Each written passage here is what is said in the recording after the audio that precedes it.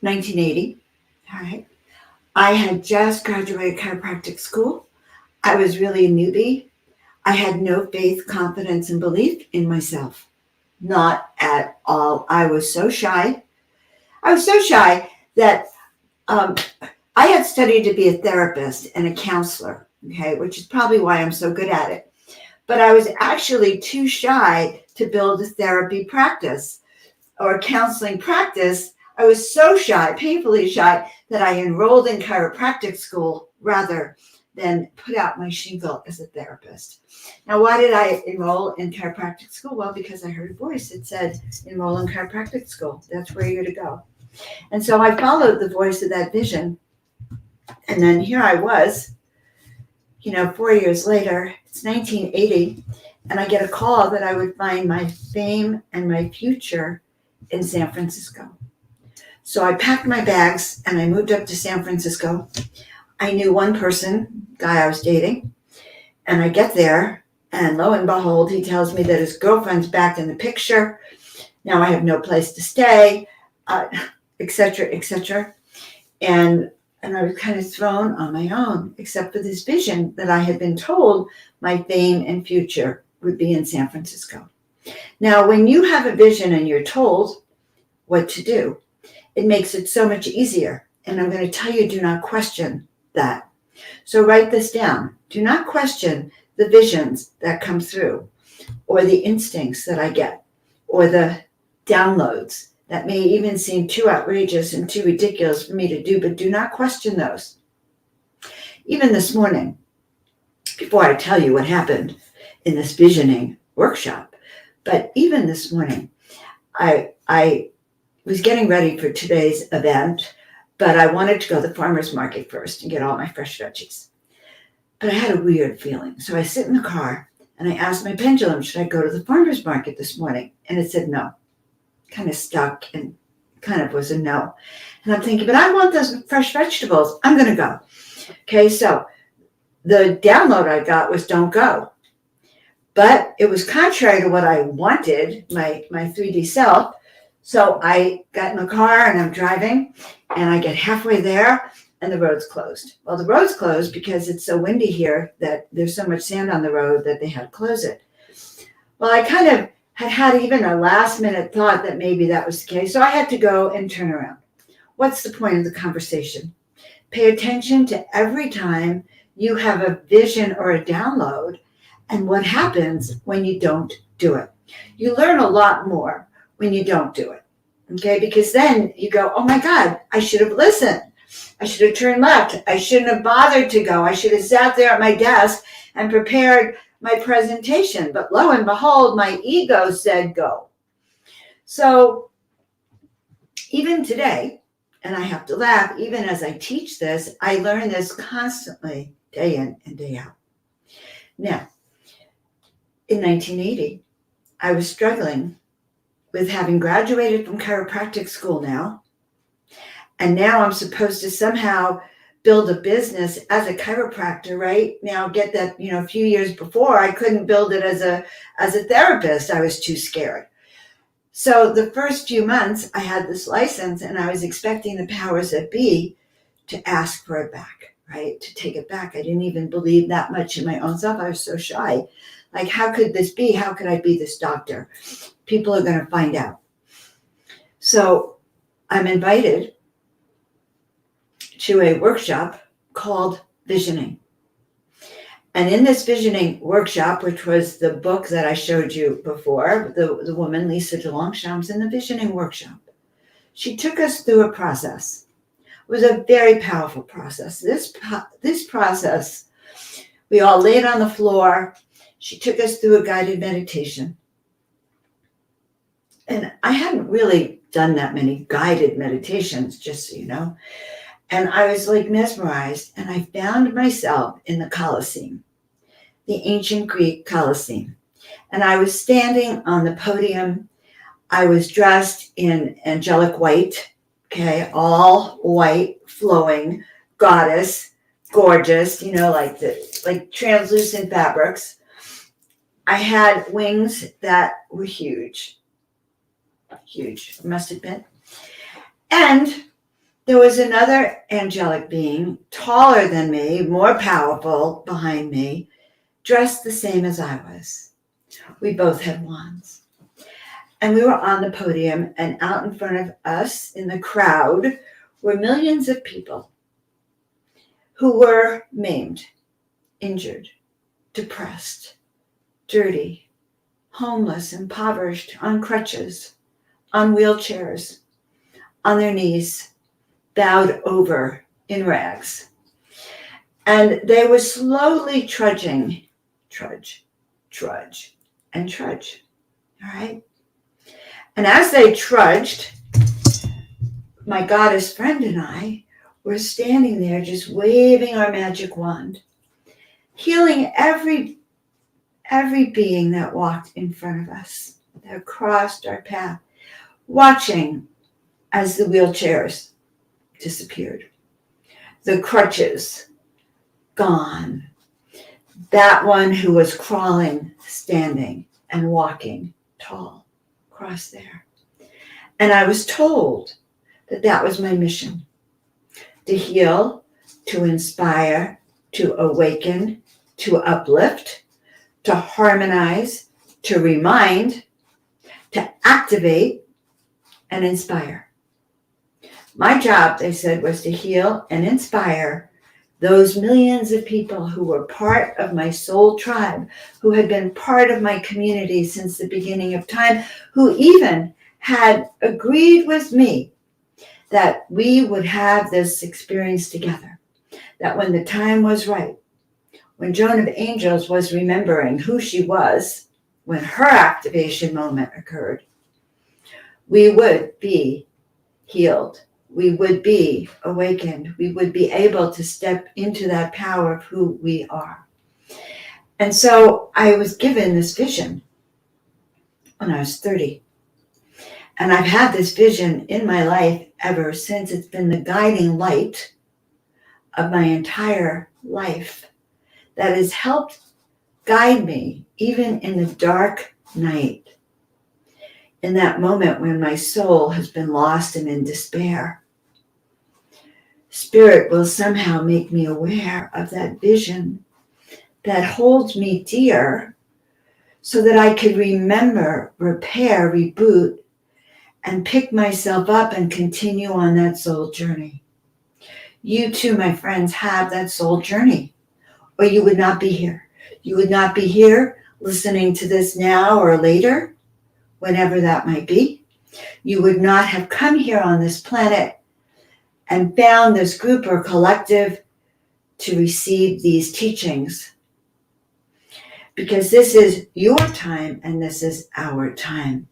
So visioning is when you awaken to what you are here to do, what that source in you, that creator God in you is creating for not just you, but for also the community, the place, and the family, if that makes sense. Okay? So when we awaken to our vision, that means we are awakening to who we are, why we're here. We are awakening to the destiny that you are here for and we are here for now. Why? Because all of this was encoded to wake up for the now. What is happening today with the new year, with the new you, with the new energy, with knowing that we are emerging from that 3D world to that 5D consciousness, okay? What is happening now is gathering all those tools that were in your toolkit. Those memories, those soul memories of who you are. So as a child, I always had a feeling that there was something different about me. And I know that when I talk to my clients, they tell me the same thing. But the difference is that they don't trust it yet. Years ago, not even years ago, even recently, whenever I would go to have a reading with someone else, okay, a psychic reading, So I'd go and have that reading, and the psychic would always say to me, Joan, you should be on my side of the table. You shouldn't be the one receiving the reading. You're the one who should be giving the reading. But what did I do with that wisdom? Well, it went right to my ego. My ego went far out. Yes, I'm psychic. Hot dog. Doesn't that make me special? I'm special. So I took it to mean I'm special, as opposed to understanding that's part of the guiding vision of my life, and that's who I am, and I'm compelled to share that with who I am. So step one of visioning this new planet, because you see, we have two choices. Either the 3D reality of the rise in control, the rise in lack of freedom, the rise in mandates, the rise in whatever else is going on that I really don't feel like labeling. Okay, we can either live in the fear of that, or we can sit here up in the fifth dimension and remember the visions of who we are and understand that today, this moment, is the time you are to step into that who you are. So how do we get there? Well, we get there by beginning to remember all those bits and pieces that I call fragments of memory, fragments of soul time. And so that's good to know. So how do we get to those fragments of soul time? Well, I call that soul retrieval, when we start to bring back those pieces of who we are. How do we bring back those pieces? Well, we really start with little memories that come back to us. So, for instance, when I was very little, I thought that something was special about me, even though I didn't know what it was. And as a little girl, I remember now that I always knew what was going on, even though I didn't consciously know what was going on. I was an empath. I could feel when people around me were upset or out of harmony. So grab your piece of paper and your journal and write that down. If that's your truth, that you were sensitive, you were intuitive, maybe you were gifted, maybe you had your angels all around you. Maybe you knew that even though life was difficult, there was something different about you. What was that difference? You were shy. What does that mean? So this is beyond all those challenges that you had in growing up. But even those challenges taught you certain things. So for instance, at the age of 3, I ran away. I ran away because I didn't like the way I was being spoken to. Okay, my dad had a temper. He was insulting, and I recognized that at 3, that I was being abused. And I said, no way, Jose. And I marched in, and instead of hiding in the closet in fear, I was pissed off, and I ran away. Now, where did a 3-year-old go? Well, we had a back door in our kitchen that went up to the roof of our apartment complex. So I ran up there, and unfortunately, the heavy steel metal door of the roof closed, and I was actually trapped up there and pretty terrified because, God, it was a long time ago. You know, I was in the city, Forest Hills, New York, and I couldn't even see. It was just so scary and probably cold. So it took hours and hours, but I was angry. And what did I say? I'll show them. Well, years later, I discovered that that's the rebel streak in me.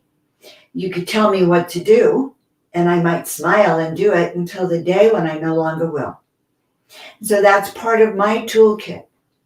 So what is part of your toolkit? What did you do that is reminding for you? Like, what are all those little things that really tell you about you? Put it down on that piece of paper. So I discovered that I was a creative in hiding, because my brother, my sister, my mother all told me I couldn't draw, that I shouldn't be an artist, that I should be a bookkeeper, okay, or a teacher.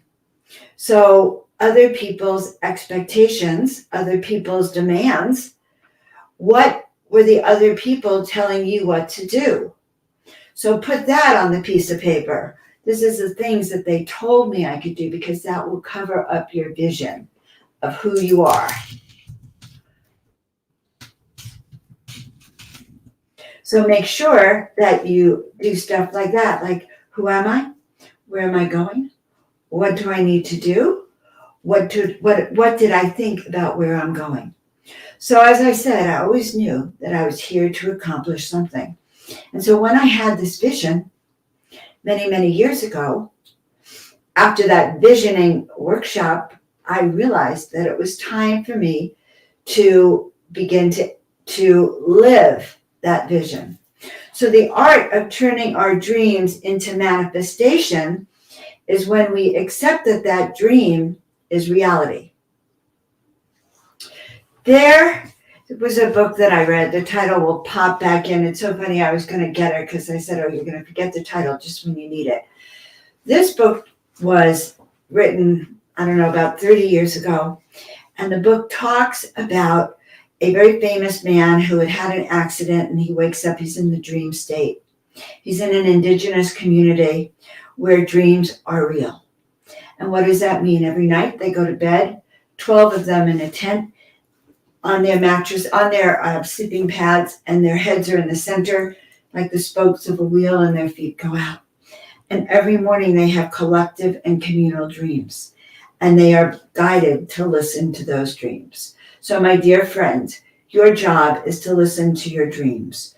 Your job is to understand that the reason you are here today in this moment of time is to gather your visions of who you are and your memories, because they will make you strong as you face challenges, as you stand up there kind of like King Kong and Godzilla, going, I am ready, I am me.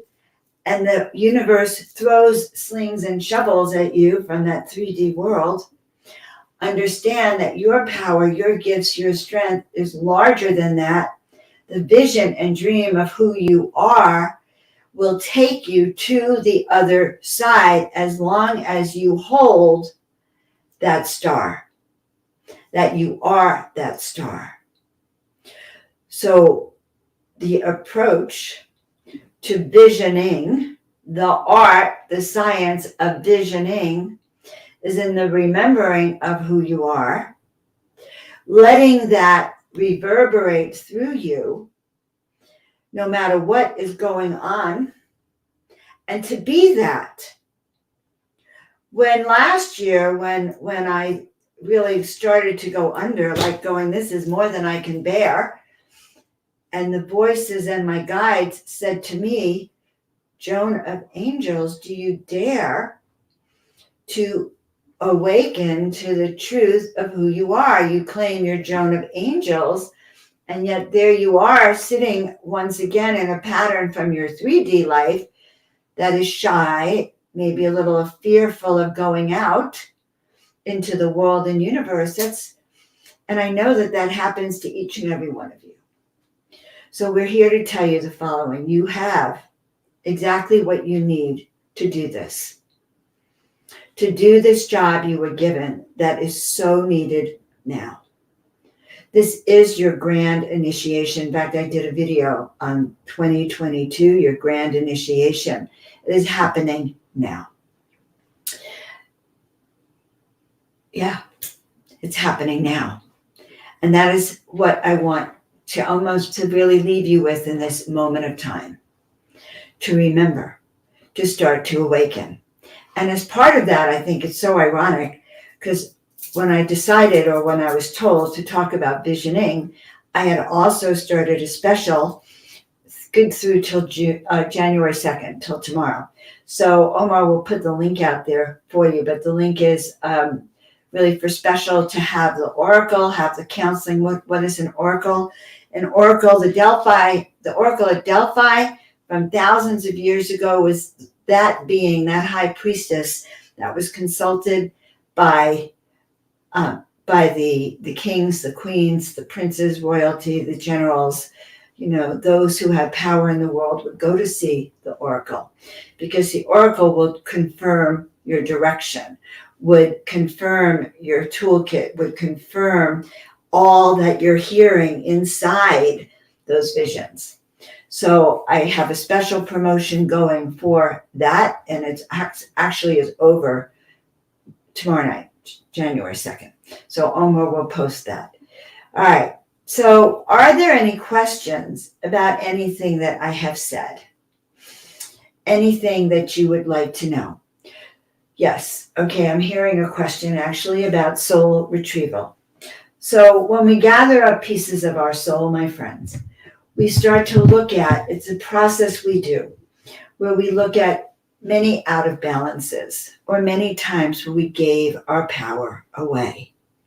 For instance, in relationships, when did you say yes when you meant no? When did you allow someone else to tell you what to do? What are you ashamed of in your life? Look back on it, make a note of it, and visualize that piece where you didn't honor yourself, calling it to come back to you, to your heart.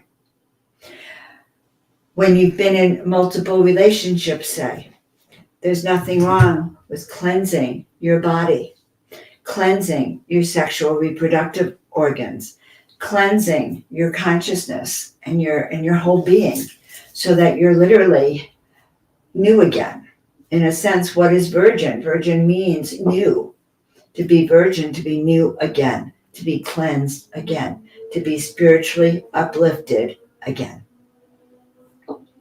So when we do our visioning and our visions, know that we have the ability to literally take our heart's dream. So what is our dream for the world? What is your dream for yourself? The dream I have for the world, and the dreams the guides have for the world, is this ability to plant these higher frequencies. I call them the Tower of Miracle Power. So on Miracle Mondays, which happens to be, you can catch it on YouTube at 5 p.m. Pacific time, which is 8 p.m. Eastern time. But when we work collectively, having a globe is amazing. So imagine if there were 100 of source beings, each and every one of you being that source being. Imagine if there were 100 wands that were planted around the globe, going into the center of the earth and out into the galaxy. And we have 100 of you, 100 all around here, like pins. Or maybe let's imagine 1,000.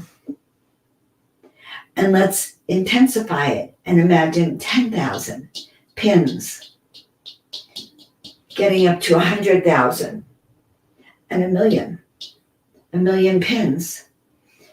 And imagine that each of these pins coming from Source Central is electrified and magnified and connects this pin to this pin all around. So what was an energy of, say, 1,000,000 is intensified to the energy of trillions of frequencies. That, my friend, is visioning. When we can trust and we know that that which we are infusing on the planet will raise the frequency of the source beings awakening from their dream, awakening to remember how powerful they are, that they are more than that 3D world, that they are able to implement that which they see and hear, connecting with 1,000,000 other souls here, magnified to the intensity of 1,000,000. That is the power of visioning. So, dearest ones, from our sanctuary to you, we invite you to ask your questions, ask away. Anything that I have not shared, I will definitely share with each and every one of you. I'm so honored to work with you, because this is what I do. All right. So where are my friends? Where's Omar? Omar, I want to tell you about the past life memory I had, Rob. I Oh did. yeah, hit us with it. I can't wait for this. All right. I didn't know how long I'm going on. Okay. So in this past life memory, there I was this morning, I taking my hair out of the curlers, Omar, and putting on a little makeup so I could glitter and glow here in the desert, in the pyramids. And I thought to myself, Omar feels like home to me. He feels like someone I've known forever. I wish I knew a past life that I had with him. And suddenly, Omar, I saw you walking. It was so biblical. You were like walking, it was in the days of Abraham and Moses, and you were wearing some kind of white garment. You had a staff, and you had a lot of sheep, honey. There were a lot of sheep. You were a shepherd. And it was a shepherd not just of the sheep, but of your tribe, and you were actually leading your tribe. And I guess we were together because I was in that tribe, and it was such a feeling of home. Omar, it was such a feeling of, oh my goodness, yeah, we've just done this for this is part of the work, the tribe that you came here to do, I came here to do, and certainly it's part of Soul Tribe. And so I was just like, oh my God, it was just awe. So, but again, using that word vision. Yeah, that's beautiful. I love that. I really do. And, being part of a tribe that doesn't recognize the linear timeline, where we are outside of that, we're beyond that. And to have connected again in this timeline, it's truly is amazing. And I really love that. Thank you, Dr. Joan. That's beautiful. Really touches my heart because I really, I love you. You're an amazing person, and we communicate on a regular basis, and really, have a lot of admiration and respect for you because of the work that you do and just the love that you have to share. The first time we met, I was like, wow, Dr. Joan, I love this lady. It's true. That's true. I felt the same Yeah. exact way. When you first get into these events and you don't really know people, Dr. Right. Joan was always so welcoming and warm Hmm. that you can't not want to talk to her. Like you want to just, hey, look, let's have a one-on-one because it was just so magical, and you're so informative, and you know so much, and you're so in touch with that angelic side that it's incredible. It's incredible. I say thank you. Okay. I accept compliments because when we say yes, we're confirming that even inside our own heart. So I really appreciate that. I just wanted to know you guys. It was like, oh my goodness, this is, you guys have that feeling of family and source family, creator beings. We're all that powerful.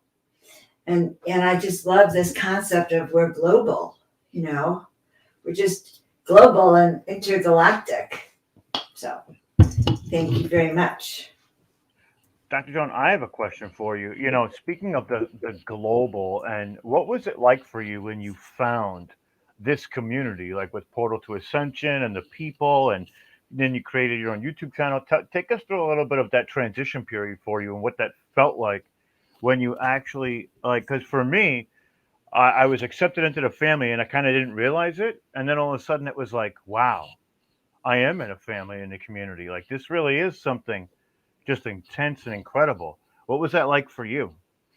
Okay, well, you're going to get the whole story, Rob, because you asked. Yeah.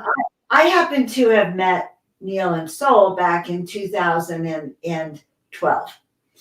And I had just moved back to California. I was not in the best of places. I had left a relationship, and here I was landing, and I'm at Conscious Life Expo, and I'm doing readings for people, and I meet Neil and Soul.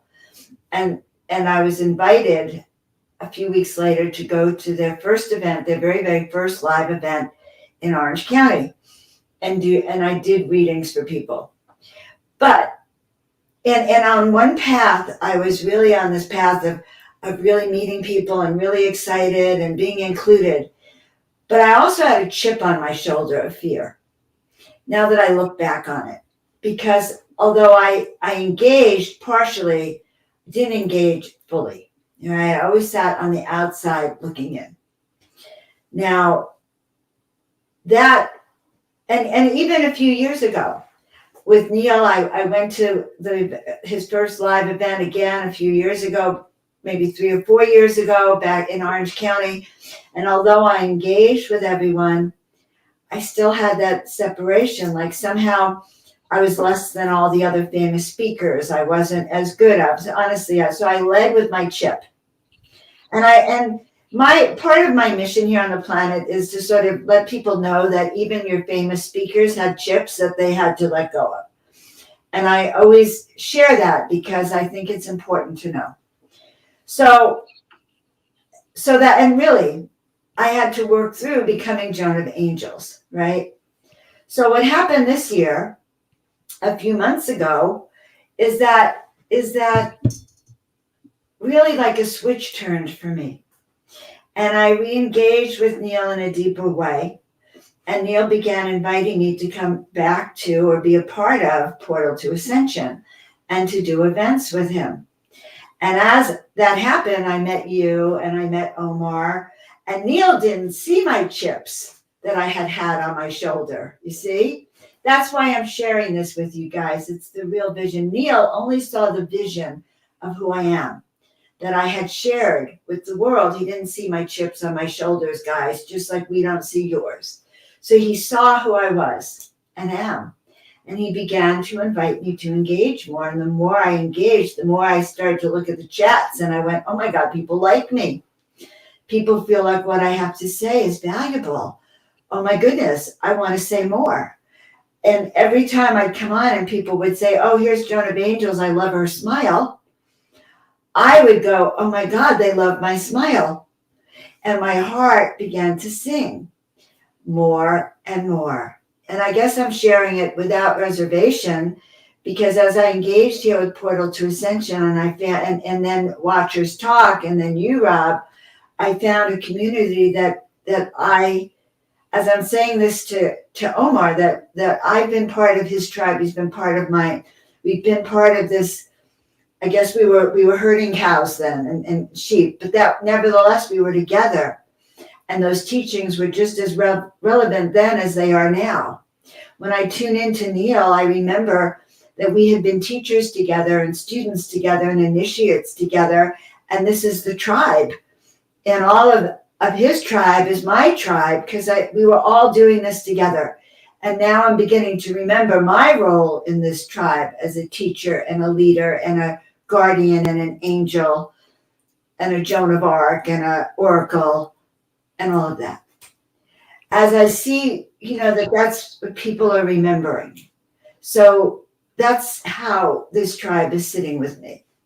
Does that answer it? Absolutely. And I totally understand the chip on, the chips that we don't always show.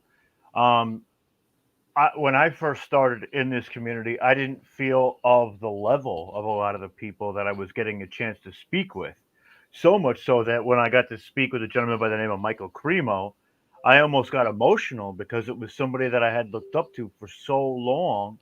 And I didn't felt like I belonged in the same building as him, like not even for the years of work that he did. And it took me a long time to not let those exterior types of programs really get the best of me and not come forward and then start doing my own presentations and showing that I do have more than just like a talking head mentality to add to the group. And it took me a long time to figure that out. It was a long trip from that point, but I totally understand that.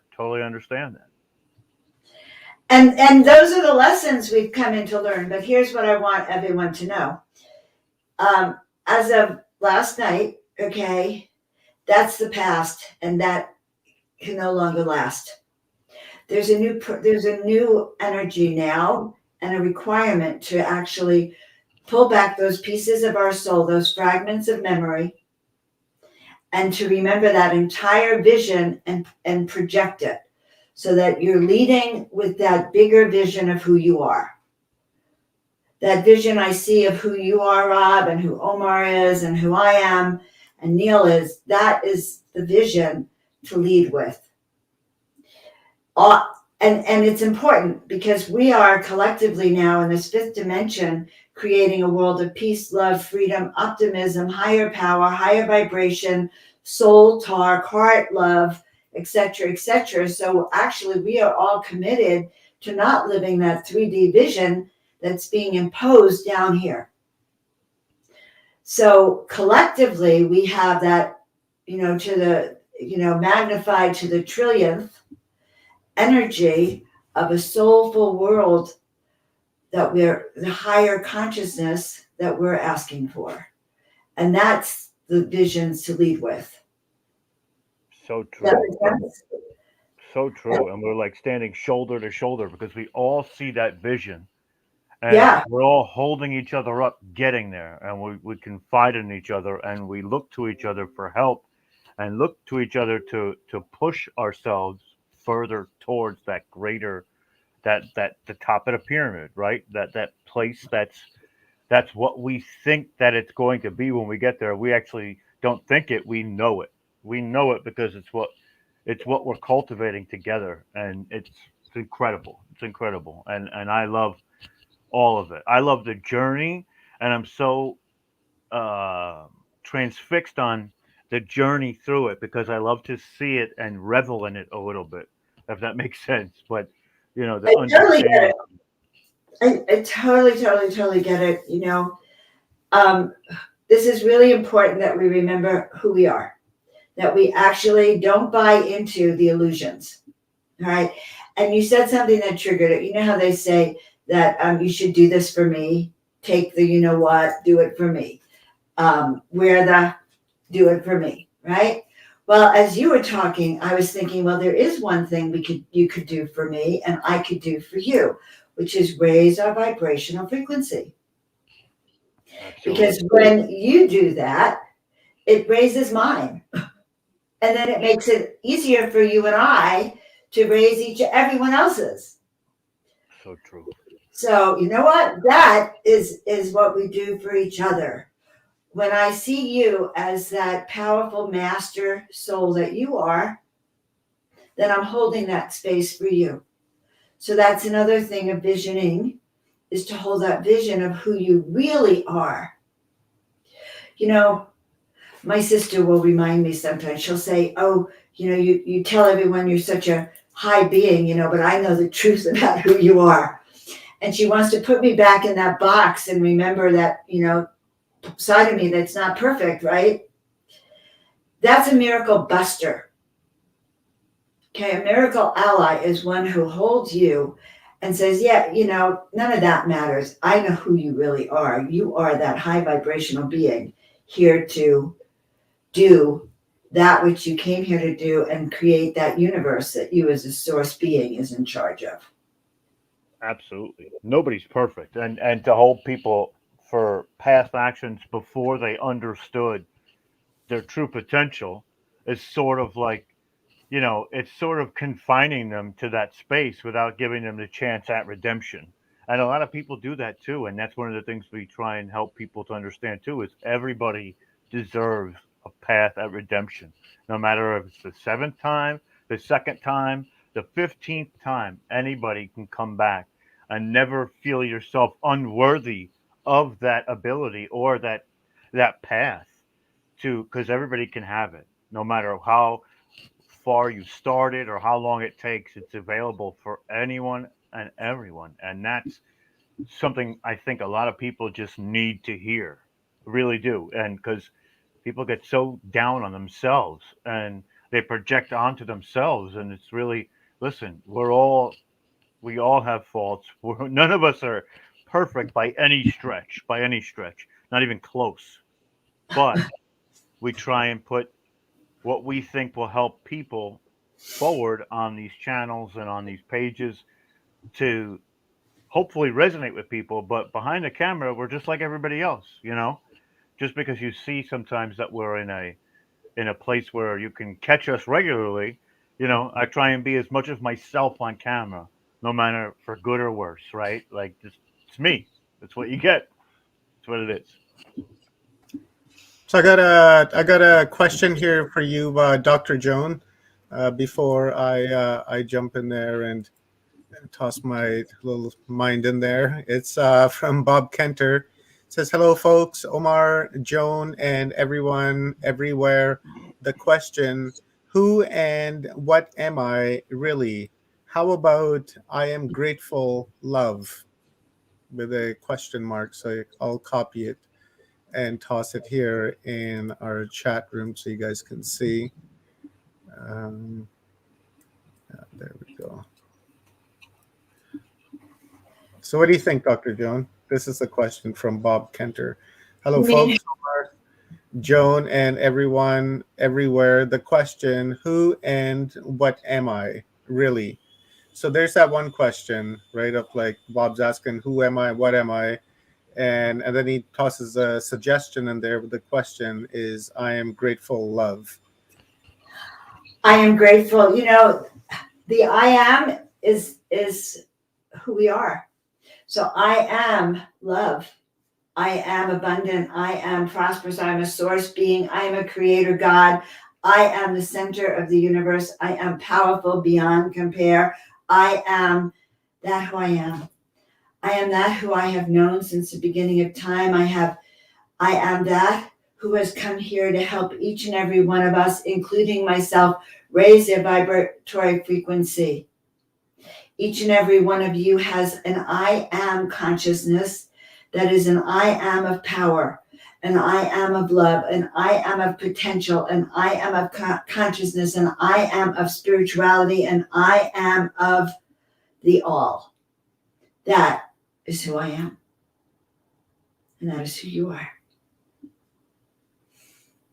And so it is. Beautiful.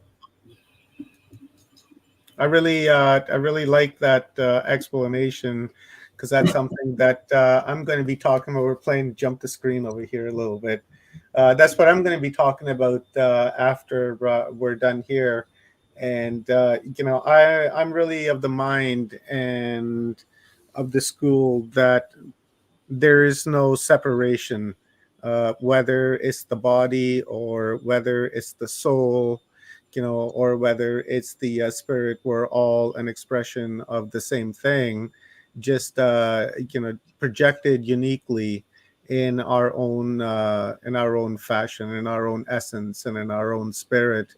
So for me, that's really what who I am, right? And like you're saying, we are everything. We're a field of information that is manifested into this physical form, in this 4D reality that we are experiencing within the mind construct of the consciousness, right? Because I feel that the consciousness is a reflection of the zero state, and the zero state is expressing itself, and the only way that it can express itself is through consciousness.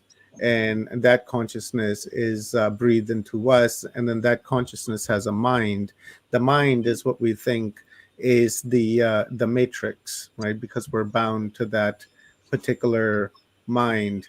Because if we incarnated as, say, an ET somewhere, then we would be constrained within that mind, right? Because the mind changes from species to species to species, and we're just a reflection of that. So I really like what you had to say there. Thank you, Omar. I kind of love what we're saying about really the whole becoming one. We're all in our avatar suit here, and there's a great TV show I used to love, Third Rock from the Sun, and it's several ETs there. I think there were 4 of them, if I recall, and they came down here and they had to take human bodies. Yeah, and one of them ended up in a female body. These were ETs, extraterrestrials in these bodies. And you learn how uncomfortable, what a shock it was. Oh my God, she started bleeding. I mean, honestly, to take on this human form is not for the fearless. You are already an advanced soul when they sent you here to do what you came here to do. The body you picked is the one you picked that's going to give you the best lessons that you need for what you came here to do. And by the way, if your body has pain in it or is crippled or mauled, those are the bodies that souls line up to get, because it's all about the lessons. But don't forget, we are already master creator beings. We just have forgotten that we came here to be all together, and probably some of you don't even remember that you were in the same tribe Omar and I were when he was a shepherd in that life. Right, Omar? So come on back. I appreciate Yes. you guys so much. I love your tribe, Omar, because they like what I have to say. And I listen to all your speakers who are so scientific, and I go, oh my God, what are they talking about? I don't know if I can get my head and wrap it around all the science. It's not where my mind goes anymore. So I love It really resonates with me when you say a shepherd, because even in this life, I resonate to that, and I feel like a shepherd. That's really has come into my own, and it's woken up over the course of last few years, mostly due to a lot of the people that watch us, right? Because it's through their questions and through their answers and advice that has helped me grow and accelerate. And I feel that I'm shepherding this you know my aspect of the movement towards the greater truth, the greater understanding, the greater awareness. And in my heart I feel it too, because when I watch TV, not like mainstream television, I'm talking YouTube. I like watching stories that are like biblical, and set in that setting where it's like Charlton Heston type of layout, right, from the Ten Commandments, that type of layout. And I resonate with that, and I really really like it. Roman stuff too. I was telling Amy there not long ago, and I was like, I could swear, I might have had a previous life where I was living in Rome and I was a Roman or some sort. So you saying that, it really, makes me go back and think, and wonder, right, that whether I was beginning to come to that awareness that I had been here before. And then now you came out and said that you saw me in a previous life as a shepherd. So I wonder if it's like on the same timeline, or if it's the same memory that is exposing itself. So I would say that it's the same memory exposing itself. One of my jobs as an oracle is I confirm for. It's like it's amazing gift. I'm filled with gratitude. I confirm what people suspect about themselves to be true, without them even asking me if I even saw it. Seriously, I just blurt it out, and it happens to be exactly the unspoken thought of, oh my God, I didn't know if that was true. I just needed to hear that. Really, you think that? But with you this morning, seriously, I was letting my mind wander, and I saw it. And what I saw was that the tribe, the community, okay, you weren't shepherding alone. You shepherd not just sheep, but people. And I was there with you. And it was the same tribe that's here today. And what's happening is we're calling in the lost sheep, okay, got lost over the centuries, timelines, calling them back in, and it's unfolding here. And I was so excited to see that. Yeah, very excited to see that, guys. And this is my tribe too, my soul tribe. It's all of our tribes. We're magnetized to one another, and coming around. I really wonder what I'm excited about it too, as to like what's to come, right? This I don't feel the same, and it doesn't feel like the same energy either. When we went into 2021, the mind construct was saying, oh, look what happened in 2020. I could just imagine what's going to happen in 2021, and people were thinking negative, and those negative things happened throughout 2021. And then now I feel that people that are going into 2022 have this totally different thinking of freedom and self-expression, and be able to say and think what they want. And lots of love is being projected. Like people are not saying happy new year, they're saying happy no fear, right? And then that's picking up like really right across the world. And that's a beautiful thing to see, that that is being picked up, and people are aware of the fact that fear is a form of consciousness that controls you. So shedding that is what I'm seeing. And so I'm really excited to see us, like, what's going to happen in 2022 with this creative visualization that everyone around the world is doing. Yeah, absolutely. I agree with you, Omar. So for me though, I wouldn't say no fear, because that puts that word fear back out. Mm-hmm. So I would focus on fearless. Happy No Archon. Happy fearless, happy freedom, happy awakened, happy. I like that. Let's affirm that which we are, the paradigm we actually want. Being really aware of our words this year, Omar, is very, very important. Yeah, I like that. Being aware of our words. So we are the ones we've been waiting for, because, guys, we've been on, we were sent here billions of years ago. All of you were.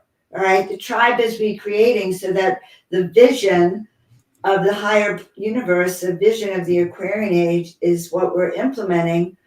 And down there on the 3D world, they're a little lost. So the highest vibrations are required. Right, Omar? Yes. I was just putting into the comments here. I really loved what you said. Happy freedom. And, Happy.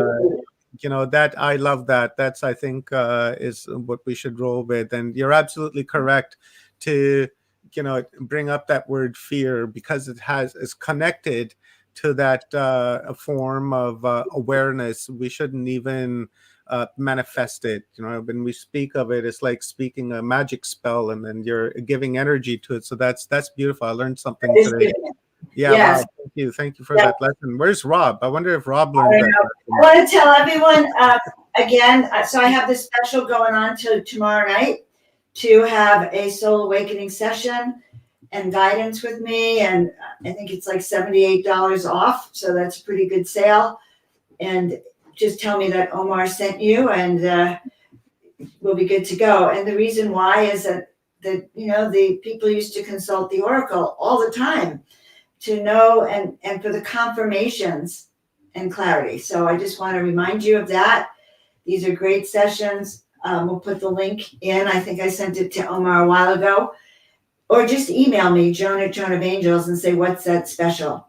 So these soul awakening readings are designed to really help you remember that you're in our tribe and what this tribe is about.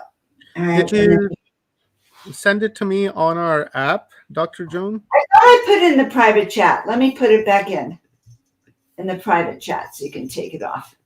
Okay? Okay, yeah. Put it right here. There it is. Did you see it? Yeah, it's right there. Yeah. So we can put it in our channels now that we have the channels open. And you can email me, Joan at joanofangels.com. Makes it very easy. And I just love all of you. So the bottom line, Rob, is being part of this tribe makes my heart sing. And here I hopped online with you guys, and who's waiting is a man named Aaron. My grandfather's name was Aaron. Moses' brother's name was Aaron. I'm related to them all. There's so many people that I resonate namesake-wise with, but it makes my heart sing too, Dr. Joan. These events to me are everything. Like, we do the shows, and it's like little moments of, some clarity or some research, and we get those yes moments, and you feel it, and you resonate with it. But when we do these long day events, this is where I feel we do some of our best work, because we really, our energies like intermingle in such a way because of the time that we spend together and the things that we talk about. And a lot of the stuff that me and Omar talk about, and Aaron as well, in the back channels comes forward in these events. So it's almost like we're all out in the open, like, to not hide anything. But it's really great because we get to expand on those conversations. And it makes me feel so much love and so much connection to everybody, the people in the audience who have the questions, to you, to Omar, to Aaron, to all the speakers, because we share an experience and we enjoy it, and it's incredible. And I'm in Texas still from the last time we saw each other. I'm still in Texas. I'm hanging out in my nephew's room, and this is what we're doing. Can we play this video, Dr. Joan? Sure. Which video? This is on your website. Mystery of the Ninja Super Skills is one of Oh, your yeah. services that you offer on your website. So can I play that video? Yes, of course you can. Okay, guys, let's watch this video. 6 minutes and 2 seconds. Here we go. Well, hi, guys. Are you ready to find out how to use your intuitive gifts and be accurate and correct every time? I am Joan of Angels. I am your guide to stepping into the miraculous. And when you step into the miraculous, you have more confidence of who you are and how to use all these gifts that you've been given. So let's get started. And I can show you exactly what we're doing here. Sweet. I've created a course. I call it the Intuitive Ninja Superpower Training. Why? Ninja is a spiritual warrior. And those are the skills that we need right now to get through the next few years. Superpower, all of you have these gifts of intuition. It's just no one's taught you how to use them and to trust them.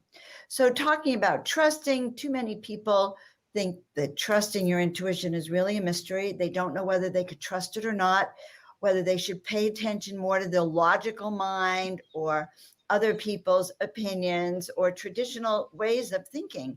So there's a conflict between your intuition and your logical mind that gets in your way. When you ignore your intuition, what happens? Your gut tightens, your anxiety increases. There's kind of a loss of self-confidence in your plans because you're not listening to that guidance. And so since the key to success in life is to follow your purpose and mission, well, guys, if you're blocking that intuitive voice and you can't hear it, it is very possible to get lost and not find your way. So I have learned this truth the hard way. When I ignore my intuition, and trust me, I have, even on the little stuff, things do not go according to my plan, and I will encounter delays along the way. It happens every time. It's kind of like creating my own perpetual Mercury retrograde. So I began to track a few years ago what happens when I don't listen and what happens when I do listen. And I was astounded to find how often I don't listen to my gut, that I actually got into trouble or things did not work out the way I wanted. And yes, my gut would hurt. Why? Because I was in anxiety between my logical mind and my intuitive mind. So I created a class so that we can begin to trust the voice within, so we could develop these superpowers that I know you all have. And it really starts, am I clairvoyant? Am I clairaudient? Am I clairsentient? Am I an empath? How do I use all this? So the class itself, it's an online training. There are 7 modules. The first class, we set the tone. We create the sacred space. We set our intentions. And then we look at whatever limiting beliefs are keeping us from accessing this intuition. So great first class. It gives you all the clues that you need. We move into the second. The second is to look at all your gifts. And I've actually itemized them and then provided a place for you to journal it so you can know how you are using those skills and which categories you're in. It gives you a lot of assets to know about that. Then the best thing I teach you, one of the best, is the discernment scale. And it will change the way you evaluate your life. And I also talk about this power on switch. So how you can determine where you stand on everything and how you feel about the world in general, your life, your vitality, your relationships, and then how you can actually raise your life up to a higher vibration. And then we go into all about you, your personal energetic field. We use that discernment scale and we begin to look at, is my power turned on? Is my life force turned on? What's my vitality? What is my level of self-esteem? How accurate is my intuition? And we learn ways to confirm it. And so am I acting out of fear, or am I actually making choices that are coming from this voice within? We also want to look at how to stop playing small so we can shine our brilliance, turn up our light, and shine our brilliance. So, how do we start to shift into the higher vibrational frequencies? By the sixth class, we are freeing up our positive energies. I'm showing you tools to literally increase your vitality, clear your house, infuse it with house blessings, and literally you will hear your house and your heart sing. So, are you ready to remember who you are? This class will help awaken you, help activate you, and definitely accelerate you into those new levels. And we are coming to that choice point. So, working with your intuition is very good. There is no better time to access, trust, and follow through with the guidance you are receiving right now. This intuitive ninja superpower class will give you the resources to accurately make your life choices, find a new career, improve your relationships, and bring balance, peace, and harmony. Do not put these decisions on hold. Start today. So I'll see you there. Check out the website, check out the class, and most important, really focus on developing those superpowers that I know you have. All right. Well, great. I hope I gave you a little understanding of why and how you ought to work with your superpowers. Have a blessed and beautiful day. I'm Joan of Angels. So amazing. So amazing. And Wow. in all the chats we have that the intuitive ninja superpower training, so you can sign up in the links that we posted in all the chats. So if you want to be a part of what Dr. Joan does, and also subscribe to her YouTube channel, Joan of Angels. She has an incredible YouTube channel as well. I'm sure we're going to post that in the chats as well. Dr. Joan, you are a special person to me, and I hold you in such high esteem, and I appreciate you and all the work you do. I love it. I appreciate you. I'm going to have you on my show soon, Rob. Time for us to have a one-on-one, heart-to-heart on Oh yeah. All Vice right. versa. You're coming on mine too. We're gonna So do one-on-ones. the deep dive. Thank you so much, guys. Thank you, Omar. Thank you, each and every one of you who've been in our tribe, this life, past life, future lives. We love you, Dr. Joan. We'll talk to you soon. Thank you, Dr. Joan. Really appreciate it. And guys, I've pinned the comment in the chat room, so sign up for that. That will be an amazing course that will really help wake you up, enlighten, whatever the words we're looking for. It will definitely help you. So definitely check that out. And we've posted Dr. Joan's YouTube channel as well as the website. So check that out and subscribe to her channel and smash that bell so that you get notifications for when she goes live. So thank you very much, Dr. Joan. Really appreciate it. I love you very much. Happy Freedom Day to you and to your beautiful family. Stay safe, and we will talk to you soon. All right. Bye from Avon and myself. See you next time, everyone. Bye. Bye, Dr. Joan. Bye, loves. So, Omar.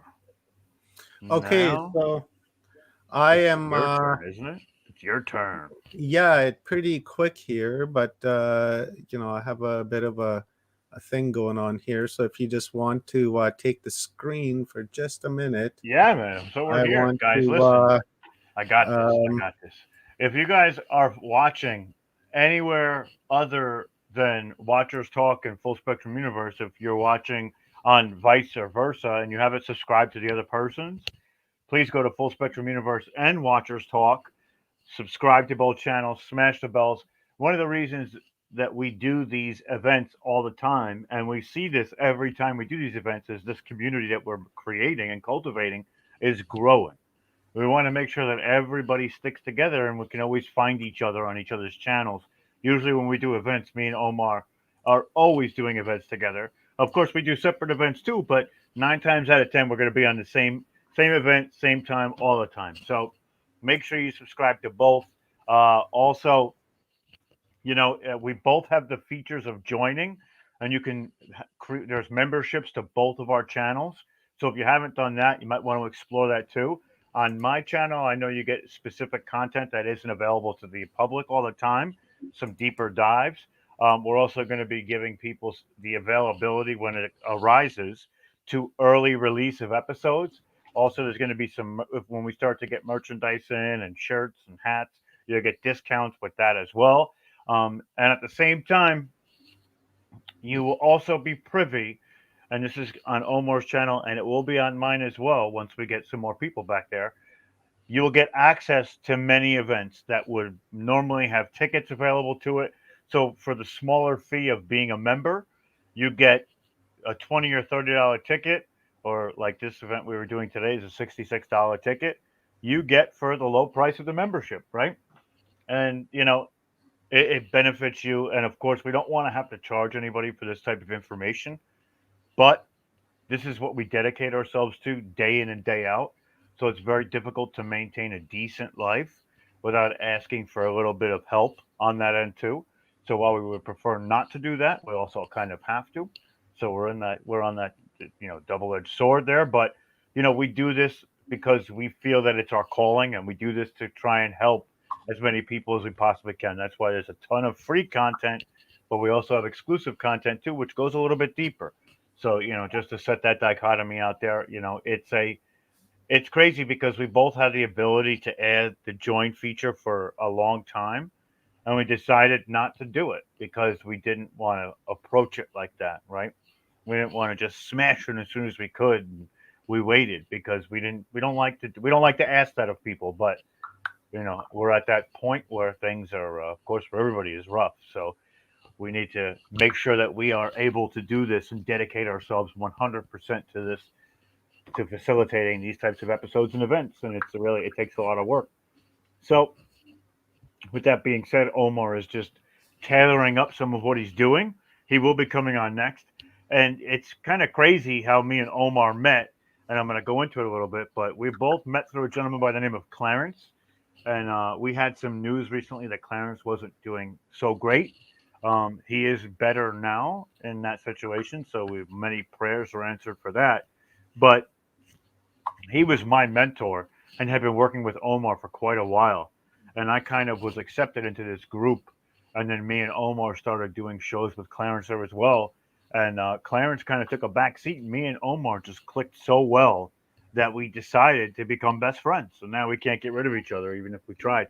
It's not the way it is. If you notice, Omar has at the bottom of the screen, you see Watchers Talk. If you hear me calling him Kit throughout the day, it's because it looks like Knight Rider writing, and Kit was the name of the car. And if he calls me Michael, it's because he's referencing David Hasselhoff, which I look nothing like, but I can grow my hair like that if I really try. But yeah, so you may hear Baywatch references, you may hear Knight Rider references. Who knows? Who knows what you're gonna get? But Omar is back, and I'm done filling space. Yeah, so thank you very much, Rob, for that. I was just speaking to one of our guests coming up. It's going to be Jerome Kelvar, and he's going to be talking about the present time alignment, and he's going to help us to center ourselves. It really does seem that this event has taken a direction of centering and really coming into focus for yourself. So with that being said, tell me what you guys think about this new change that I've made to my background. Tell me what you guys think of the colors and things like that. Let's hear a little bit of feedback from the community. And so with that being said, Rob, I got an hour to talk about zero consciousness, the 0 point, and how to align yourself so that you can create your own manifestations whenever you like. And one of the biggest things that I want to talk about in this session is about intention and creating New Year resolutions. And since we are on the first day of 2022, I could imagine that last night or yesterday or leading up to today, a lot of people were creating New Year resolutions in how to make themselves better. And what I found is that a lot of people, when they create intentions and resolutions, very quickly end up canceling that, intention or that resolution, and they don't really come to fruit with it, not due to their own fault, but really due to the programming of the lower energy and the lower energy response to things, because the world is set up that way. It's designed for you to fail. It's just how it is because the overlords of this world are feeding off of our low and dense energy, and we are sustenance and food to them, because they rear us just as we rear chickens for food. So how do we not become chickens? Is the way to do it is through intention, by creating yourself, right? So I usually use an example of an apple on an intention, right? I can't imagine all the intentions that people are creating or the New Year resolutions that they're creating, but I'll just use an apple as a reference. So when people say, I want an apple, there's no reason why they shouldn't get that apple. If you project it in your mind and you visualize it in your mind, you can manifest that apple. I'm not talking about manifesting that suddenly, Star Trek style, there's going to be an apple just right there for you. It's been replicated and there it is. No, manifestation means it's through coincidence of events taking place, so that your intention that you've put out there comes to fruit. It gathers energy and it comes back. But what people do is, after a little time, because of maybe a lack of self-discipline, or because of trauma from past life, or even perhaps from this life, where they end up canceling that intention for that apple. So they say, oh, I'll never get that apple because, and then the reason, I don't have enough money for that, or, I don't deserve that apple, or there's no way I'll get that apple, things like that. So you're creating another intention by canceling the original intention of wanting that apple. So when you say, I can't get that apple, now you've made that intention to the universe that you can't get that apple. So that energy is going to work against you, and it's going to make sure that you don't get that apple, because it thinks that you don't want that apple, because you said you don't want that apple. Then on top of that, you make another intention by saying, I don't have enough money to get that apple. So there goes another intention out into the universe. And so you create these intentions without realizing that you're creating these new intentions, and you move forward and then forget about those intentions that you've created. But in the meanwhile, you have a storm behind you because of all these intentions and all these energetic emotions that you've released to create or want those intentions, or New Year resolutions, or any resolutions for that matter, and forgotten about them, have moved forward and left that negativity behind you, which is just gaining in more force and more force and more force, and is continuously working against you. So we need to, first of all, cancel all those intentions. So the way you do that is you call out your name. So for instance, I would say, my name is Omar Faizi. I am a sovereign being, and I cancel all intentions that I've created in my past that have not come to fruitfulness. Let it be. And that's how easy it is. And you'll feel, like, as you can see, slowly my hair on my arm are beginning to stand up, because I've created intentions that I've gotten rid of. And that arm hair that's standing up, or that energy going through you up your spine and into your back, it's really the weight being lifted off. That negativity is being lifted off of you, because that umbilical cord is not attached to you anymore. So kind of like on the Matrix, when you pull that plug, that's simply what it feels like, is that plug being pulled and that energy being released. And you feel that through your body avatar. And then now it's time to create your new intention. So you say, okay, I want to quit smoking, or I want to lose weight, or, I wish I could be, better inside, or I wish I can explore a little bit more of myself, or I want to go travel. And by creating those intentions, you have to put energy into that intention. So you close your eyes and you you visualize that intention in your mind. Your intention is just not going to happen. Like, I wish I had $1,000,000, and there's your intention, and suddenly the universe is going to work in a way to give you that $1,000,000. It's just simply not going to work that way. You have to visualize that into your mind. And once you visualize it into your mind, you can bring it into the physical, and you can allow that to manifest. So there's a way that you can create the intention to give it the energy that you want for it to have, so that it will be fruitful to you. But you have to continue to work at it and continue to feed the energy and continue to recite that intention on a daily basis, if not 10, 12, 15, 20, 50 times a day, if that helps, or even once a day, if that helps you.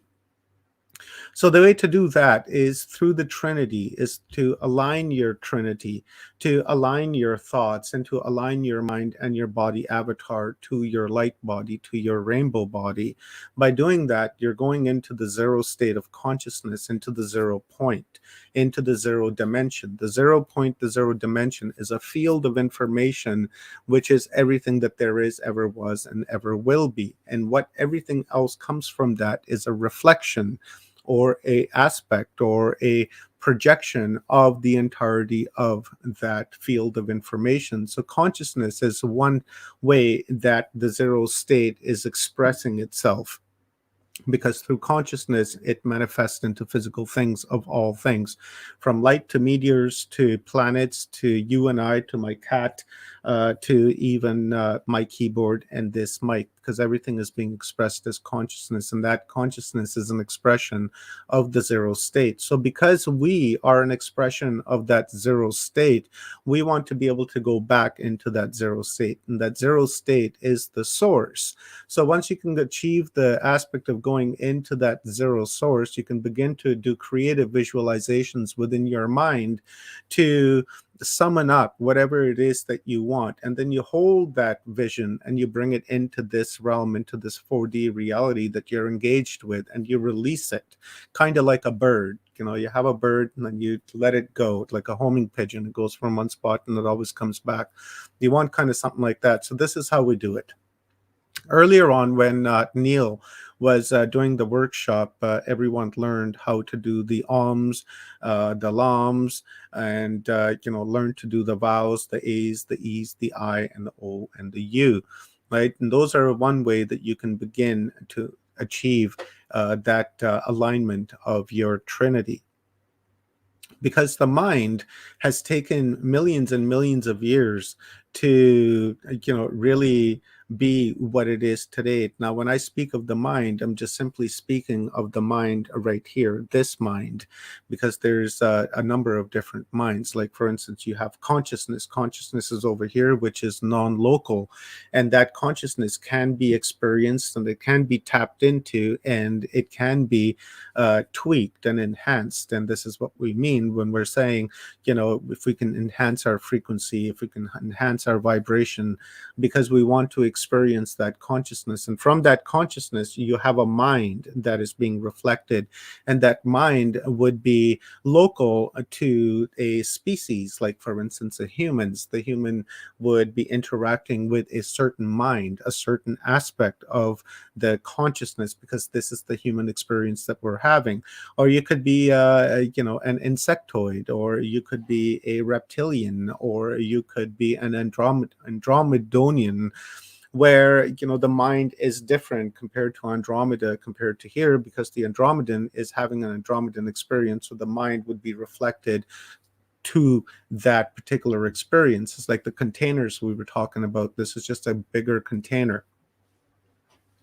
So this mind right here, the human body avatar mind, is what is decoding the information which is receiving from the mind, and from the mind is receiving from the source consciousness. So when we begin to align ourselves, the first thing that we need to do is get a hold of our mind, because our mind is constantly running. That's because it's been designed to do that. Millions of years of evolution has brought us to this point where the mind is just working. People want to try to control their mind. People want to try to control their thoughts, but that's an impossible action. You cannot stop the mind. The mind has just been going and going and going. What we need to do is begin to manage and administer that mind and begin to control that mind. We need to read the manual that came with this avatar, because this avatar has all the information within it. We just simply need to create enough time and enough awareness to be able to read that manual. And when we read that manual, it gives us an understanding as to how this body avatar works. It's kind of like a keyboard right here. This keyboard of mine, uh, call it the keyboard, the keyboard avatar. If you haven't read the manual and if you don't understand how this complicated mechanism, piece of machinery works, then you're just simply hitting the keys all over and not understanding what you're hitting, and you're getting different reactions and different actions that are happening. And sometimes they're negative, sometimes they're positive, sometimes there's a lot of negative, and sometimes there's a lot of positive, and we call that as luck. A lot of good things happen to this person and a lot of shitty things happen to this person.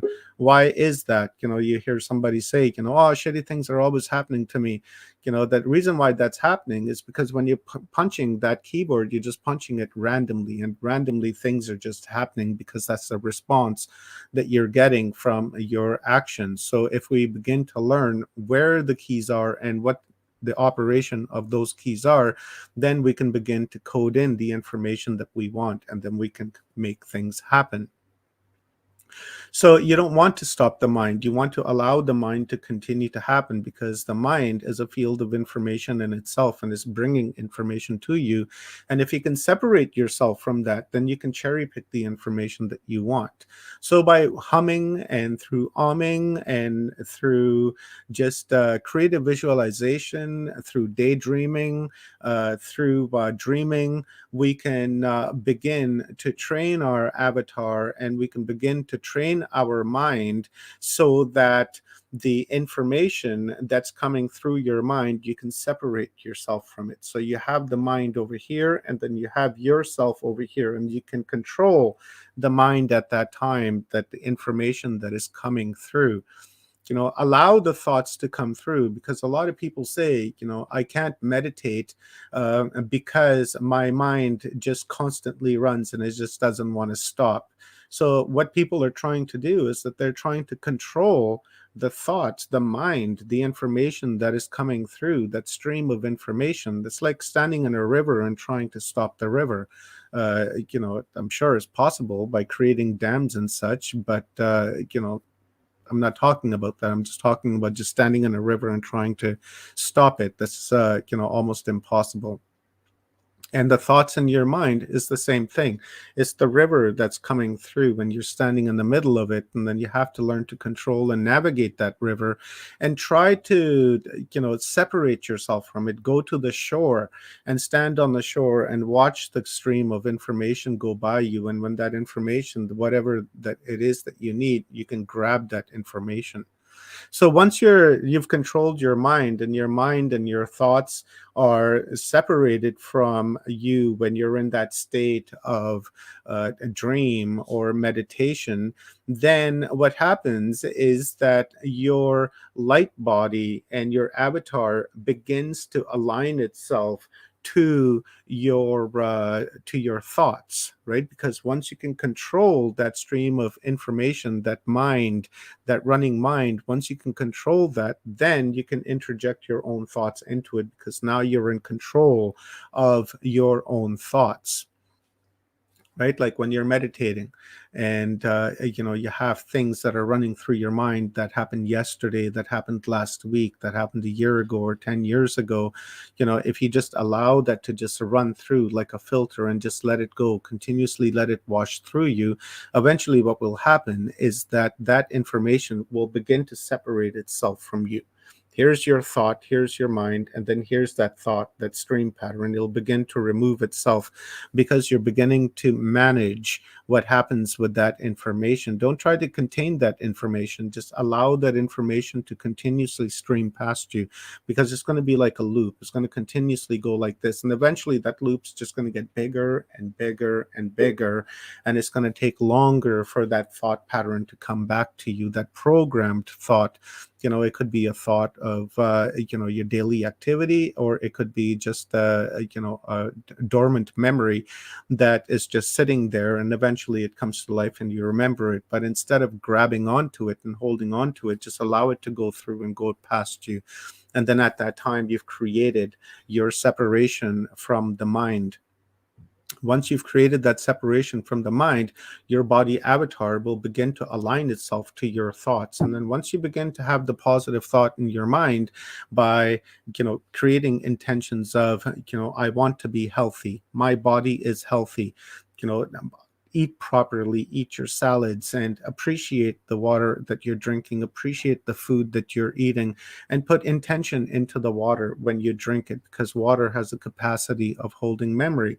So when you put love into that water, when you drink it, that's going to really align the water that your body avatar is made of, and it'll begin to clear up your body avatar. And a side effect of that is that your illnesses will begin to disappear, because you have to keep in mind that 70% of the illnesses that people have are self-created, and they're created through stress, and they're created through old programming. They're created through trauma, whether from this life or the past life. It really doesn't matter, because you're a stream of information. Everything that there is within you. So the genetic marker that you have contains memories of joy and of anger and of happy and of sadness. It has it all. And what expresses itself is really up to you.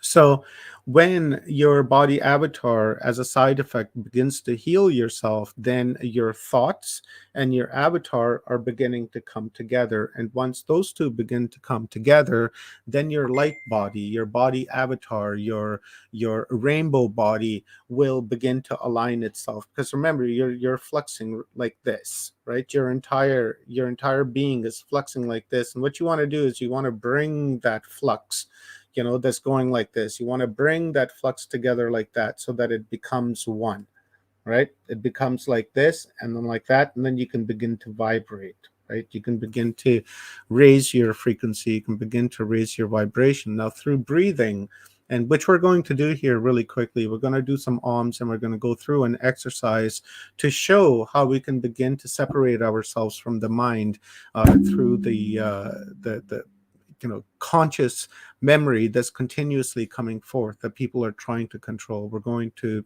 show you how we can work that to achieve that zero state up here, right? But it's not going to happen just overnight, because one thing that we need to work on is the creative visualization. We need to be able to create a visualization. Like, for instance, if you were to hold your finger like this and try to remember your finger in its detail, and then closed your eyes and then try to remember that finger, how it looked.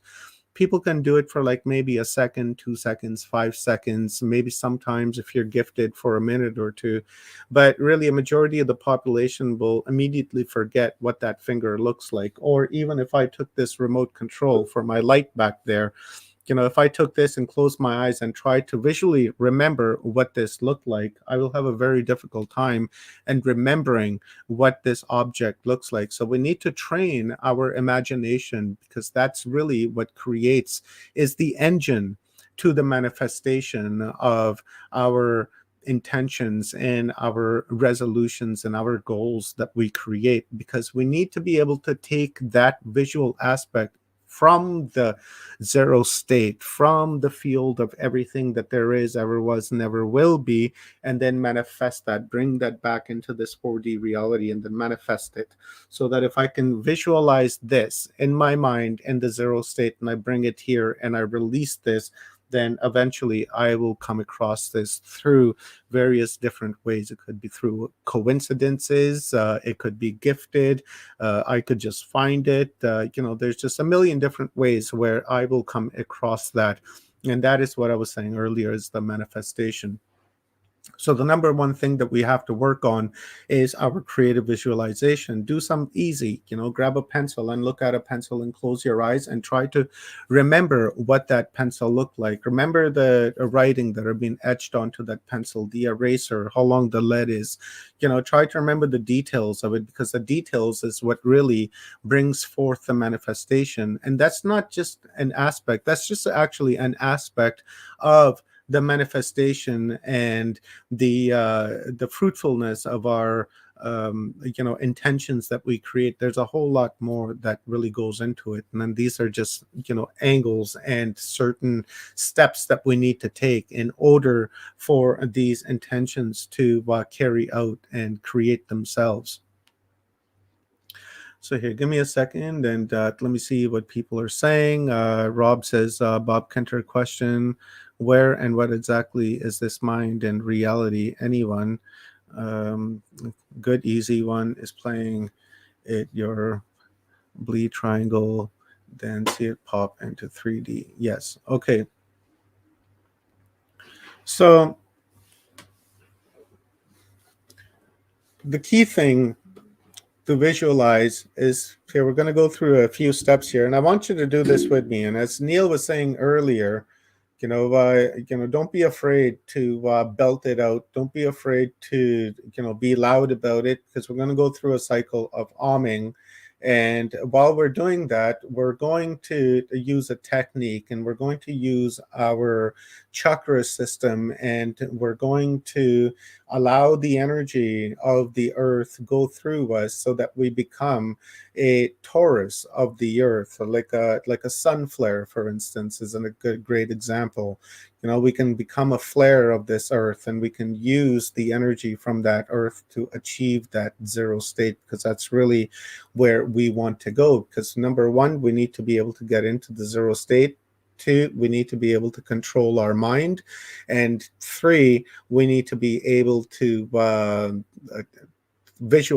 be well enough to creatively visualize what we want. Like if you want a lottery ticket, there's a a lot of things that you have to remember in a lottery ticket, right? You have to be able to see your numbers, you have to be able to see the colors, you have to be able to read the fine print. And once you can visualize that lottery ticket, you can bring it into this reality, and that lottery ticket will manifest itself because you visualized it, you believed it. That is another step towards an intention, is that you have to believe it, and you have to foresee it, that it's already happened, right? So when you create say an easier intention like quitting smoking, right? First, you have to believe in your mind that you have already quit smoking. You have to visualize yourself not smoking anymore and using, this, repetitious motion, that which is really a bad habit. So you're not visualizing, you're visualizing yourself not doing that. You're visualizing yourself, being healthier and not smoking. And you have to believe the fact that you have quit smoking. And then you have to visualize that in your mind, and really let go of the programming of smoking that you've programmed yourself with, because it's a difficult thing to break. So those are the steps that we need to take to create an intention. People create New Year resolutions, and they say a lot of things, but that's really what it is. It's just they're saying a lot of things and are not really putting the energy into creating that resolution. Now, that's not for everybody. There's a lot of people who do foresee and overcome their resolutions and their intentions, and they really do come through, and those are powerful people, and those are the ones that we should really be taking lessons from. So when we do this which we're going to do now, I want you to visualize, because every single one of us has an ego, and we need to let go of that ego. And what is ego? Ego is the containers and the identities and such that we have brought onto ourselves and we've programmed ourselves with. And we need to let go of those egos and those identity containers. So what we do is, when we breathe in, with the when we go, when we do that, during when you're going with the awe, I want you to visualize the energy coming through the earth. And I want you to visualize it coming through your root chakra and then going through with sequence through all of your chakras, and then allow that to come through like this so that it begins to create a torus like that within your avatar.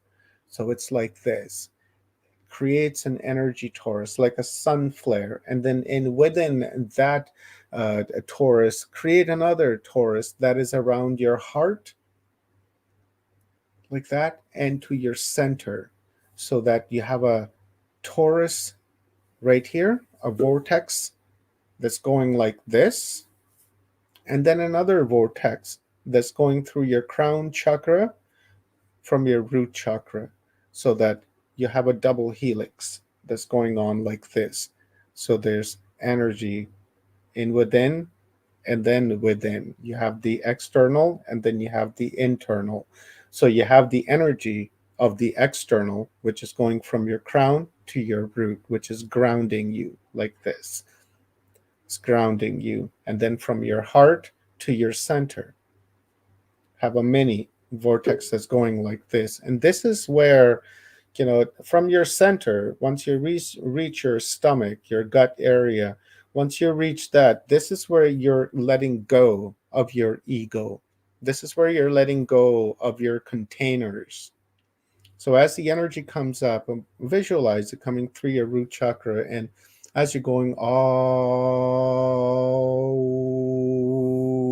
when you get to your center, you're saying, ooh, from your center. And then this is where you let go of your egos and your containers. And as you move up with your ooh to your heart, this is where you release all that there is. And then from your heart, you begin to bring in new energy. And as you're going to the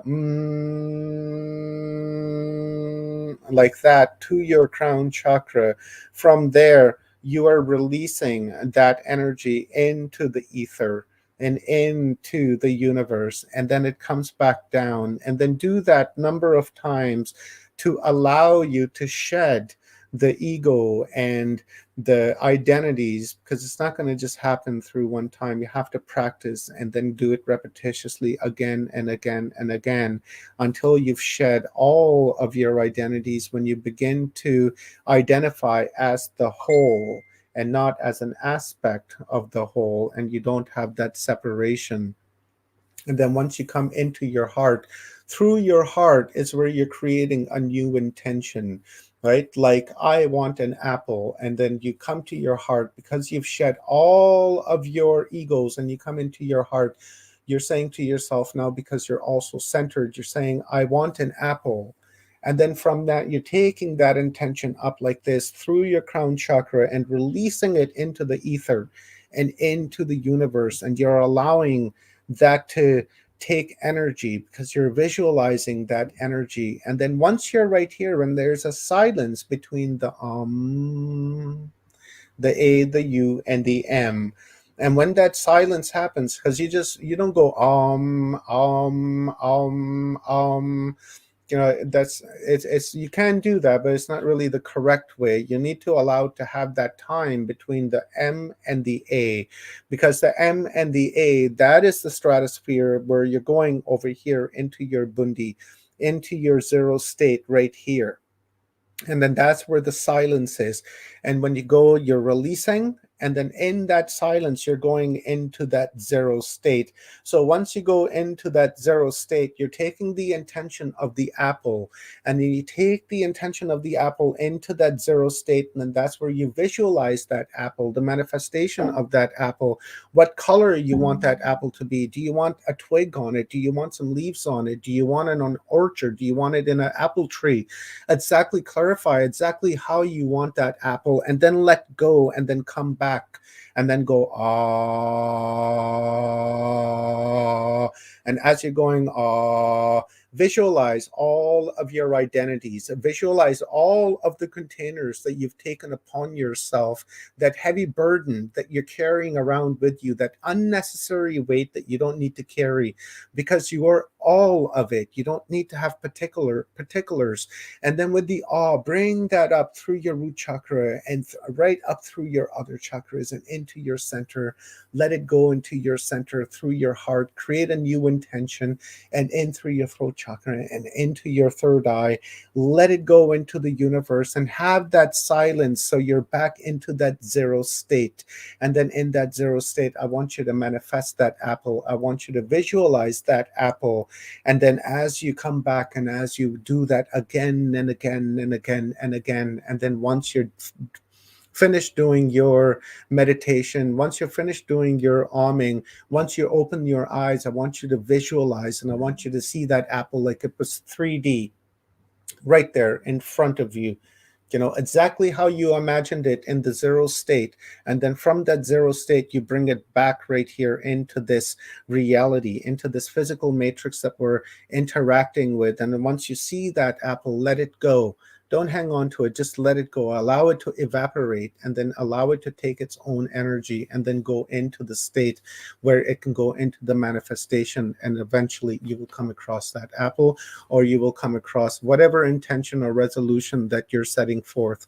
So let's practice that for a couple of minutes here. So remember, awe is when you're bringing in your energy from the ground and you're releasing your egos and your identities and all that you've brought onto yourself and onto your shoulders is carrying the world. And then as you're going through the process of the awe and on your way of going to the you, once you get to the you, you know, be in your heart, ooh, right? Because it's a vowel, right? Allow that vow to resonate with your heart, and then from there create your intention, create that new year resolution that you created last night, and then allow, as you're going towards the M of the allow that to go through your throat and into your third eye, and then release it, and then have that period of space of 3 seconds, 5 seconds, 10 seconds, whatever that you feel comfortable with, and remain in that zero state, which is just above your crown chakra. Okay, ready? Let's do this.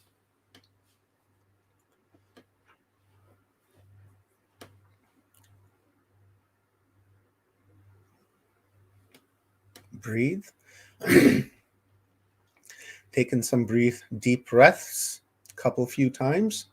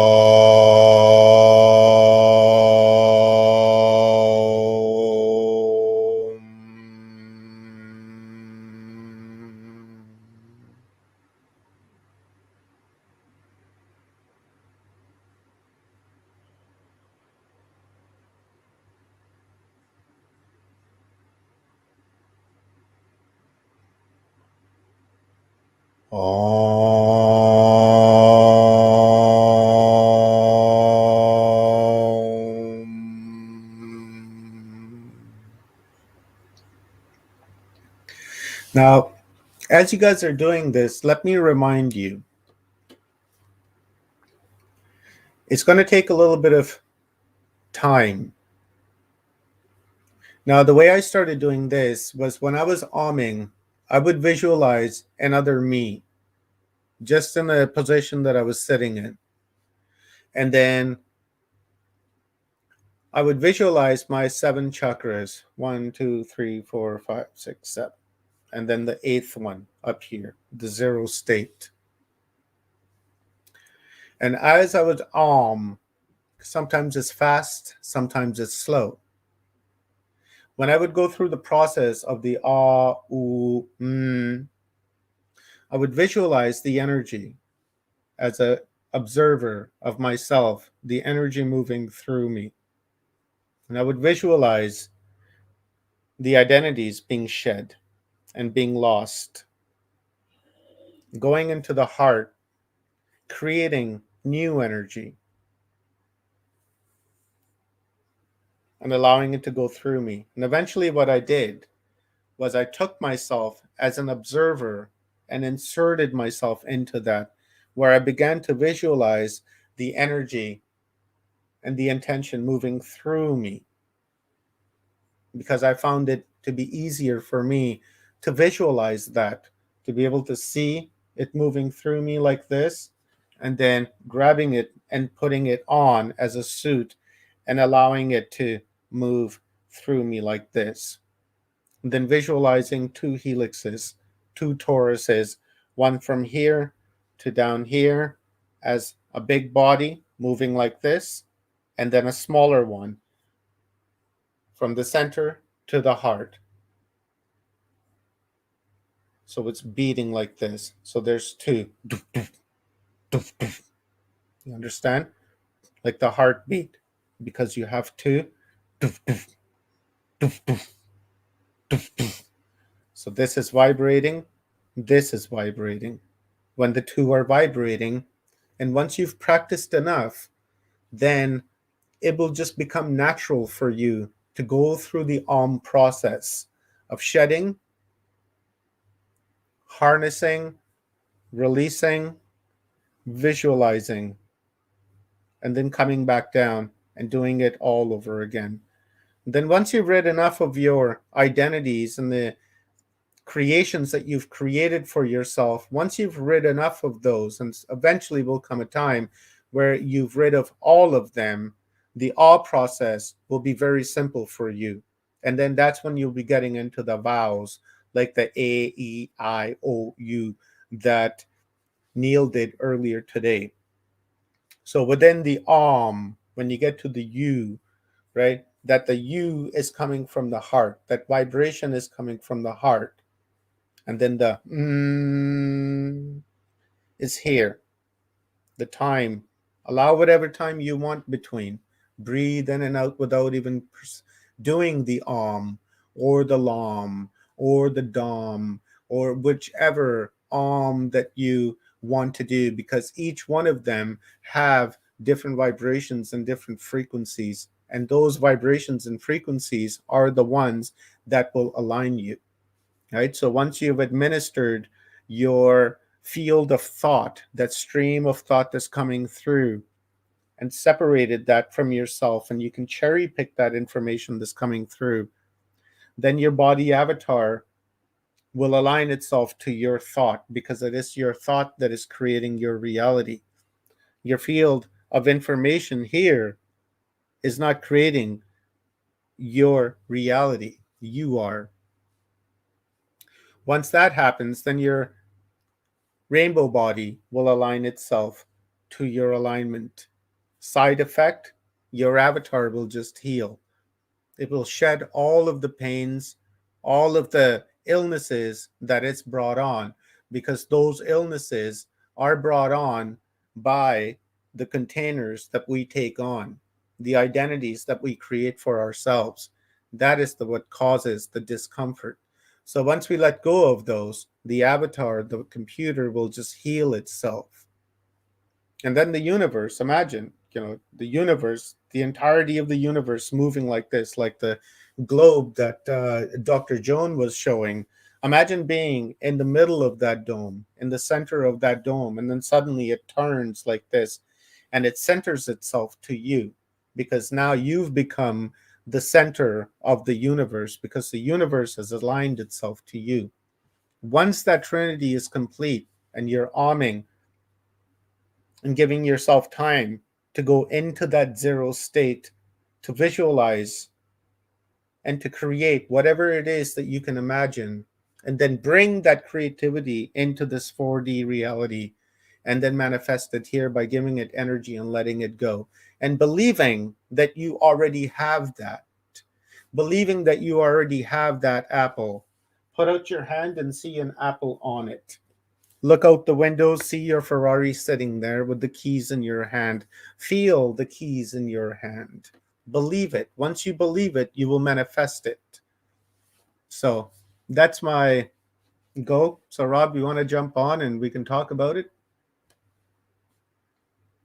Yeah, brother, I was listening, and I was trying to process what you were saying while you were saying it, and I was like, I never thought about the helix like that, and having it surround you and be a part of like visualization while you're doing it. It was a crazy way to think about it, but one of the great things about today is I've been trying different styles of meditations, right? And I keep going back to this sense, there's this program inside of me that wants me to be like the master of what you know, that meditation is always.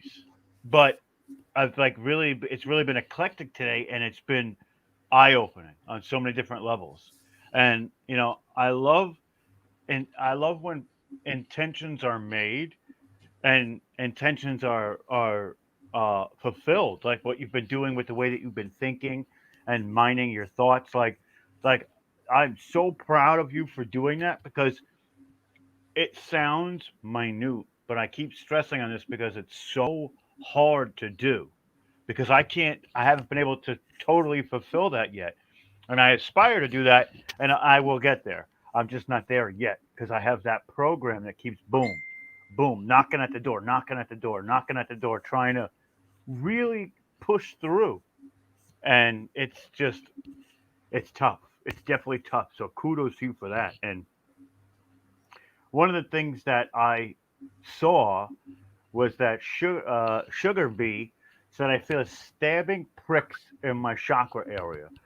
And my first thought was, is it waking up for her after not being used for so long? Or is there a blockage and the energy's trying to come out of it and it's only finding pinholes to fall out of? What do you think? Yeah, I saw that, and what I was thinking what's happening is that the chakra is not going to stop working, right? It's going to work. Its function is to work. The avatar has taken millions of years to develop into what it is, so it's just not going to stop working. It's still Maybe going to stop serve the working was a bad purpose. word, but Yeah, you it's get what still I'm going saying, to. like blocked. Yeah, I look at the chakra more like a vacuum bag. That if you don't change the vacuum bag, then the suction power of your vacuum is diminished, and it's just not going to suck with enough power to get that to clean your floors. So for me, the chakras are the same thing, but instead of dust, they've been overladen and crusted with a layer of, like, let's say, not necessarily, but like, let's say, like a plaque, right? Crystallization around the chakra, and that stabbing feeling and stuff, and through all the arming and stuff that we've been doing today, maybe what it's doing is shaking that film off. Is trying to crack that off, right? So it's cracking and it's breaking, and because it's cracking and breaking, you're feeling the energy going through it. It's kind of like taking a vacuum bag and then hitting it like that, and then you see a bunch of dust come off, right? And same thing, I would imagine that's taking place, because the practice of sound healing hasn't been done, right? Through arming and through humming and whistling and things like that. So once you try to begin to employ that into your life, then you begin to see yourself, kind of being tuned like a guitar, right? Like a guitar string. You go strum it, and then you turn the dial, and then it comes to tune. And it's the same thing with the body avatar, right? And in my book Earth Frequency, I talk about the chakra system as kind of like a road intersection in your neighborhood, right?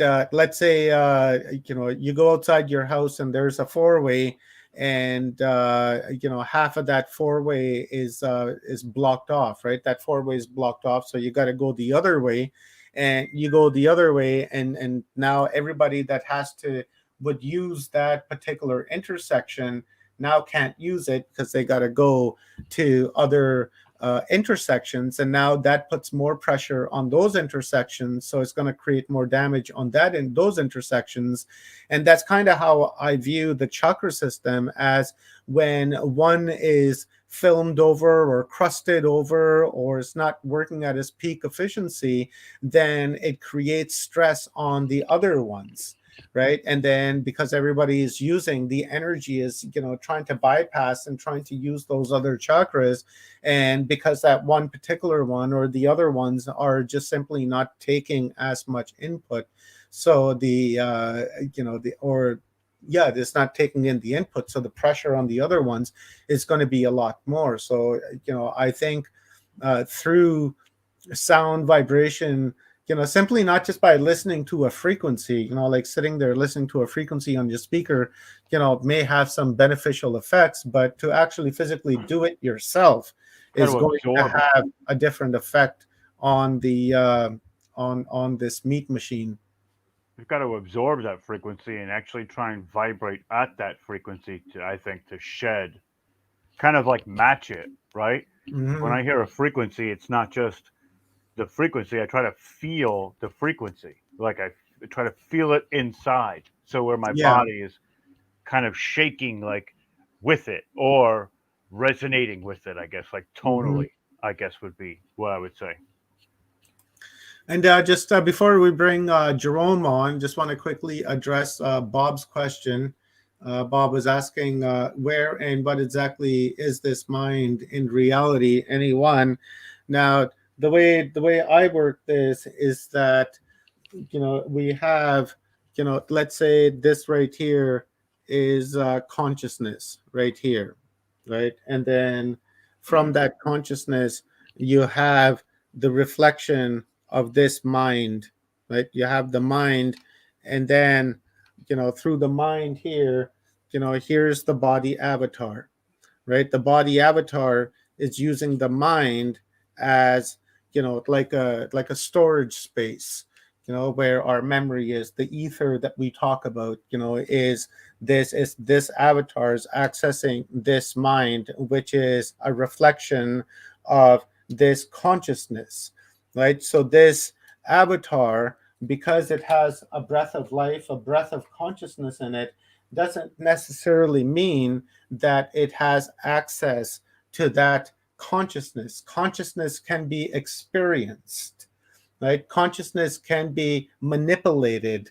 It can be harnessed, right? You can experience it at different levels, and that mind, right, that reflection of that consciousness, that mind would be tailor-made. It would be addressed to a particular hive mind, like say the humans, right? You're here to have this human experience. So within the program, the container, the identity of the human experience is the mind, because it contains the experiences which the human wants to have within this 4D reality on this planet, right? Or this universe, however one of you look at it, however far you want to expand with that.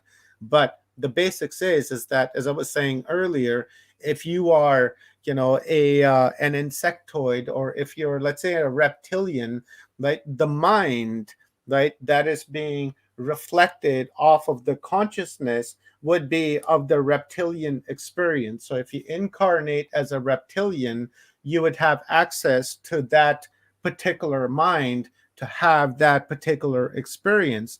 But if you want to go further than that, then that's when the avatar can access consciousness and then experience this consciousness as how it is. Through the consciousness. That's right. It can experience it. It can use the avatar like a radio, Like an and antenna. that's right, and dial itself into the consciousness, experience that consciousness, and then come back, and And have then a full understanding of it between exactly. emotion, physical experience, sensation, all of that. Yeah, exactly. So the consciousness is non-local, right? The avatar has a form of consciousness to it, right? But that's all it is that it has a form of consciousness. It really doesn't have the real consciousness that can be experienced within the source, right? Once you take this avatar, you're bound to a particular experience, right? We're You're like a Wi-Fi hotspot, and Yeah, source is the signal. Well, we that's can right. pick up multiple devices. You have to experience it through the hotspot box itself, because Yeah, yeah, exactly. they're connected and communicating. Hmm. And if I want to, so say I have my laptop to my Wi-Fi and my phone. Now I can use the Wi-Fi box to send something from my phone to my laptop or vice versa. That's right. Exactly. So that's what I think myself, what consciousness is, my understanding of it, my understanding of the mind, right? And then the avatar, right? Conscious mind avatar. And the avatar has the ability to access it. But as we have seen, right, not everyone has the tools or the knowledge that they're equipped with to access that non-local consciousness, Not right? everybody Because has the Wi-Fi code yeah, to this is get to being access to Wi-Fi. yeah, there's a difference between awake, right, and aware, right? Awareness would be the consciousness, and awake would be this avatar. It rolls out of bed, it's awake, right? It does things.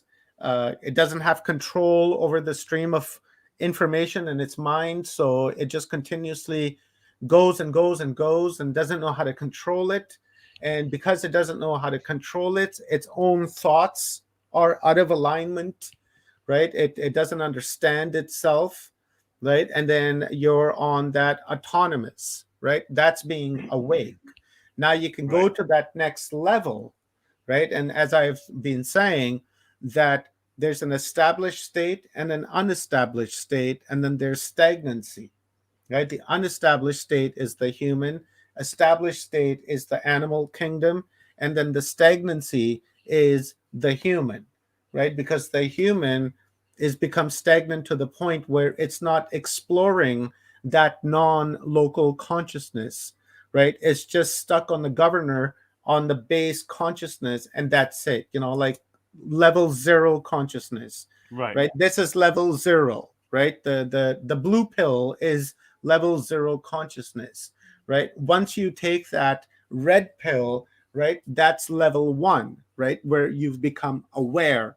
And then from that awareness, where do you take that, right? Well, you Is access that awareness gives you the ability you to got the path access code.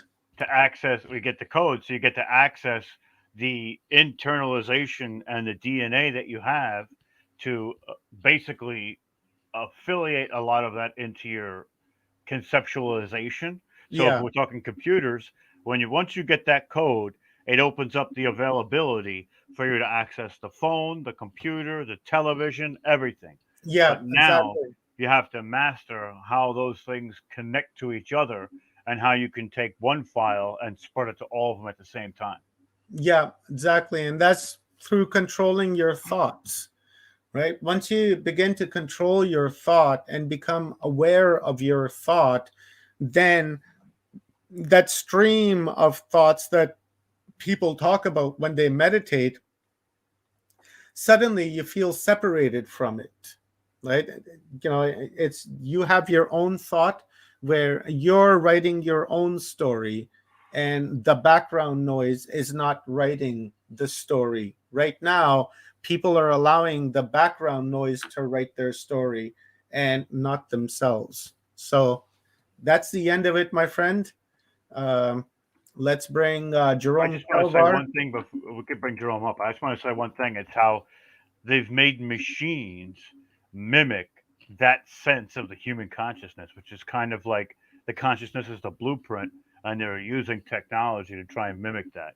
That Yeah, will never happen no. It's because you the know it, accessibility will never fully it'll never fully be there. And I know I use machines a lot as the reference, but I'm just saying it's kind of crazy now that you see the correlation on how they work, right? mhm. That it just shows how they know that that consciousness is the most inherently coherent thing and the most developed portion of the person, right? Or of us as frequencies and vibrations, and they try to use what they have to mimic that because they feel that maybe we'll connect more to it. I don't know, but it's just a thought, a random thought that popped into my head. Bring Jerome up, yeah, yeah, yeah. What was I going to say? I forgot now. Um, that's okay. I was just looking at Bob's comment there about aware, being awake and awoke. There's no difference between awake and awoke. Your eyes It's are open. aware and awake. Yeah, your eyes are open, and you woke up, right? You're out of bed. You're walking around. You woke up, right? It's the awareness, right? It's the how much time you have to that awareness that you can spend, and that's going to create your reality. So I did see Jerome here, and then now he Yeah, just we just suddenly lost him. disappeared. As soon as he was his turn, the signal dropped. So hopefully he comes back here with us. And in the meanwhile, There he is. I I was, heard him pop I was back in. gonna tell a dirty little Johnny joke, but Jerome came back and saved the day. Jerome, Wow. Jerome, my man, what's up, welcome, brother? welcome. How's my beautiful brother from down under? Happy Freedom Day to you. Yeah, Thank Harry you. Cosmos, you're looking as beautiful as ever. Thank you for being here. 2022, the year of the truth seeker. We shall be validated, even though we know we already are. Correct. Lots have happened over the last few months.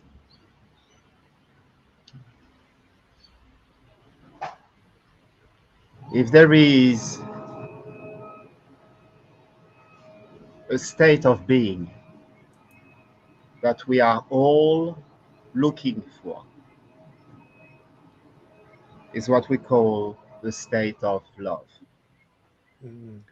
Over the last 25 years, it took me about 12. I remember that was at the time of The Secret, when The Secret came out, that I had the sudden realization of what love is. With the work we do,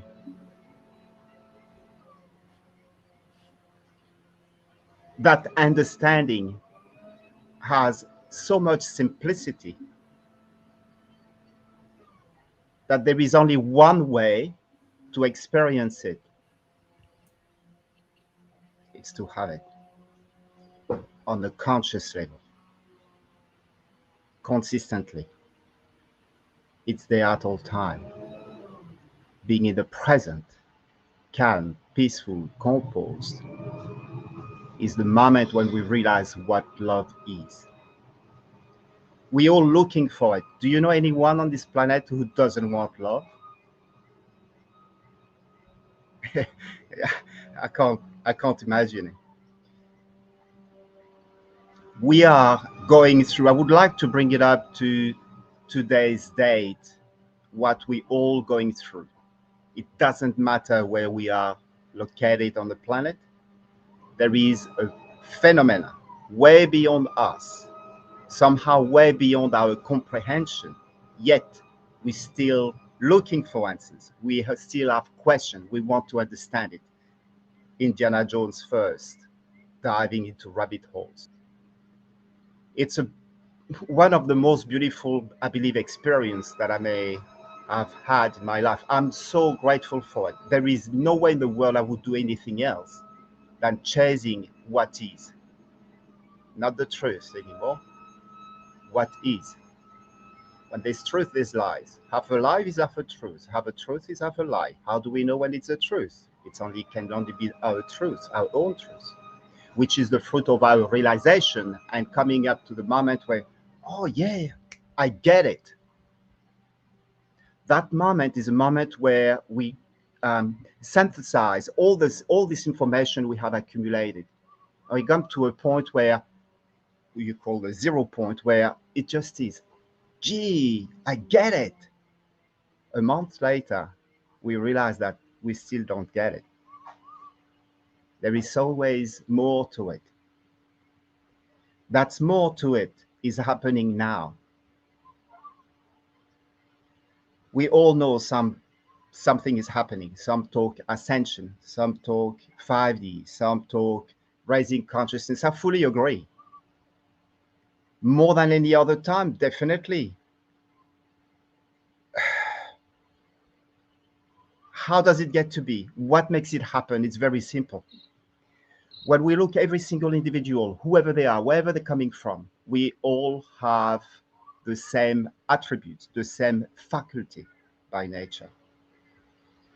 For everything to come to reality, it starts with the spiritual side of it, where it's intangible. We don't see it, we don't feel it, we don't hear it, but somehow we're sensing it.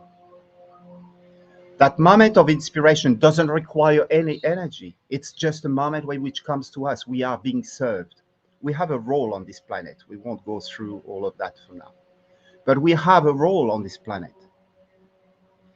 Today, it's to understand the fundamentals of this role. We're here for a reason. Maybe not as much as what we've been believed it to be. Spiritual conditioning is what disrupted that organic and natural process of growth and development of this human being. We are in this phase of transition, which I understand and I see. Of course, I'm reading it, listening to it every single day. And I did something very special a few days back, which I'm going to share to prepare myself for what is next, which allowed me to have more awareness, being even more awake of what's going on, which is beyond me. And I'm going to share with you the bits and pieces which has happened. The physical experience that triggers, that elicit, that stimulate my curiosity. I stop work. I stop everything. When there is a calling somehow, somewhere, I stop everything. Consciousness is definitely the most powerful tool, vehicle that we have to our disposal in order not only to understand it, well, to learn from, to practice it in order to understand and have that knowledge. When we know, we have embodied that understanding. The body resonates to that vibration. The body resonates with this frequency. We've known each other for quite a while now. So you remember that guy the very first time? You see him today, there's a gap, something happened in between. And this is what I'm going to share. If there is one topic, a piece of content that needs to be taken in consideration, which is important to me, high value, which is not as high value for many others. They still want, we all want understanding. The understanding starts with learning process, asking questions. We know that the quality of the question will determine the quality of our life. That there's no doubt. So How about we go back to simplicity, which is where love resides? I won't go too much into etymology or terminology of words, but this one is critical in a way. Edouard de Bono says, simplicity before its understanding is simplistic. We sit around this table, we talk about it, we just go, yeah, it's simplistic. Someone is exposing a subject, a topic, a content, the train of thoughts comes up with, that's simplistic. Obviously, those people around may have another slightly different perspective. Simplicity after its understanding is simple.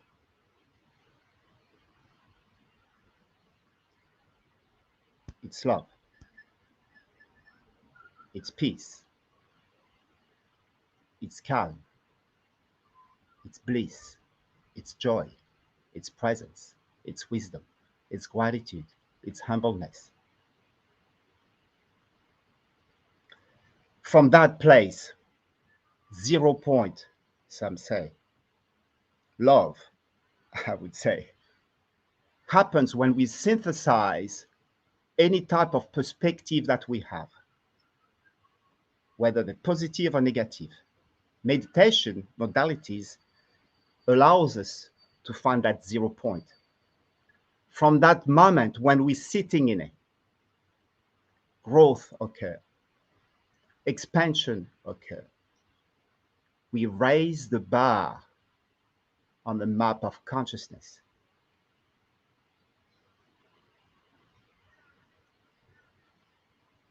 That is when we are in that state of love. It's ineffable. So many moments I'm in the situation that I'd rather say nothing because my words cannot be as beautiful as silence. That 0 point is the place to be in order to do and in order to have that reality. I have identified 3 critical points. When I do the synthesis of this 95, 96 research, study, and practice in not healing, in understanding the what is, basically, I came to the realization that there is 3 critical components to take in consideration. And when we look at it, whatever it is that we are consciously awake right now, as is like now, what we are consciously going to do is driven by a value. We call it a value. We call it a drive. We call it a reason to be and do. That simplicity, unless the mind, the heart, and therefore the body are aligned with it, it won't come to us. It will be just a glimpse of it. Holding onto that state requires being simple, understanding what is simplicity. I am, to do a demonstration, Rob, now I have the opportunity. I'm not going to miss you. In a minute, I would like you to come on the screen and for our auditors, for me to demonstrate. Okay? You mentioned something. I hooked on it a few minutes back. It's in the chat box, I think. We're going to open the door. That door, I'm at the door. The state in which I am right there, right now, at this door, is love. At that moment, you are in your power. That power that was taken away, or we have unconsciously given away due to some disruption on the spiritual level, originated by different type of religion. I could be a religion. I have a kid here. I'm giving him some information. I'm sharing some stuff with him. I'm conditioning him on the spiritual level with my own spirit. However free is my spirit is how it's going to reflect in him. I'm doing something amazing at the present with a 2-year-old kid. You should see the result. Astonishing. Which shows me kids are pure. All they carry is the blueprint from before, past life. You can go far. I had the chance to experience up to 14 generations for the purpose of an intention, a value, step number 1. Second component, having the energy for me to create that reality. Number 3, putting it into order, because I'm navigating this life in the 7 area of life, on the spiritual level, on the mental level, on the vocational level, on the love level. For the intangible, catalyst, change, pivot, alchemy, from the heart into tangible, which will be reflected to my self-worth, how I communicate, my powers, and my health, how I appear.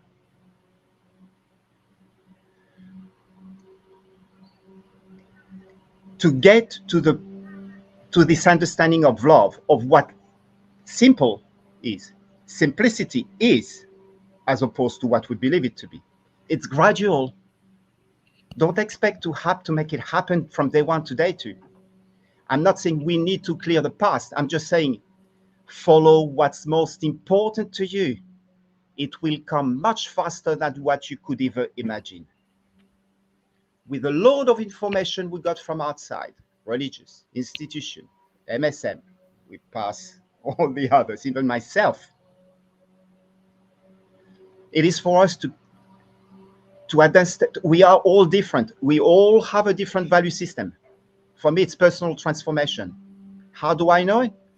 You can take everything from me. Never you will reach love and wisdom. Just with those two, I turn on 10G.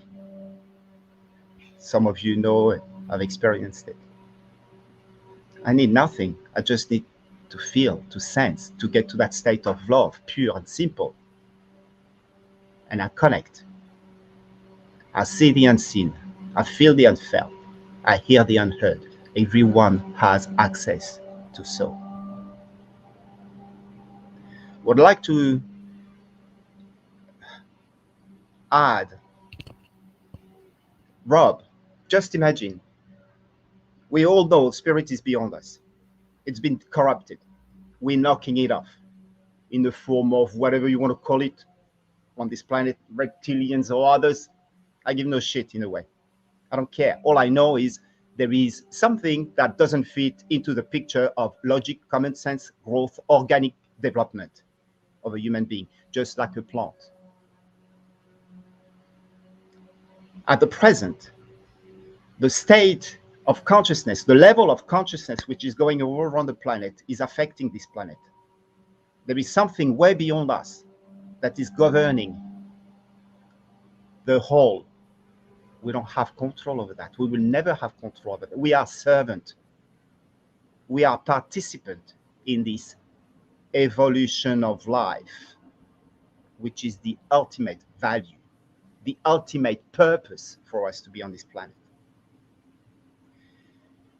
When we want to be part of this evolution of life, well, we want maybe to share it, because just like anything, when we have such a wealth of knowledge, in order for us to grow and expand, we need to share it, which we are doing through this podcast. Not teaching, sharing with others, inspiring others to get involved, learn about themselves, and discover that beauty of what love is. Simple. I am to give you this experience, Rob. You're gonna get it, and as soon as we will be talking about, you will experience. I will do my best for you to stay in that state of love, to see the simplicity, and to look from that place how everything happening around the planet at the moment is becoming clearer to you, in a sense that you see it from above.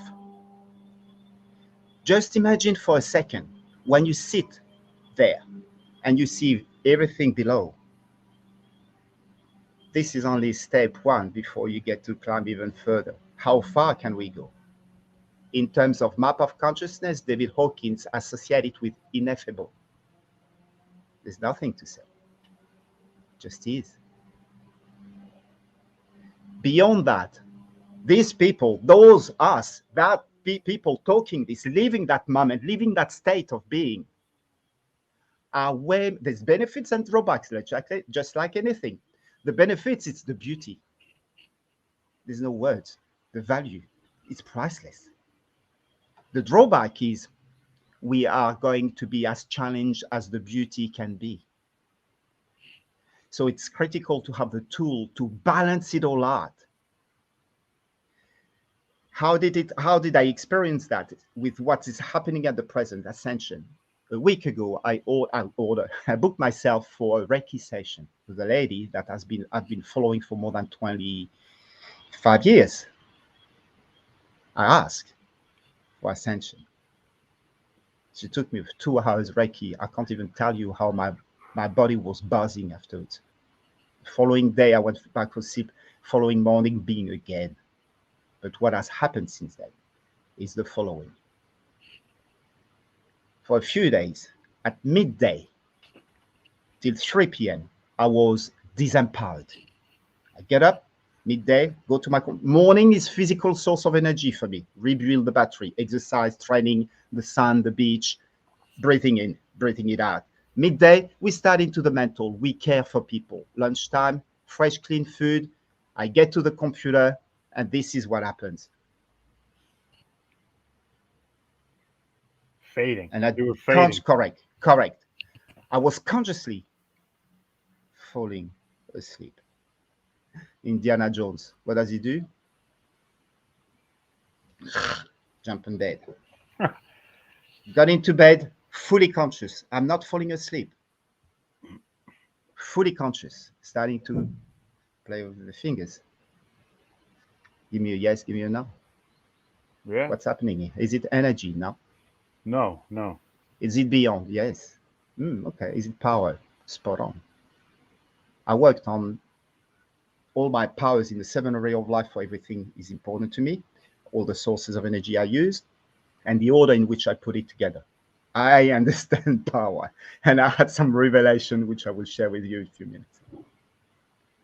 When I got into that state, and I was happy in a way, content, but not fulfilled.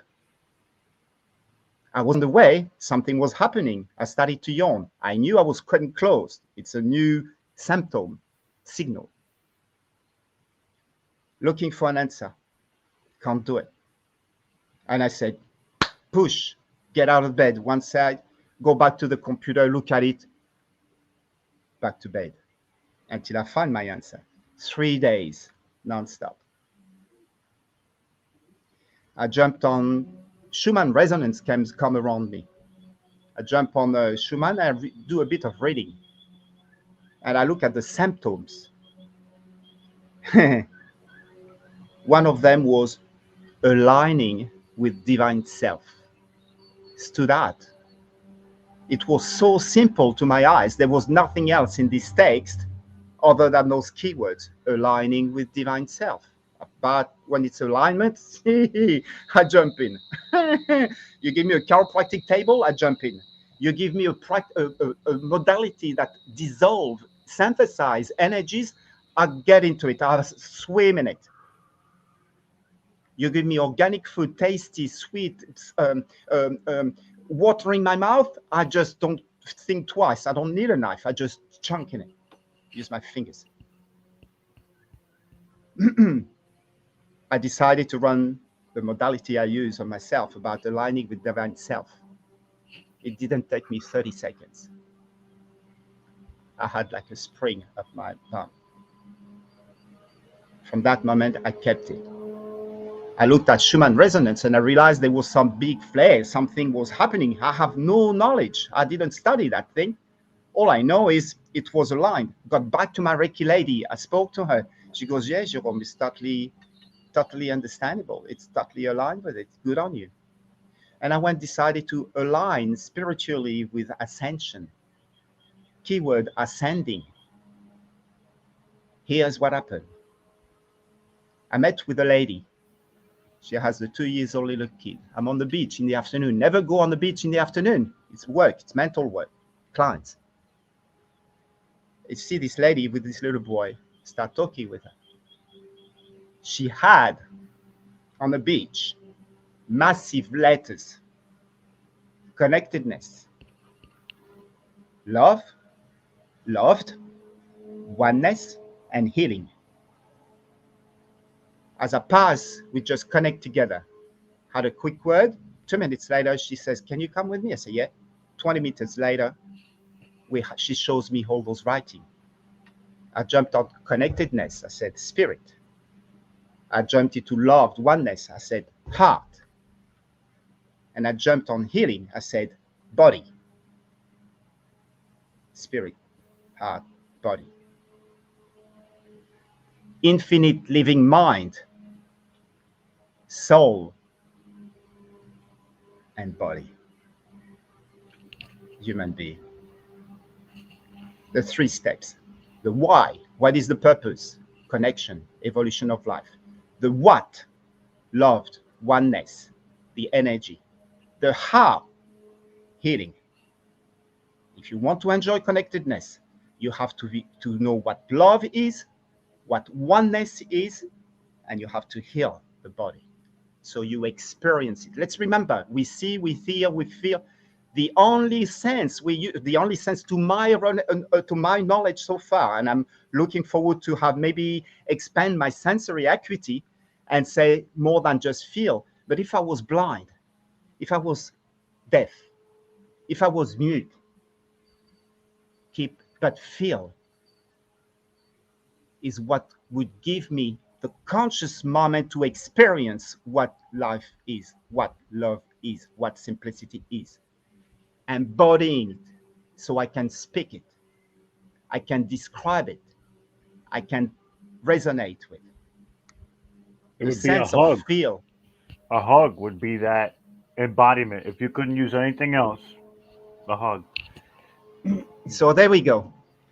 We are in an ascending moment. We're going to 5D. Call it 5D, 10D, 25D. I go matter. there as an Indiana Jones. I know not, but I sense. My sensory acuity goes to the point where, yeah, I see more, I feel more, I hear more. Here it is. I meet with this lady. We talk a little bit. The lady now has completely changed. It's like I can't even describe it. I'm going to stay private and confidential on the details. But here's this little boy. He's 2.5 years old. He's got his temper. He's got his blueprint. He's got this, he's got that. And here I am having the ability to play with him. Amazingly, it comes to me as if he's known me forever. Even the mom goes, what? He never does that. Well, he's doing it now. Simple. Let it be. He's pure. Spend a bit of time with him. And in a sudden, I see it and I just go, whoa, whoa. Did you see that? She goes, yeah, he does that often. Saying, he's exposing his shit.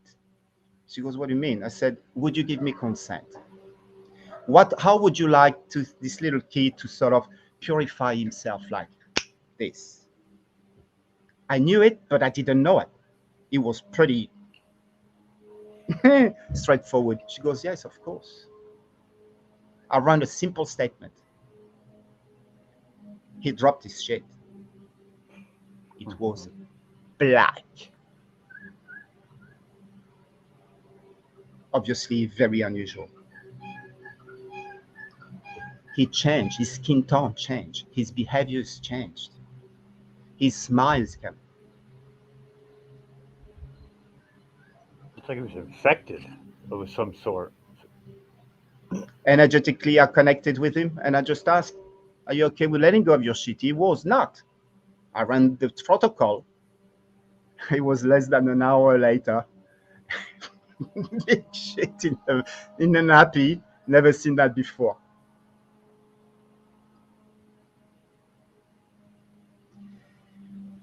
Sleeping patterns. Annoying the mom. Annoying the mom. So first we reset mom to be a bit more calm, peaceful, composed. It expands. He's an extension of her. Sleeping patterns changed.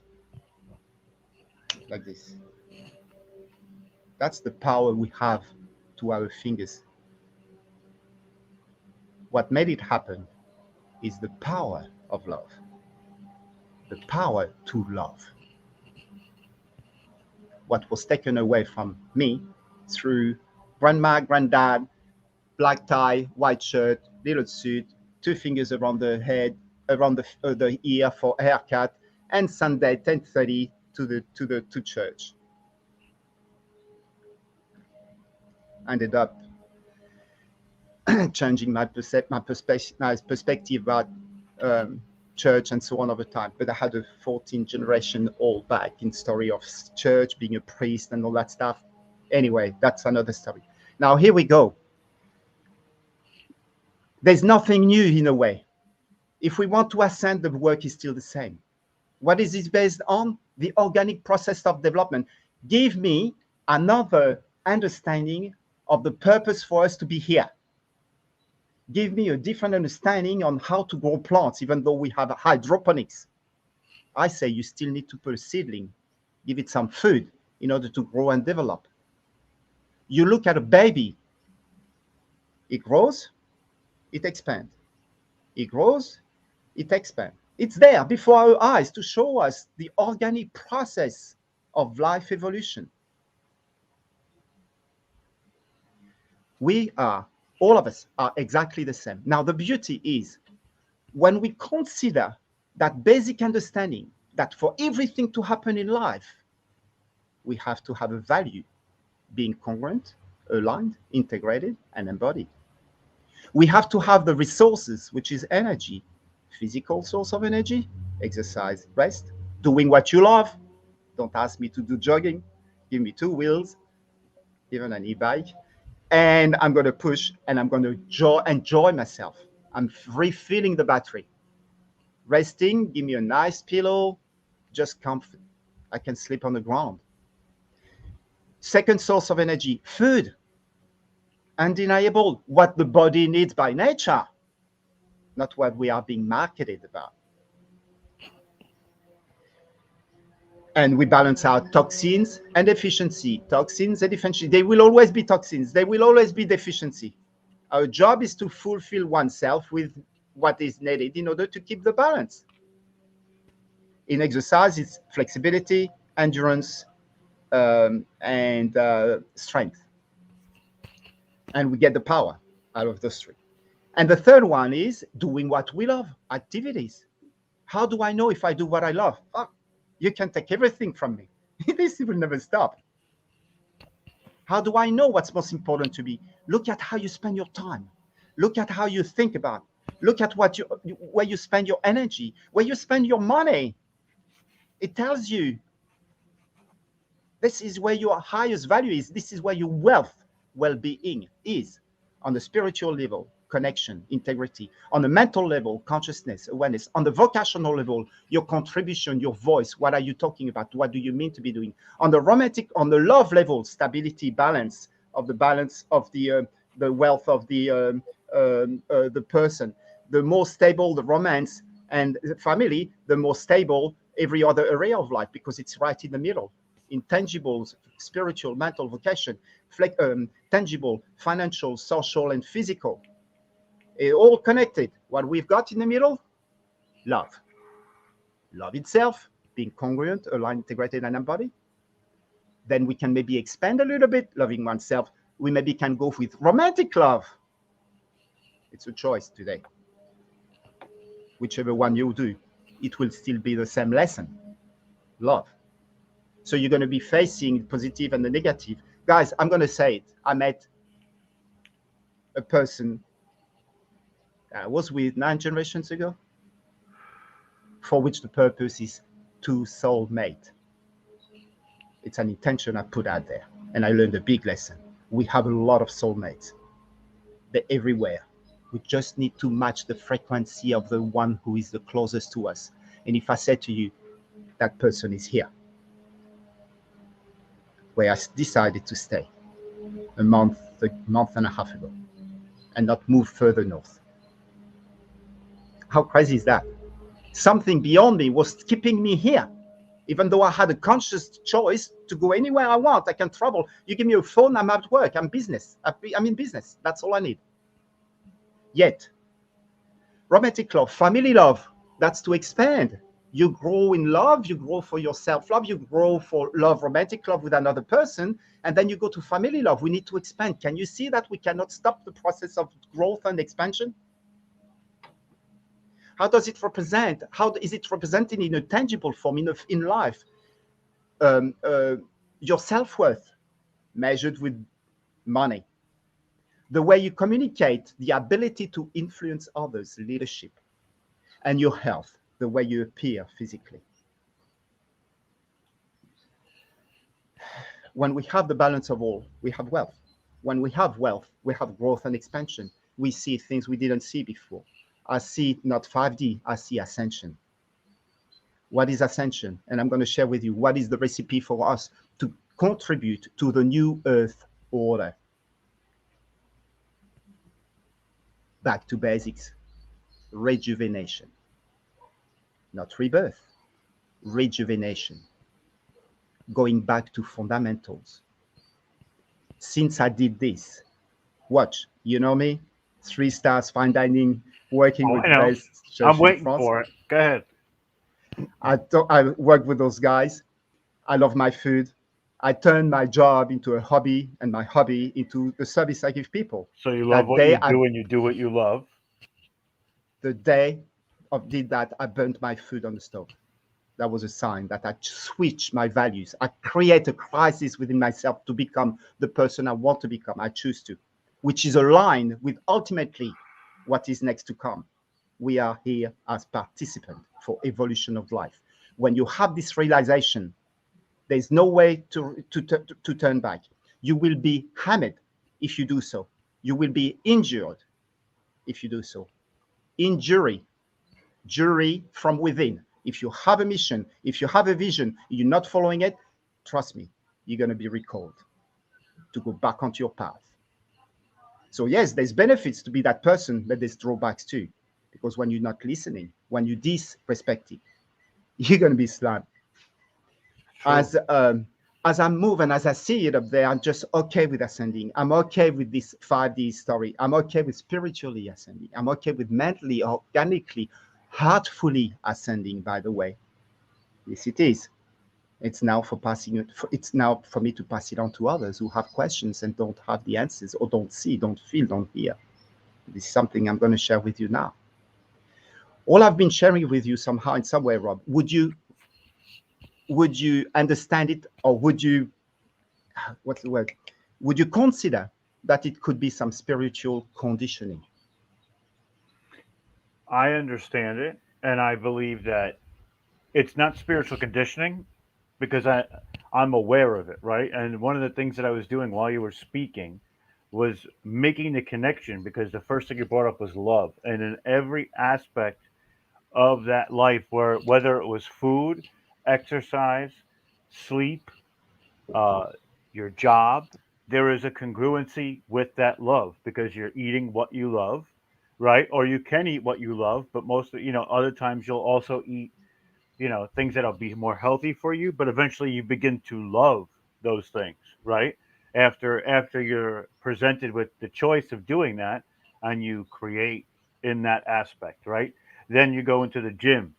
At first it may feel like it's grueling, but then after a little while and you put yourself through it, you begin to love that burn or that push. Correct. Again, with the relationship.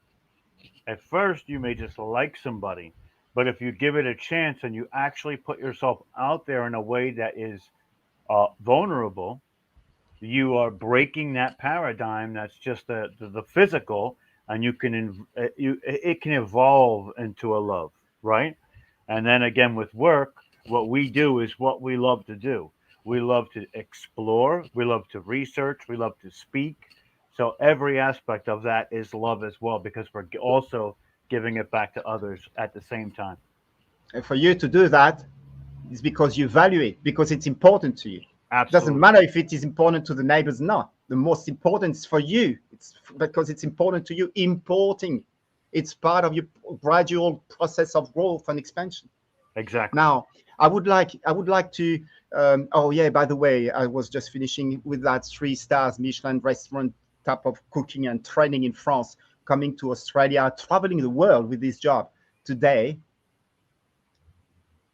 I'm gonna say it.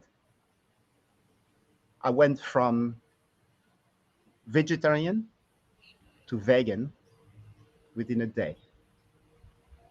I had my seventh. That's been a week now, without questioning it, just enjoying. I've been eating vegan for the last 7 days. I didn't lose any weight. I just lost waistline. The weight distributed itself to the right spots. Correct, natural set weight, but most of it. Where is my spirit? Into ascending, into aligning with the divine self. Where is my mind? Into knowledge, curiosity, expansion. Where's my voice? Here, with you. Where's my love? It's being expressed. It can be seen, it can be heard, it can be felt, it can be sensed. How is the self-worth since then? I tell you what, I have I have done so many COVID cases over the last week. I lost count. People who were same patterns, huh? Every single one of us. Every single one. Some people had it, some people didn't have it but believe they had it. I went through exactly the same process, asking questions, finding out, and it's exactly the same bullshit which is coming up. Spiritual conditioning. That's all it is. You clear this up, boom, immune system is happy. COVID, you flip the We bird. won't say that. We won't even go there with the COVID stuff Yeah, because yeah, they yeah. they But the they point get I'm crazy. saying is, I this is understand it. what you mean. Spiritual conditioning can Of course. drop you to the point where this beautiful lady with this little boy has lost a brother 5 months ago. Suicidal. Another little kid, 11 years old, suicidal. 30 minutes with mom, South Africa. It's gone. The kid is smiling. He doesn't understand. The mom doesn't understand what happened to him. She doesn't have to question it. I told her, don't question it. Just enjoy the moment. Absolutely. Pure conditioning. So back to you, Rob. I would like to go back to this discussion you had with. I'm excited now. Look at me. Let's get it. Let's get it. Oh, Jerome, let's get it. I love when we do this. Let's go. Okay, go on. You Tap said, me in. yeah. Good. You said, Rob, let me knock. I said to you, Rob, come in. Let me knock the door. That door that you're looking for the keyhole, the padlock, to open it, to lead you where? For myself, where am I trying to get to? Huh. What is the story? Give me the context. Give me So, the context. We know it's growth expansion. What is of the course, content? the content for me right now is the shedding of program, right? Like we see programming through uh, society, your parents, religion. And for myself, I feel that breaking all of those paradigms down to zero and rebuilding them in the fashion that I see fit and suitable, in the sense that no matter what is happening either around me or not like, the good things, but more of the bad stuff, whatever's happening around me has zero bearing on me going right up. That's where right now I'm exploring it more because I've done work in it, but not to this level in a sense of research and figuring out how this avatar kind of works to exterior stimuli while strengthening my internal, so the exterior stimuli has no bearing on what I'm doing. Good. So basically, you want to be in a state of love, whatever it is that you being confronted with, whatever it is that you choose consciously to be and to do. I can walk in the path of love and give and not worry about the reception as so much as it is to put it out there for people to enjoy and learn.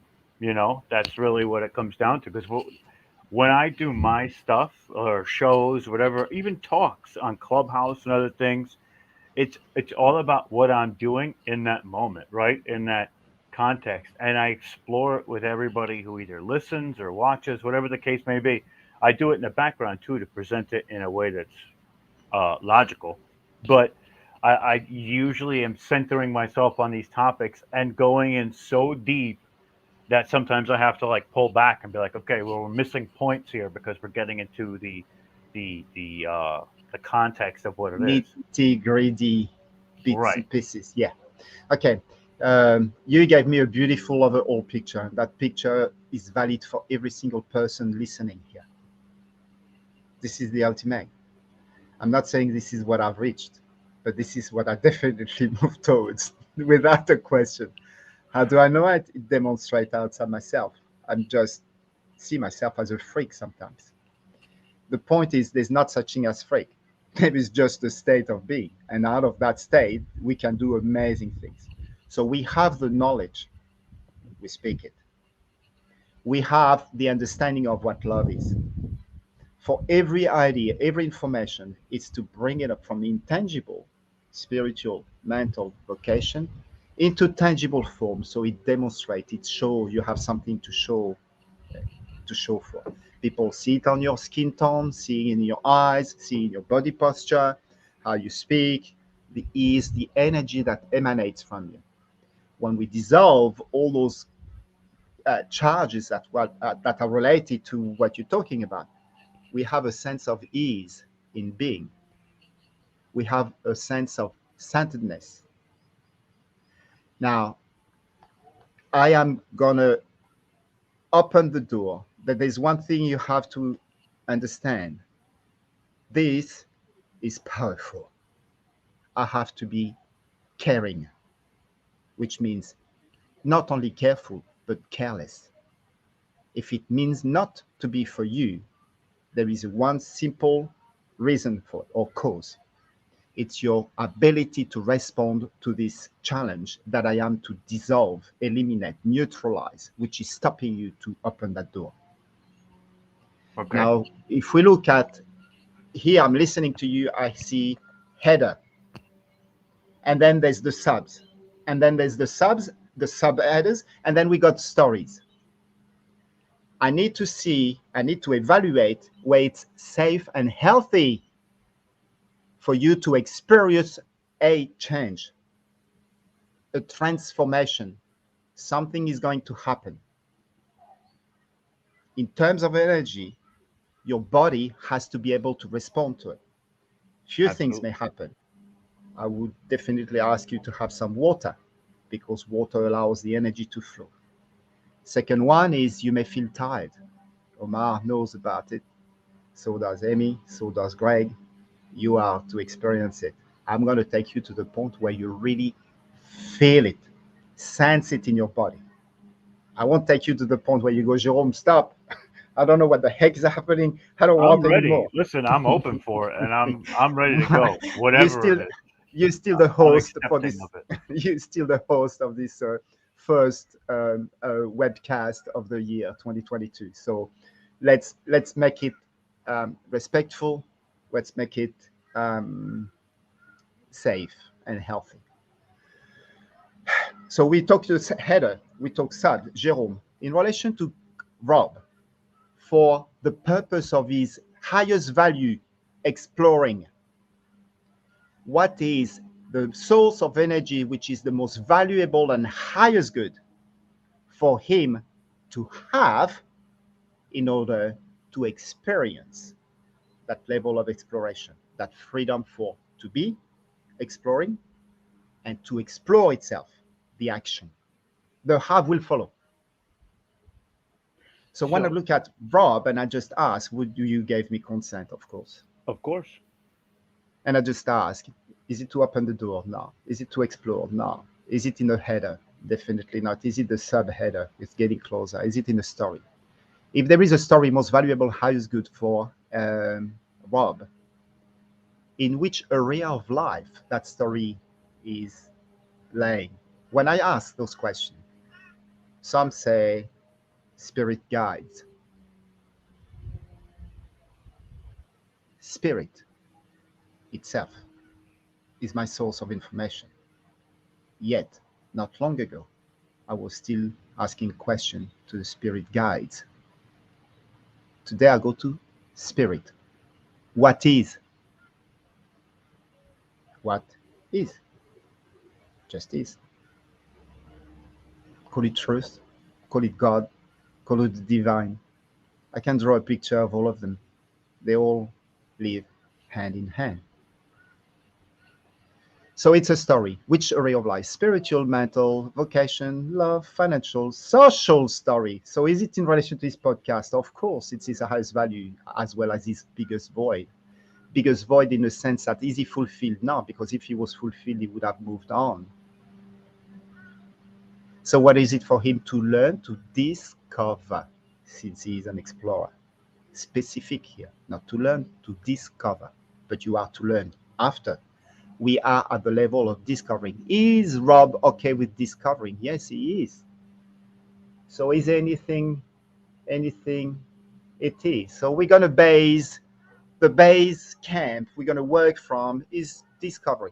How's that? Yeah. That's fine. So Yeah. we are in the state of discovery. We forget everything else. Whatever discovery means to you is where you are, and I'm with you next to you. This is there a door? That's the one. So let's open the door. Now, from here, I have no idea. I'm going to ask question. Is it a what? It's a how. In a how to open the door? No, how to explore, how to discover, how to explore is going to give me the key to open the door. So is it the way he's exploring? Is it the what he's exploring? Yes. Let's go. Let's look at the keywords. Terminology is important to your system. It's different to mine. So if I say consciousness, no. Is it? It is. Is it ascension? Is it ascending? No, we're coming back down more earthy. Is it spirit? Is it mind? Is it thoughts? Belief system. Belief system. So the belief system that you have associated with the door to open. With that belief, is it the belief system? Jerome, is it safe to go there? Is it healthy? It's not healthy yet. You might just have to have a few yawns. Are you ready? Is I'm it ready. possible? Is it healthy enough for him to know? Is it too much? Look, Rob, we're still online. I want you Yeah. to stay in touch with me. You Okay. know, it's been Yeah. a few months. I've been asking to have you, asking me questions, experiencing it. Now you are too. I trust you stay in touch. I trust you give me feedback. I trust you answer my PM box when I ask questions. Okay? Yeah. Because I now think you touched on a little bit of it already. I think you when you hit on fulfillment and self-fulfillment, I think that there's for myself to be an open book, which I am to everybody, there is a somewhat of a lack of self-fulfillment uh, with myself, I guess. it's beyond the door. Right. And I think We, I'm trying to open it and say it in that way, but sometimes I don't feel like I'm either doing enough or I'm not enough, I guess could be a good no, way to put it. it's neither of them. In your words, maybe. But what if there is something missing? No, you have it all. So is it the order? No. Is it the what? It's the how. Yeah. So we want to open the door. Here's the M. Here's the intention. Can you see the purpose from exploring? Now it's down to the value, the purpose, what's most important, exploring. We're going to discovery. Now we're going to open the door. That would call it the sub-purpose if you want. We want to open the door. That's our intention. We already are in the space where you want to be in order for you to get through the door. So what is the key? No. Is the handle? No. Is the opening. Rob, you know a lot. So You you're have a saying lot of that information. it's the reason behind some of those Yeah. feelings as And opposed to those feelings themselves. the question would be, what is the most valuable question? Is it? And I get that. I get that 100%. And Yeah. the part of it is I've tried to, like, it happens so often and I correct it in a sense. And I guess I don't actually deal with the root because I feel like that's not a space I'm supposed to be in, especially. Bam. You just said it. I'm supposed to be. According to who? Myself, I guess. This is where it's kind of a deceitful web, right? Injected value. Mm-hmm. You heard it from somewhere. Now, here's the beauty. When you have those information, even from me, it's for you to have the ability to detach the information to creativity, inspiration. You follow the information, you follow MSM. You listen to the information, then you make a decision. When I hear stories on the news, I just go, I know it's a show. It's Right. just a freaking show. I don't even want to hear it anymore. I know too much about it. So I look at the opposite. I don't even look at the opposite. You detach yourself from it completely. Completely. And this is what we are going to do now. It's you to detach yourself from trying to explore, but getting through the door. So you have the fulfillment behind it. Step one. Value, open the door. Outcome, moving towards fulfillment. Energy, is it a physical one? Going to exercise and rest? No. Is it eating? No. Is it doing what you love? Completely. Doing what you love is going to lead you towards the answer to these questions. It's social, we know. It's social array of life, yeah? Reminder, that's what we identify, which is podcast, communication, question, leadership, influence. Being influencing others. So you have a drive. You have a cause bigger than yourself. The genius idea is the podcast and those webcasts. The unstoppable drive is to give me consent. So for you to identify what, having the support from outside, for you to identify out what is behind this door. And the desire to leave a legacy. There will be a recording. Tremendous. That's today's recording is going to be there forever. That's a tremendous drive for me. Good. So you have the tools, you have the power, you have the fuel. Now we want to make sure that the engine runs well with the gearbox, the transmission, and you can, here you go, ignition. Let's open the door. What stops the door to be open? Is it the most valuable? It's good. What other question, Jerome? I want the question. Yeah. Injected values. We want to detach from that. The door itself. Can you see the door? I can. Cool. How does it feel when you look at it? I kind of want to turn away from it at first. Bam. Good. But, So we sit in front of the door. If I may, I don't mean to cut you off. I just mean to stick by the moment the mind is seeing the door. Go ahead. When you say turn away, you just leave the door behind. I want you to face the door. You stay there because it's only a picture. In the same time, I want you to picture yourself in there. You see the door. You see Rob looking at the door, facing the door. Would you be there for me, please? I'm there right now. Beautiful.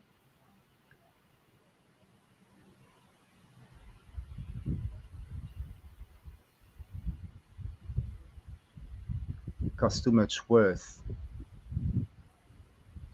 to open the door. It costs too much worth. Which worth? Self-worth? No. Time, space, energy. It costs too much energy. It's not worthy. Conditioning.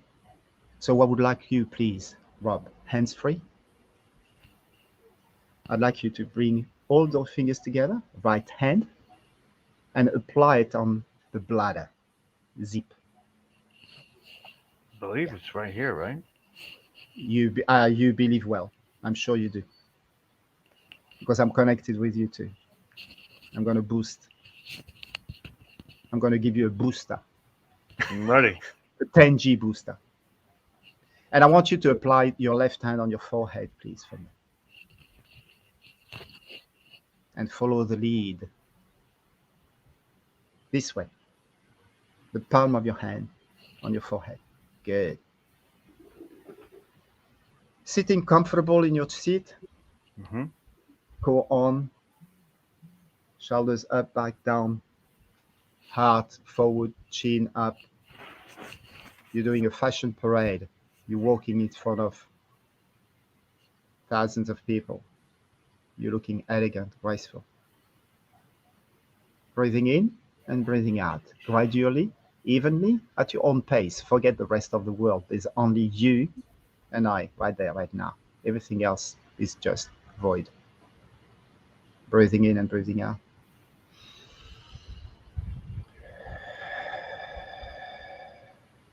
I want you to project yourself out there now. Can you see coming closer to the door? Mm-hmm. Yep. How does this guy feel when you see him? He has presence, he has certainty, he has love and gratitude of the heart. He has trust, faith, absolute confidence, high self-esteem, raising his self-worth right before this door, knowing that behind it there's fulfillment. Breathing in it and breathing it out. And see this guy gradually, gently getting to the door and opening it. Doesn't matter what it looks like. You're there, present. You have kindness and gentleness for that guy. You have joy and bliss. You have stillness, calm, peace. Breathing it in, breathing it out. And see that guy, Rob, elegantly, graciously opening the door with a smile on his face. The presence and serenity of the mind, love and gratitude of the heart. Breathing it in deep. Exhale it all out, right down to the bottom.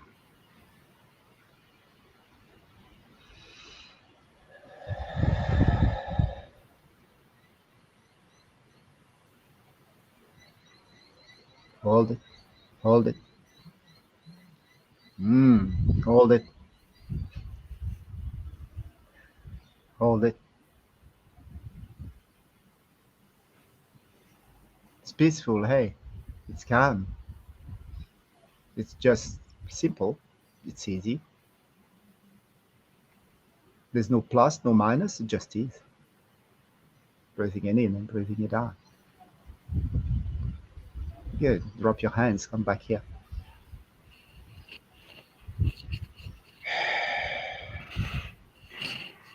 Thank you.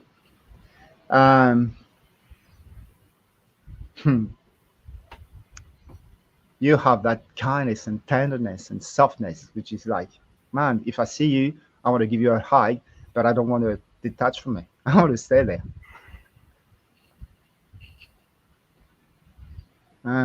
It's beautiful. So we go back there and I just go, let's look at the door. Is it open? Yeah. Not completely. Is it a sub? Oh, so we have something else. Is resistance, a block, a hold back, a hold back. So you're through the door, but you're not through the door. Good. All right. So we're going to get, no boost. It's going to come. Yeah. We're going back somewhere else. Let's find out what is the energy missing for you to get through the door, to walk through the door. Is Rob okay with opening the door, getting through the door? So here is the unspoken layer. The known and spoken is when we meet. The unknown and spoken is what we reveal. The unspoken, the unknown and unspoken is the root. Fulfillment. Is it safe to go? Ooh, that's a big step. Can't go there. You're going to be upset with me. I will never be upset with you. Wait, no. You know? I mean to say, no, I'm kidding. Okay, there's a little bit of playfulness with me. I know. In this. I know. I love it so I much. just want you to know that you have my complete consent. I would never get Okay. upset with you. So you That's realize all. that I am going to take you. I'm telling you now. I'm going to take you somewhere. It's going to be a response. Your body and your mind has never been exposed to this work. It's their first time. It doesn't have any reference point yet. What is going to happen? The immune system is going to blow. So everyone's going to say, "Oh, you got the bug," and I will go, "Come into me. Give me 5." I've said it. Now it's important not to wait. So that means if it's 3 a.m. here, I don't care. You throw me a PM message, say, Jerome, I got the runny nose, I got a sore throat, I'm tired, I'm low energy, I'm hungry, I'm drinking, it doesn't matter. I got pimples coming up. We're bringing the shit up to the surface. We're wiping it off. Toxins out. Spiritual toxin, mental toxin, love toxin, whichever toxin, however, the idea, we need them to live with. So back to you. You're okay with it, really? Yeah. Jerome, is it the most valuable and highest good strategy? No, it's not. So I'm going to look for, is it a keyword? No. Is it an action? Okay.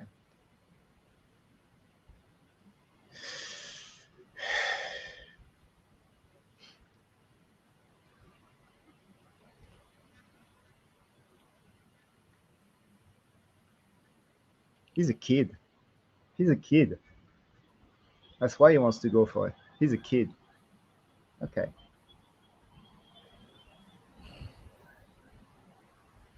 Okay.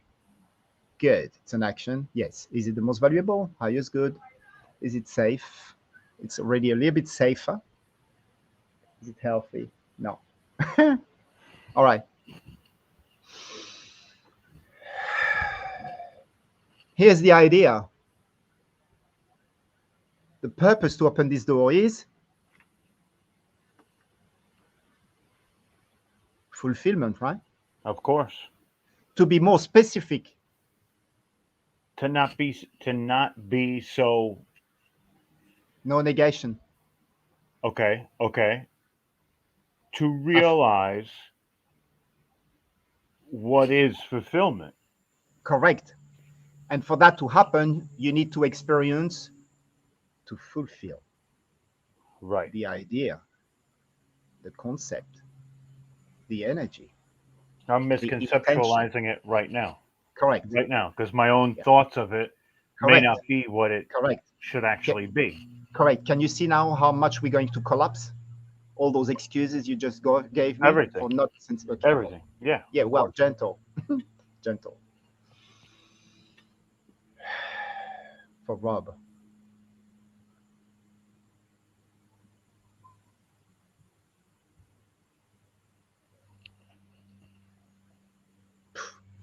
Back to the same place, please. Back to the same place. Closing your eyes, follow the lead. Project yourself out there with the idea, the concept of to fulfill. Not fulfillment, not fulfilling, the concept, the idea, the intent to fulfill. We're at the door, breathing in. Project yourself out there.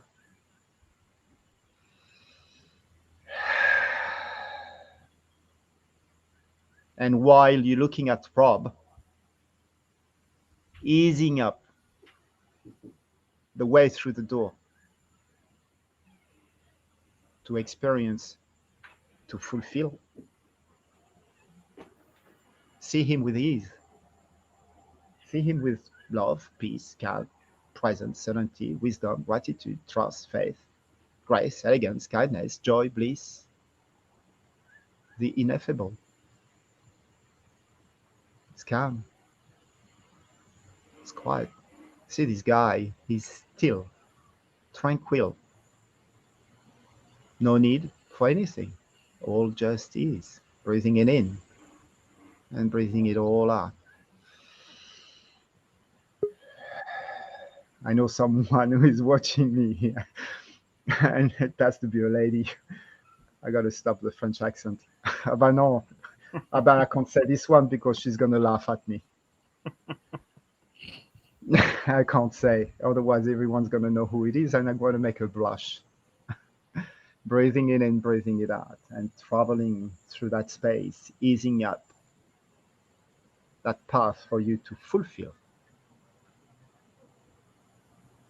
Breathing in it, watching Rob from your mind's eyes. You see him. He's got elegance, grace. He's got high self-esteem. Breathing it in, breathing it out, and coming back, dropping everything. Whenever you're ready.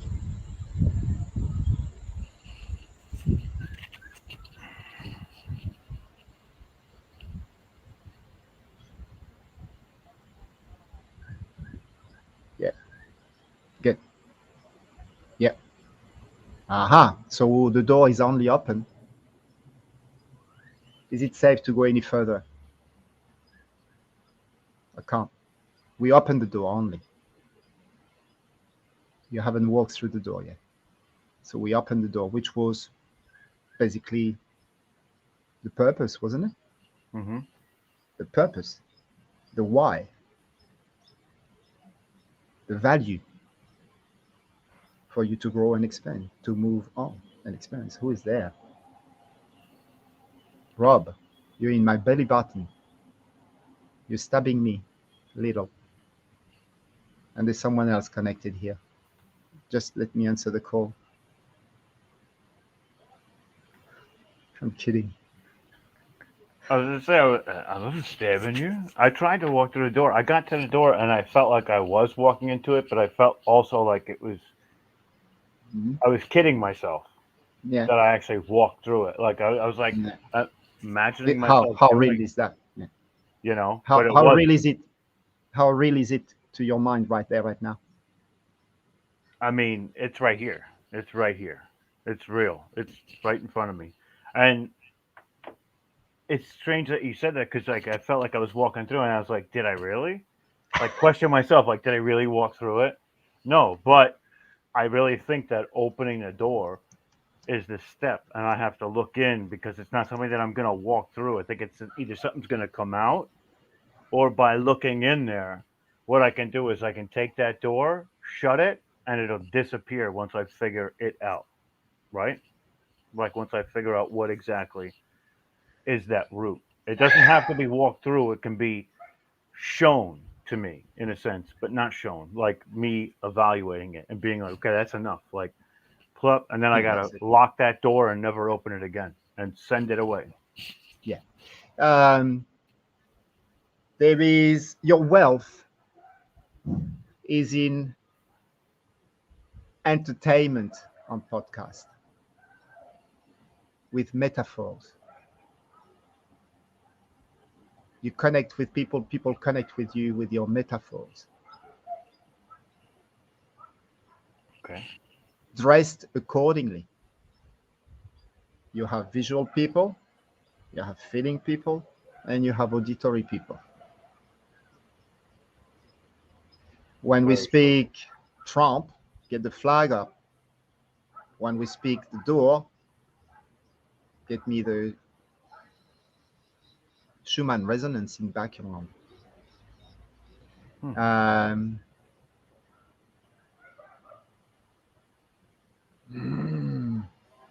what else? I'm looking.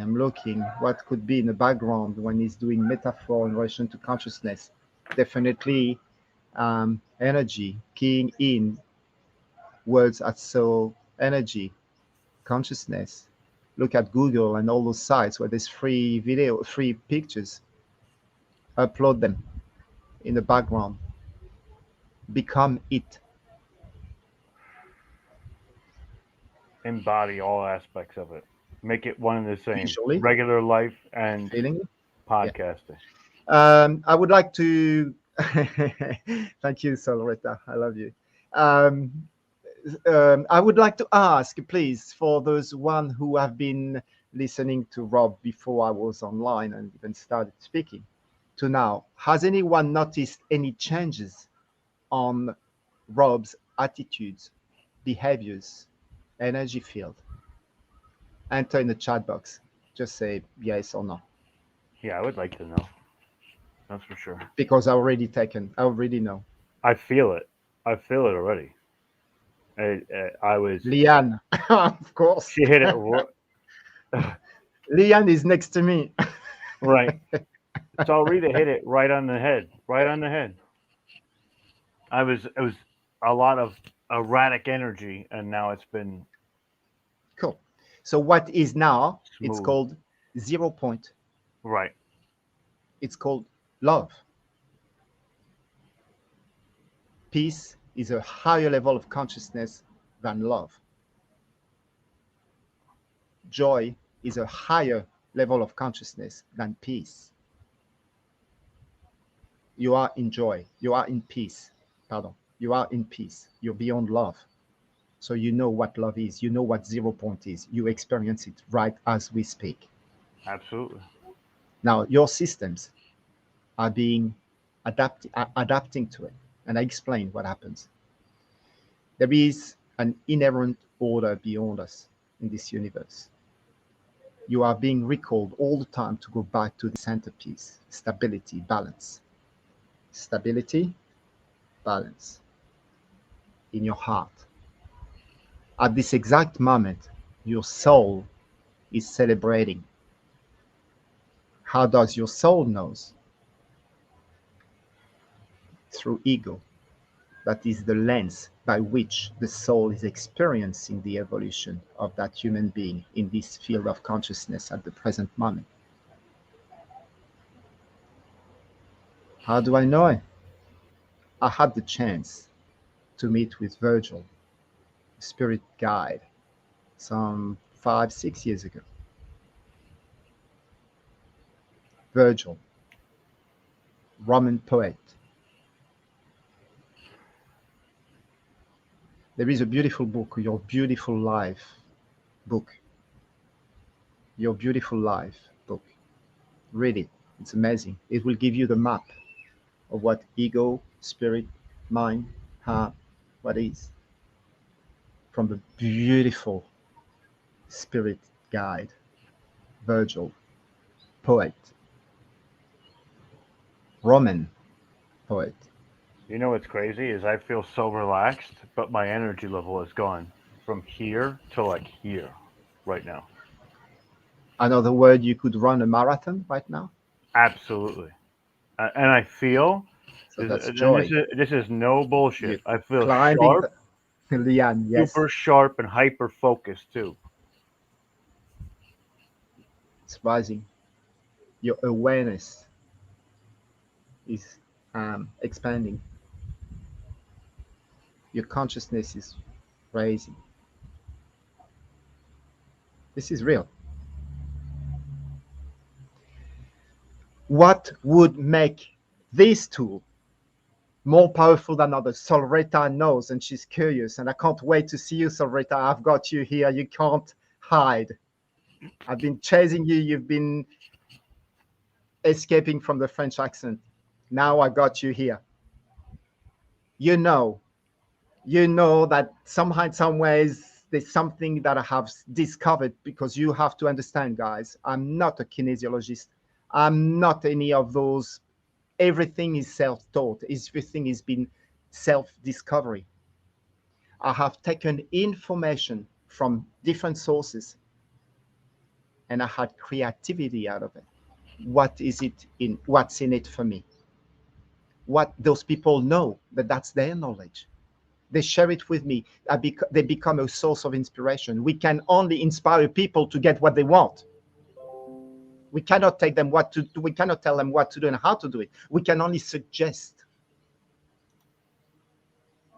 We invite. I'm opening some space for you to access.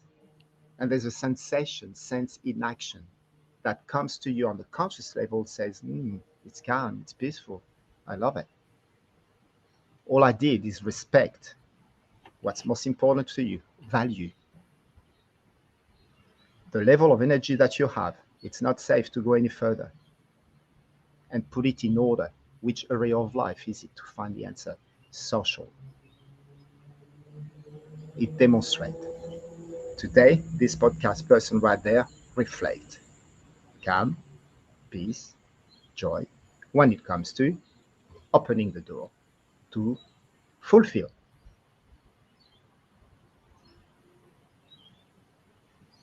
I feel the difference, and I'm ready to explore it. I really am. I'm like ready to go, because I'm like my feet So feel light but heavy, and it's a really strange feeling, and I feel my whole body vibrating. almost emanating right now. And I hate to cut it short here, so we're gonna have to do this more in private. But our time today has come to look. I'm like dropping things. Like I feel it, but we just hit that hour mark, and now we've got to bring Soul Rita in, and this has been an exploration, and I enjoyed it a lot, and I'm looking forward to doing even more of this with you. I really am. I really am. Would anyone agree with me? I'm sorry, I have to giggle a little bit. Would anyone agree with me that Rob looks like drunk? Even when he puts his word together, there's some sort of... I felt like that. I swear I was feeling like that. I'm like, I haven't had a drink in years. Yeah. So yeah, that's what it feels like right now. It does. So a little bit like tipsy, not like wasted, but tipsy. Leanne, summary, Rob, for you to go through the door and to fulfill your mission is to follow what's most important to you. This is your source of energy. To give your body, by nature, what's most important. Exercise and rest, loving and enjoying what it is that you do. Food, what the body needs by nature, not what you've been told or marketed from with burgers and chips, Chinese, and pizzas. That's Greg's menu. You know it. My diet has been completely clean. And the third one is doing what you love in a social environment. You are doing. We could dive a little bit into it. We could find out specifically what it is. We will. At first glance, you are an entertainer. You do metaphors with consciousness. Greg would disrupt it, asking questions that people can't understand. And I've got one. What is the purpose of God? Not many can understand, and it's so simple. But that simplicity is the path in which you are in order to be able to answer that question. I understand that. Look at the priority. What is most important to you? Whatever you do, what is it going to give you? Do you have the energy, the fuel in order to do it? And when you do it, in which order are you doing it? According to someone else's values from outside or according to what comes from within? Then you have the recipe for growth and expansion. You are participating to the evolution of life. You are ascending. You're getting where it's being called New Earth Order, where there's a calling for community work, where it's about giving. Enjoy. Thank you. That was exceptional. To the fact where I need a cigarette after that, because it was a lot, and I have to like collect myself a little bit before we get into what we're doing after this. But it was just Omar is going to take over. I'm sure he's going to love it. For now. Hello, Omar. Omar, it's good to see you on the screen, man. Beautiful background here. Thank you, Jerome. I'm going to drop out for a minute because it's cigarette time. That was a lot. Awesomeness. That was beautiful, brothers. Thank you very much. I saw the change on Rob's face, You're in welcome, his Alan. body and his composure. It seriously saw a nice change. But thank you very much, Jerome. I really appreciate it, brother. I appreciate your time. I appreciate your download. I appreciate your information, your knowledge. And I've put Jerome's website, guys, into the chat room. So go and visit that and check out the present time alignment and sign up. Jerome is definitely a good teacher, and I'm sure he will take you where you're wanting to go. So that's super cool. So thank you, brother. You're welcome. Love you guys. I love you too, man, and happy New Year's to you. Merci. And peace, health, and abundance to you all year. And I'm sure we're going to cross paths again. Bye. Bye. I'm going to bring on my good buddy, Salreta, I wait for you, Salreta. Salrita Antaria. Hi, Jerome. Hi, Omar. Hi. And hey, Rob in the background somewhere. Good to see you guys. And you had me giggling backstage, Jerome. I'm sure I had. It was really funny. And amazing presentation. I was listening as I was getting ready so I was on YouTube just listening. And I caught most of the talk. Really, really amazing stuff. And you can feel and see that shift and change in Rob. Come in anytime, babe. Thank you. Right on, brother. Love you. I'll shoot you a message soon. Bye. And guys, check out Jerome's website. It's here in our private chat room, and it's also in our other two chat rooms on Full Spectrum Universe, as well as Watchers Talk. So definitely check it out. So thank you, my man, and I'll talk to you soon. And welcome, Salrita. Happy New Year, my sister. Thank you for your time to be here today to give us a download on how we can be better and make ourselves better in this divine 2022. Go ahead, brother. I know you want to say something. Salreta is in love. Ah. not with me. She shines. She we knew that. Come on, we knew that. But if I say it today, it's compared to what I've seen before. Yeah. Oh, right on. Thank you, Jerome. Yeah, I'm very happy. There's a point of no return. She cannot go back where she was. Oh, thank you. That's really special. Okay, I'll let you go. Amazing. Thank you. Before I shape shift. Jerome, you're a bad man. Bye. Glowing. Yes, Leanne. Glowing. Bye-bye. Bye.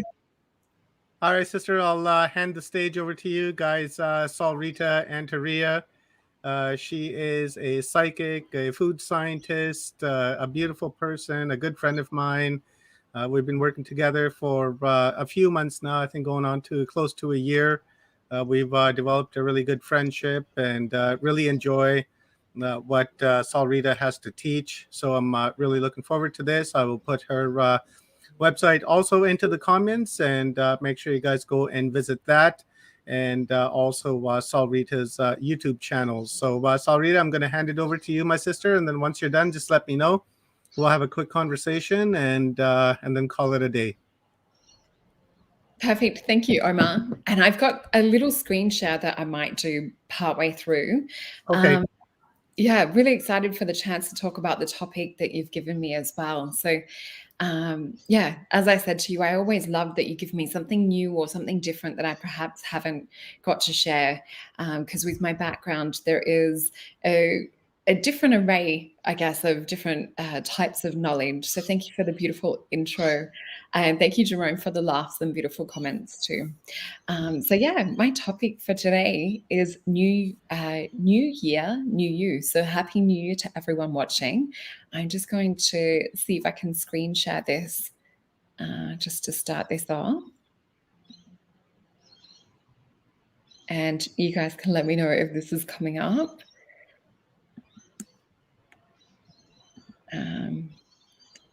I haven't done this one for a little while, so.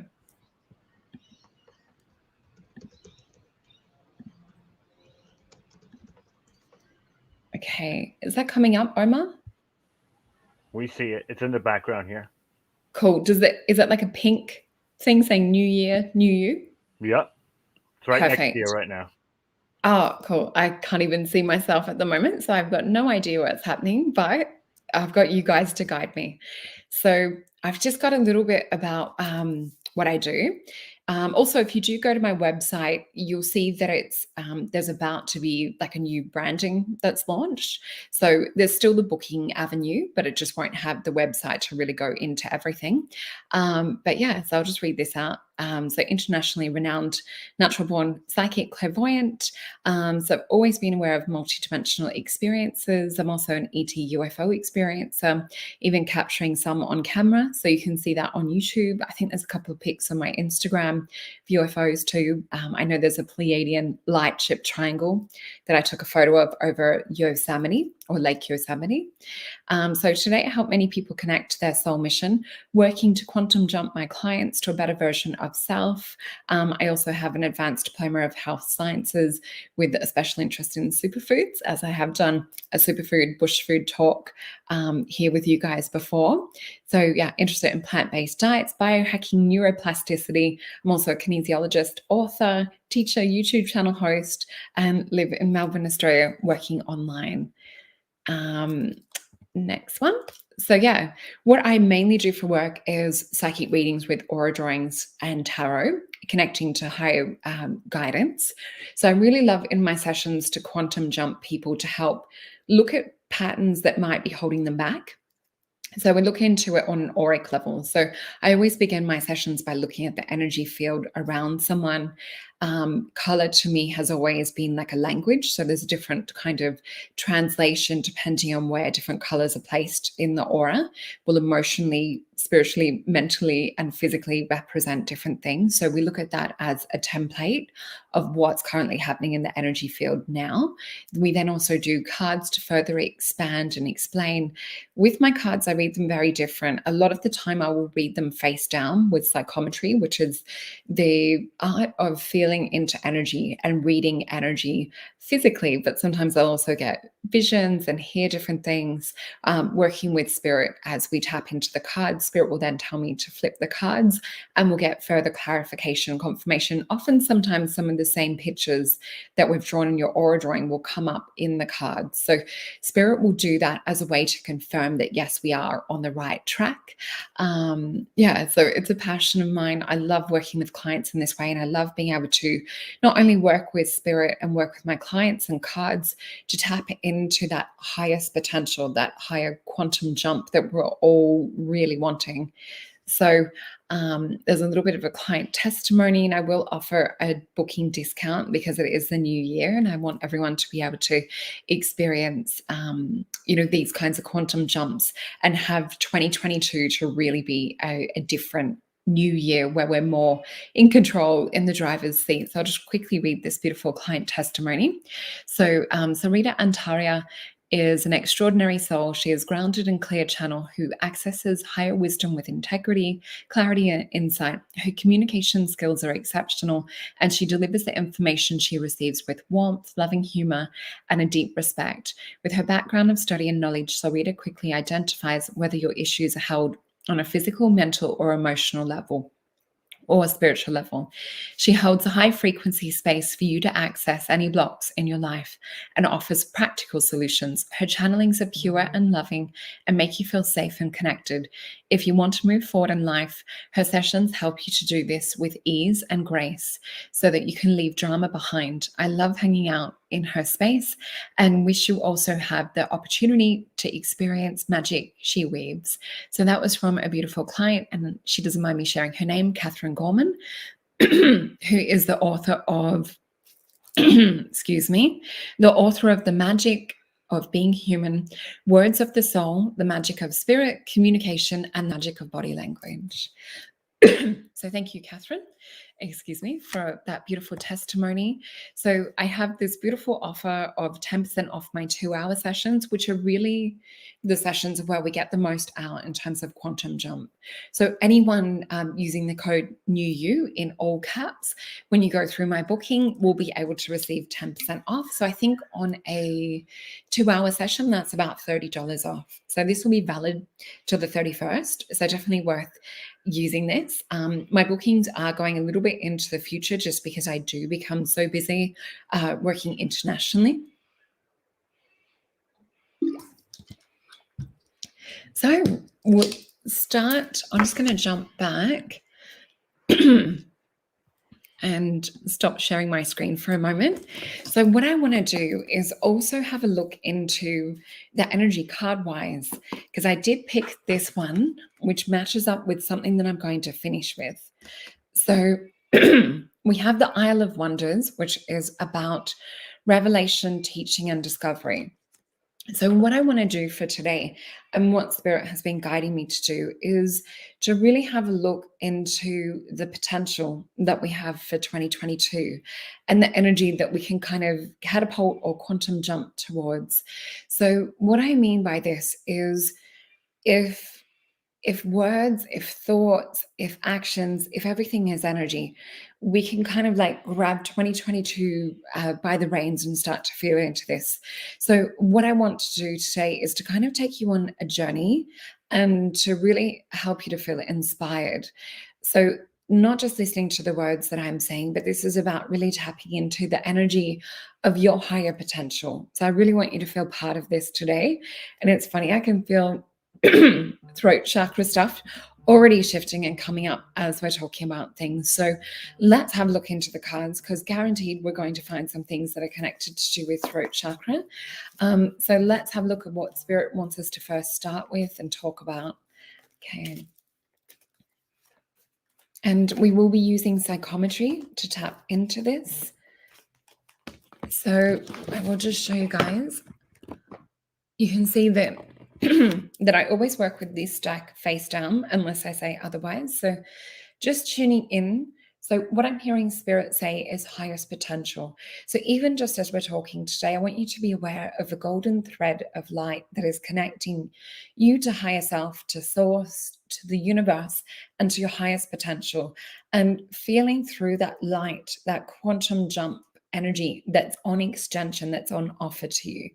So what we'll do is I'll just run my hands over the energy of the cards, and I'm just seeing that almost like an umbilical cord that's connected in to do with our divine being, and just feeling into that, perhaps even breathing into that, letting anything that is not in alignment with that, or anything that may have been holding you back, any patterns that have been surfacing over 2020, 2021, just to feel that shake out of the body now, and to feel that start to begin to release, feeling it loosen, feeling it lighten. That's right. You guys are doing wonderful. I can feel energy shifting, moving and breathing anything uncomfortable that you may be holding in your body, and shifting and breathing through that. And I'm going to flip the cards.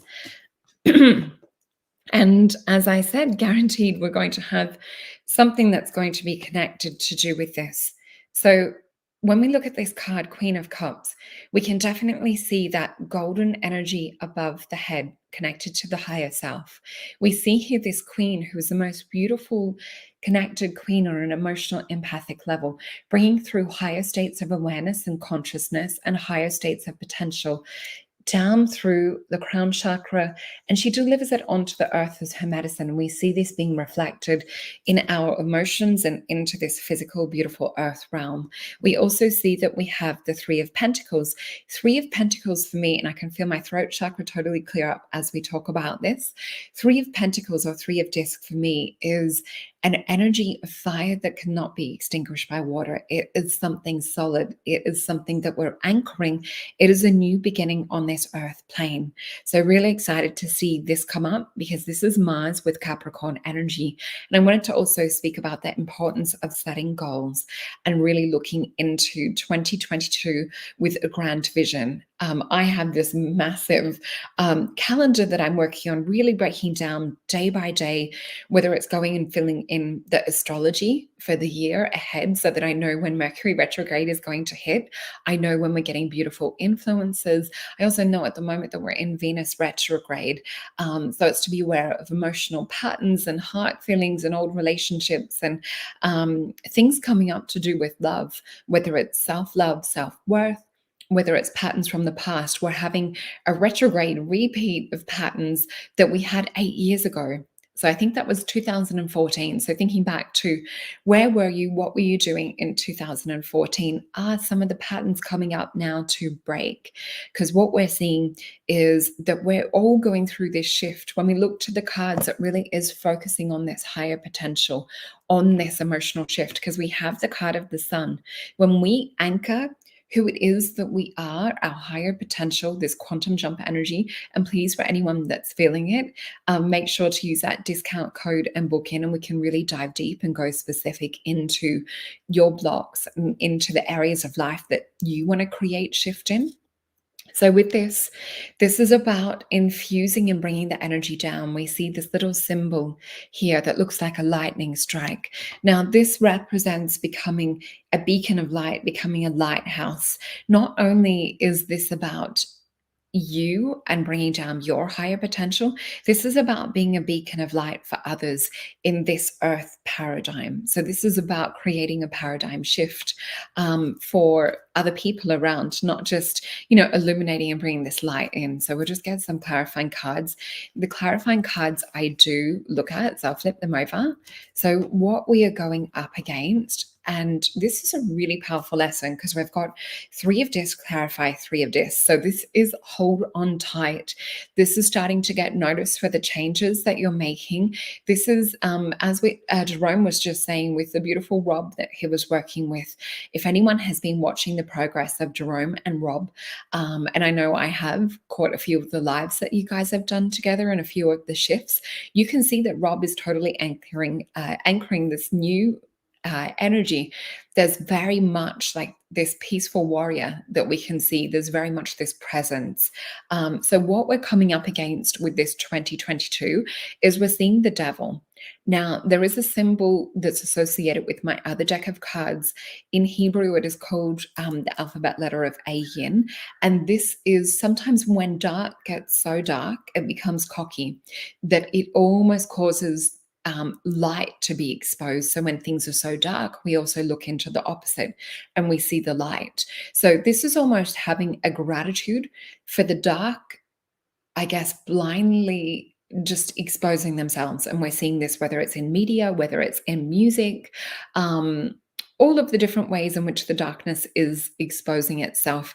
It's almost to have gratitude for this bringing itself undone.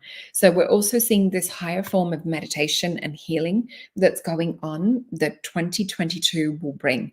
So this is about having conscious and subconscious presence and awareness. So this is something that we really look into in my personal healings, working with kinesiology, but also my personal workings with the psychic readings. We then have the 3 of discs come up again too. So there's a little bit of a snapshot into what's coming in from spirit, what's coming in from tarot. So this perfectly marries up with the energy of what I have planned to deliver for you guys. I'm just going to jump back to screen share.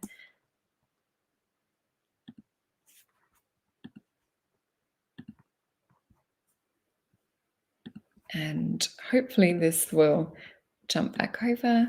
So I really felt guided by spirit when I work with doing these kinds of PowerPoint or keynote presentations. So let's leave 2021 where it belongs. So this is about leaving the past in the past. Now, that's not to say that we can't create new visions to do with the past and quantum jump them into the present, because our brain is very clever. if we visualize or install old memories that are perhaps imagined or visualized, the brain takes it on as though it's already happened. So we can not only leave 2021 in the past, but we can give ourselves a different vision or build upon the positive things that happened in the past. So let's reflect on the lessons that 2021 brought us. Now, astrologically speaking, there was a lot of growth, there was a lot of expansion, but there was also a lot of turmoil that came up with 2021. So it might be good if you have some quiet time tonight before bed, perhaps write down, what did 2021 teach me? And for those that are finding blocks or finding it hard, you can always switch the pen or pencil over into the left hand or into the other hand to tap into the subconscious mind to really gain a depth of answers that sometimes we don't always get on a conscious level. So it's also really important to have gratitude for the beautiful things that came in. And even with the hard things that came in, sometimes they may have also brought beautiful shifts. So sometimes one door closing is another beautiful door opening. So what did 2021 teach us? So look for the positives and the negatives, look for the lessons. So there has been a lot of pattern breaking that's also happened. So has there been themes or cycles throughout your life over the past year? So I'm not afraid to share for me like what was coming up, because I believe that sometimes when we're put in a position of teaching, that we can also use ourselves as an example for teaching. So for me, 2021 was huge with boundary settings. It was huge with letting go of old relationships or friendships that no longer served. It was also about me standing in my power. Now, this has been hard for me, whether it's about voicing up, whether it's about standing up to negativity, or whether it's about standing up to personalities that are quite large.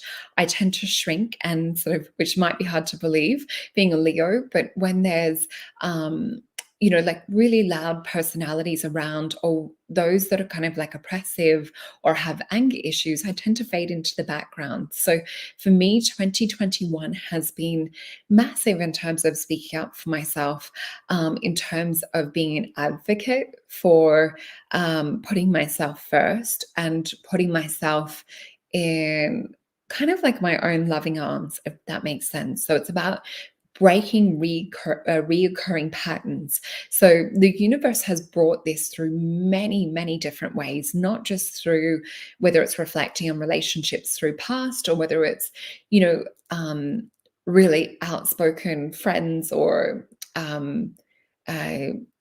different situations that are coming up where it's actually had me to speak in my power and go, you know what, this actually isn't acceptable for you to speak to me this way, or to get angry to the point of making me cry, things like this. So it's also about me claiming responsibility in this and going, right, the universe is showing me that I do not have to take different things, or that I do not have to shy away or become like a wallflower in these kinds of larger personalities. It is okay for me to switch off my phone. It is okay for me to, send a message saying exactly how I feel, or to, if I'm brave enough to be able to verbally speak that. So that was kind of like what 2021 taught me. Now we will still be taking these patterns into 22. You'll also have spirit reflect where these patterns have come up. And, this may even be coming from your children. So children are our greatest teachers as well. So when looking at these reoccurring patterns, how can we stop them repeating? Because that's the thing. It is a blessing that they are coming up. It's not looking at it as, oh, not again, and looking at it as a victim. I really want this to look at it as a point of the universe, and as your subconscious trying to kind of like ring out and put you through a big challenge, but it's for your personal growth. So when we look at how can we stop these patterns and cycles repeating, yes, astrology plays a part. Yes, our higher self plays a part, but also our subconscious plays a part, and our amygdala our old fear or trauma response plays a part, and the reticular activating center of the brain also plays a part. So when we first notice that these patterns are coming up, or that these things come to our conscious or subconscious attention, one of the first things we can do is to consciously say stop. And what happens when we do this is that we disrupt the old synaptic patterns, we disrupt the old woe is me, or the old victim mentality, or the old why is this happening? And we actually just kind of like cut it. And this is funny because every now and then I'll get different downloads from spirit. It's almost like we're giving it a kick to the balls, is the way that spirit is presenting it and showing it. So when we say stop, we're giving the old past a kick to the balls. And what does that do? It causes us to freeze in the moment. It causes us to breathe, to actually pause, and to have to come back into conscious mind. And when we come into conscious mind, we're able to escape past patterns. We're able to escape past trauma. So this is how we begin to grow. Now, it's going to feel uncomfortable at first when we start to lay the new foundations, because we are changing, we are growing. And don't forget, like our brain and our body, our neurofeedback system, our nervous system, which is connected to the body, and our brain, our biofeedback, wants what's comfortable, because this is what we've always had.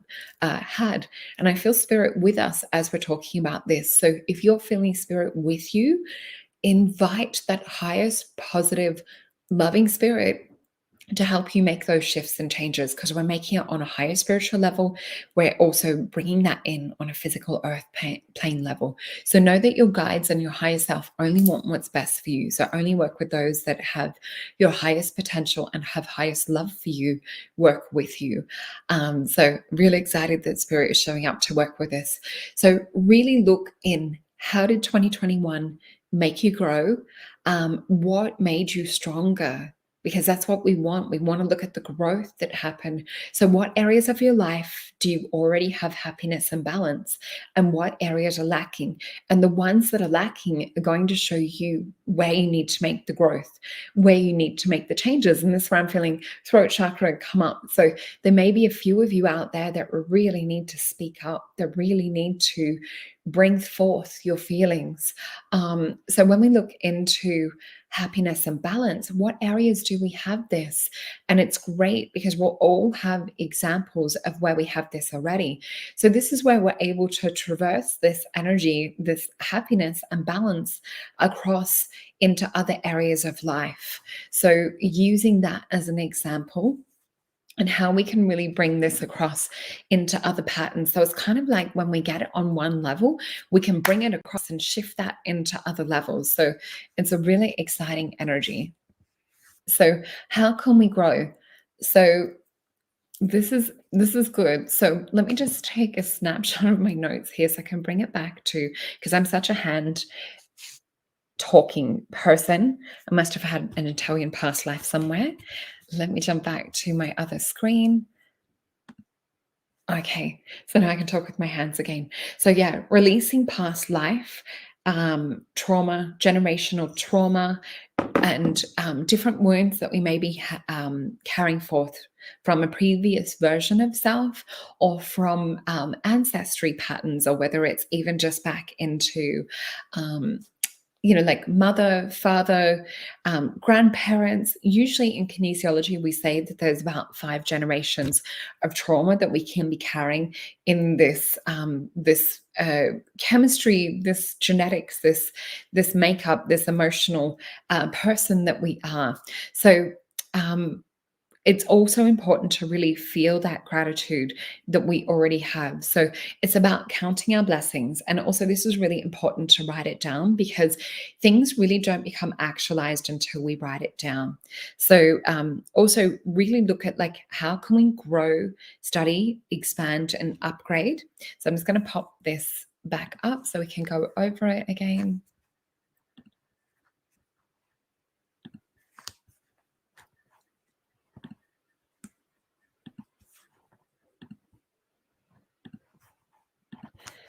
So with this, it's how can we grow, expand, and upgrade? So I've got a couple of little tips on here as well.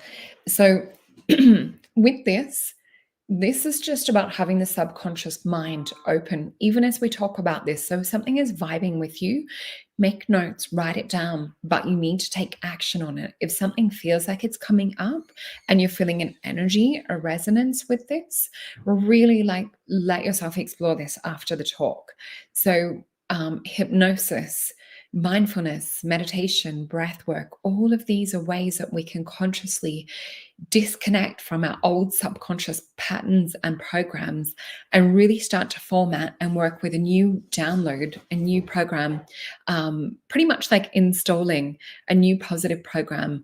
So this is also why we can work with affirmations and we can install positive programmed memories. And what I mean by this is when we're working with hypnosis or we're working with meditation, we can visualize the future, but we can also install and visualize that things have always been this way in the past, because the brain does not know what's real, what's imagined when we're visualizing. It also doesn't know what is the past or what is the future.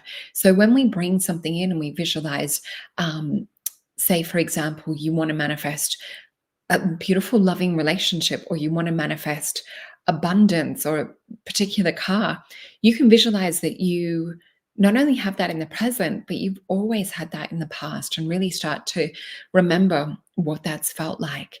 You will get different subconscious thoughts and patterns come up around, that this isn't true, or different things like that, because what will happen is our conscious mind will try and fight that. So this is where it's really important for reprogramming on the subconscious level. So we need to eradicate and diffuse any old synaptic programs. So the way that I also will do this is saying stop. So really important, when you notice that you're getting into negative or repetitive negative programming or thoughts, say stop at the moment and go, all right, this may have been in the past, but I'm choosing to replace it with this in the future. So you're literally deleting old programs and saying, this is the code, this is the new upgrade, this is my new iOS or whatever program that I'm choosing to install.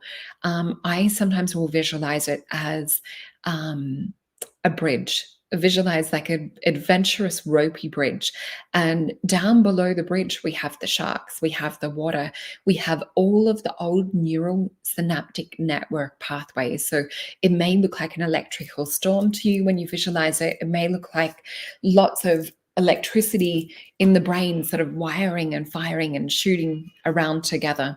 When we choose to say stop, we take ourselves out of that sea and take ourselves out of that electrical firing that's happening in the brain. Because remember, when we've got energy firing or we've got a charge on something emotionally, we're wiring, literally hardwiring the brain to make that a strong, permanent, embedded belief.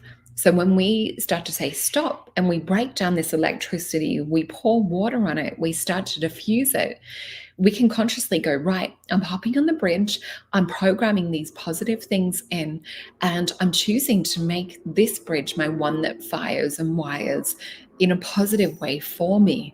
So we're literally writing the program. Think about it as escaping the simulated reality. So this is for me also why, psychic readings and quantum jumping and, hypnosis and meditation are very, very positive ways of creating these new neural network pathways that are going to work for you, not against you. So other things that we can do are food. Is medicine. So following an alkaline diet, which helps relieve any acidosis. So we know that acidosis in an inflammatory diet, whether it's meat, dairy, or deep fried foods, are very acidic. So when we eliminate these out of the diet, we get less inflammation, we get less disease, less cancer. You can look up Dr. Sebi's work of the alkaline diet. There'll be a list of alkaline foods out there. But what you notice is you get less inflammation in your joints, you sleep better, you have more flexibility, you're able to have more energy flow. There's so many positives for an alkaline diet, which is high greens for me are vital. Fruits, because they contain electricity, and we want to, the body is electric. We want to have fuel to drive this avatar, to drive this vehicle called the human body or the temple. I like to look at it as a spiritual temple. So exercise, wellness, drink water, herbal teas, invest in self. Now, this comes up on all levels, whether it's investing in a reading like we were talking about before, or investing in, different programs, or investing with coaches, people that are going to take you to the next level. Because essentially, if you've been trying and you haven't got to the next level by now, it's time to get help. We don't have time to waste with 2022. We need to create these conscious shifts in the here and the now. So practice being present, break subconscious thought loops. Remember, say stop in the moment. Come back to present. You can practice the breath work, practice breathing, cyclical breathing, which will bring you into a theta brainwave state, which literally gets you out of that conscious beta, reactive state. We want to come into a state of bigger influence, bigger power. So install new positive programs, affirmations, memories, higher awareness, and positive self-talk. So, anchoring positive change. So we just talked a little bit about that. So know your motivation. Now, this is key for success. So with how do we create the shift? We need to know why. If we know why, this helps us to be motivated, and it helps us to keep coming back. So we need to have our motivation in front of us all the time, whether it's a screensaver. Is your motivation your beautiful children? Is that why you want to have more success? Is it why you want to have greater income? Is it, a holiday that you want to take your family on? Is your motivation love, and to have a deeply committed, beautiful, balanced partnership? Really knowing your motivation will help you to be accountable. It will help you to keep up the meditation. It will help you to keep up the healthy diet. So this is where it's really important to plan for success and stick to it. So what I mean by this is literally get yourself a calendar that is a yearly calendar, and break it down. Have it in sight. Know your motivation. Know what you're doing day to day. Because if we don't have it written down, or if we don't have things planned, things become hijacked. So we don't want to have ourselves hijacked. We want to plan each month. We want to plan each moment to continue to plan for success. So this is where consistency pays off. So you'll notice the biggest change comes from when you're consistent, whether it's consistent with diet, whether it's consistent with exercise. We can't just do the sit-ups once and then wake up with abs for the rest of the year. On the reverse side of that, we can diet for the whole year and pig out over the holiday season, and things will step backwards. So we can very quickly come undone. So it's important to stick to the plan. I find there's different tools and tips. I'm dyslexic, and also I'm self-diagnosed ADHD. So remember that means attention is dialed into a higher dimension. So you will need to work with creating shifts on a higher dimension, as well as having those physical plans for consistency on this physical earth plane. So whether it's alarms that go on in your phone to wake up, to go on the walk, to meditate, whether it's just about having an alarm that says meditate when you wake up for 20 minutes. 20 minutes is more beneficial. But if you only have 3 minutes, if you only have 5 minutes, please, it's super important and will create change. So doing this morning and night will create that change and create those subconscious and conscious shifts. So look into astrology hurdles for 2022. You can grab an astrology magazine. You can look at astrology readings for the year ahead. Really important that you tailor it to your specific astrology. I've put here, you can book a quantum jump psychic reading or kinesiology session with myself, or get an accountability coach that will hold you accountable, that will help point out different things that you're doing that perhaps haven't led to the success that you've wanted so far. So connect and network with driven, focused people. Become an expert in your field of interest. So when I talk about connect and network with driven, focused people. Yes, it's important to have friendship groups and tribes that you surround yourself with, but it's also important to up level. So they say that you are most like the 5 people that you commonly surround yourself with. So if you're surrounding yourself with people that have negative mindset, negative patterns, or different issues that you keep noticing come up or surface, it's really important to start to upgrade. Now, I'm not saying eliminate them, but I'm just saying be conscious of being around them if they are going into old patterns and paradigms and programs, and really look into how can you better extend yourself into a network that is highly driven, that is, radiating and resonating with your goals and with love and with focus. So do things that inspire you constantly. This will help you stay driven. So this may also be tied back into your motivation. For me, it's living the passion. So things that I'm passionate about, doing talks like this, they not only inspire other people, but inspire me to stay on my path and to stay driven.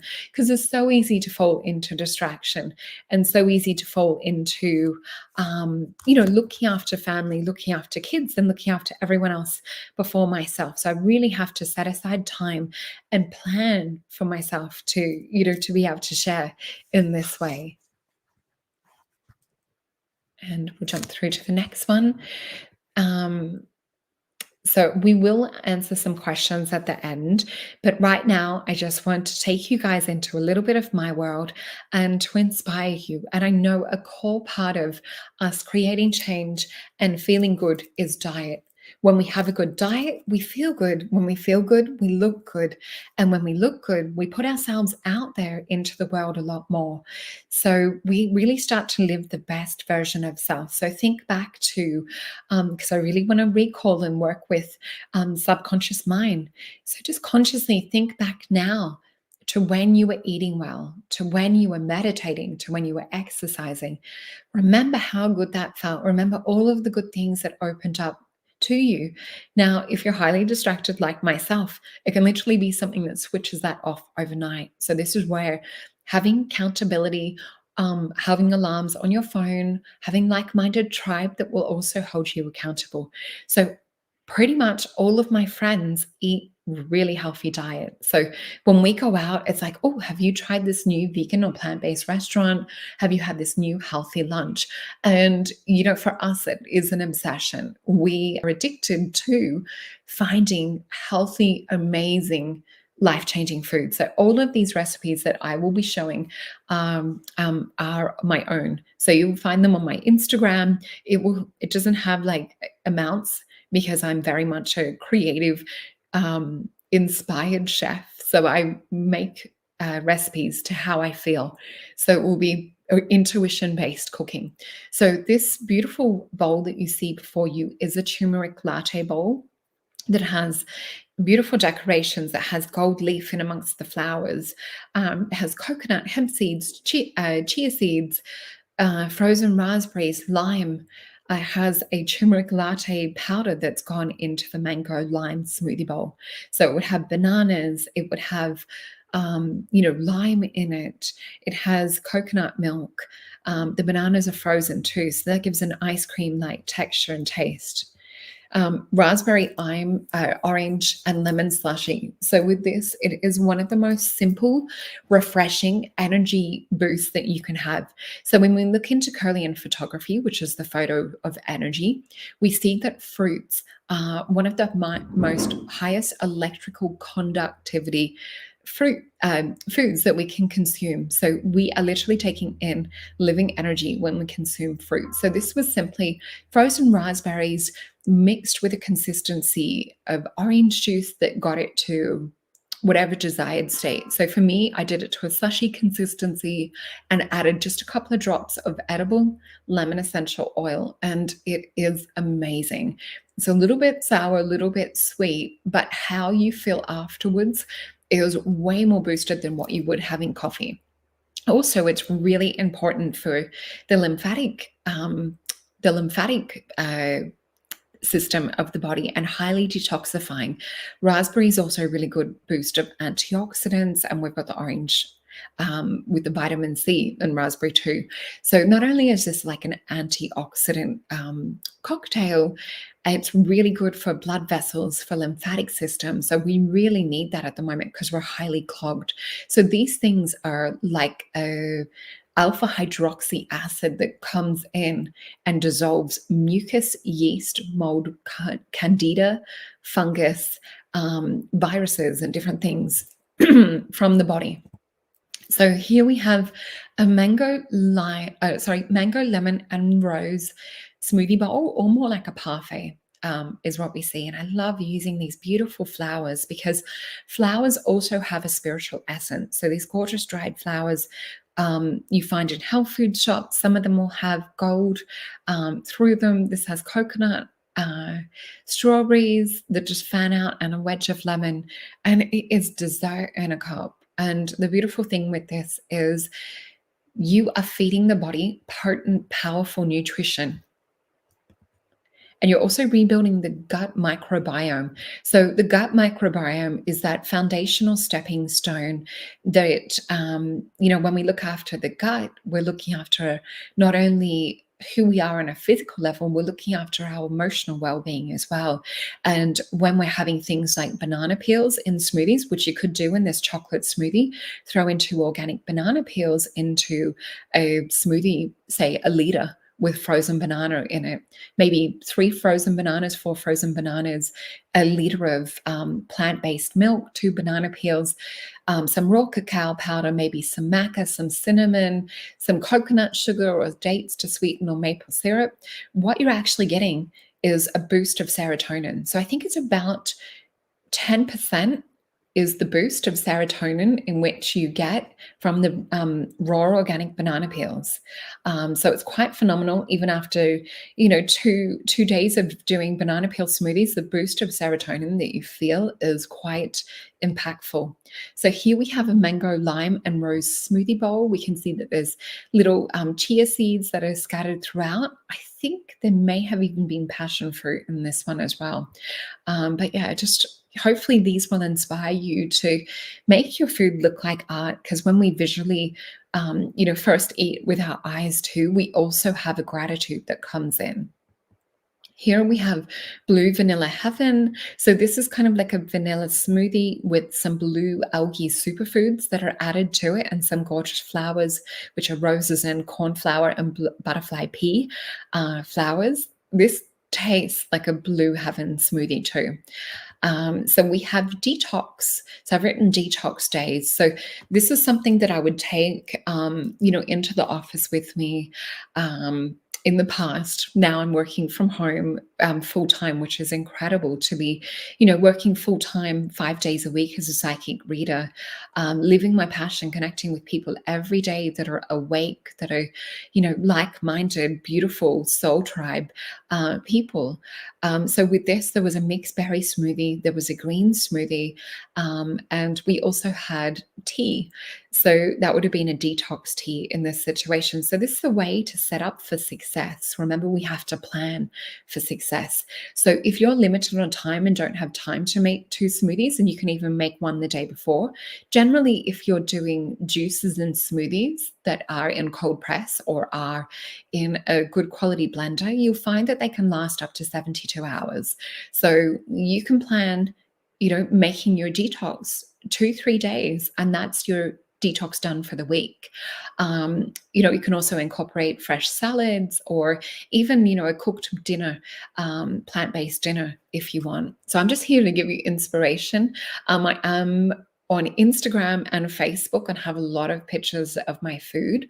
Also, you can book a session and we can really kind of tailor and talk about what works for you, and look into different health things that you may be going through. So we can look into goal setting with my kinesiology background as well, and how to quantum jump you into the best version of self. One of my clients just shared recently with me, she was so excited because in a psychic reading that we did with her, we looked into a body scan, and spirit led us to working with certain herbs, and looked into different organs that were having issues. And on following what Spirit said and what came through, also my kinesiology advice, she lost 20 pounds literally within the shortest time. Within a couple of weeks, she dropped 20 pounds. Now, this was not through changing her diet. This was through working with liver herbs and working through detoxification. So when we can really pinpoint what's happening for you and really look into it, we're able to create massive change. And that was huge for her. That was a life-changing shift. So excited to share that that journey with her and to feel that excitement, and that self-love and self-worth that came in with it was massive.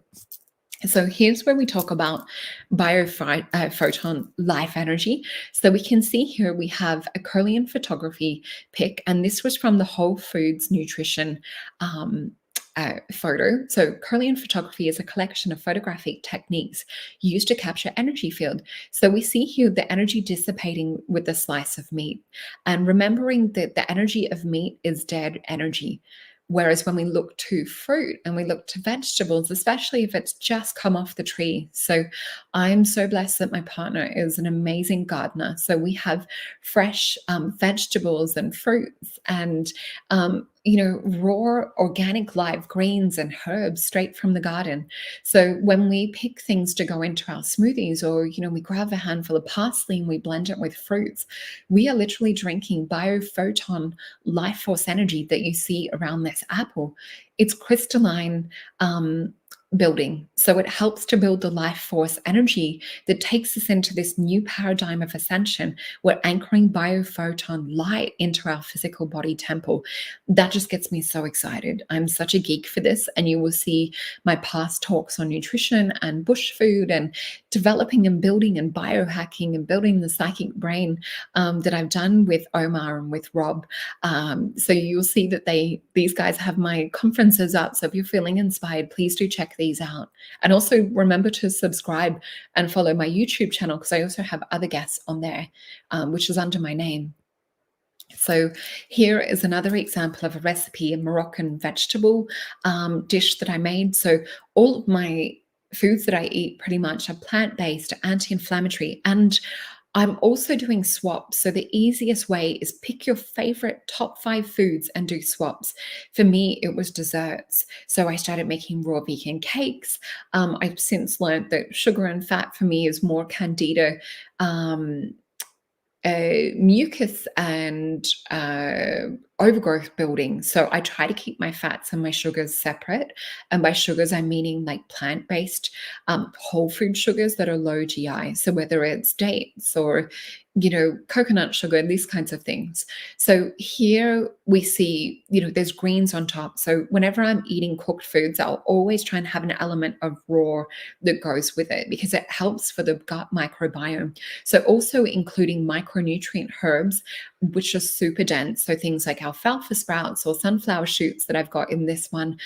Sunflower or even broccoli sprouts have saphanes in it, which are anti-cancer forming. So really important that we include all of the microgreens that are nutrient dense and good for building microbiome gut flora.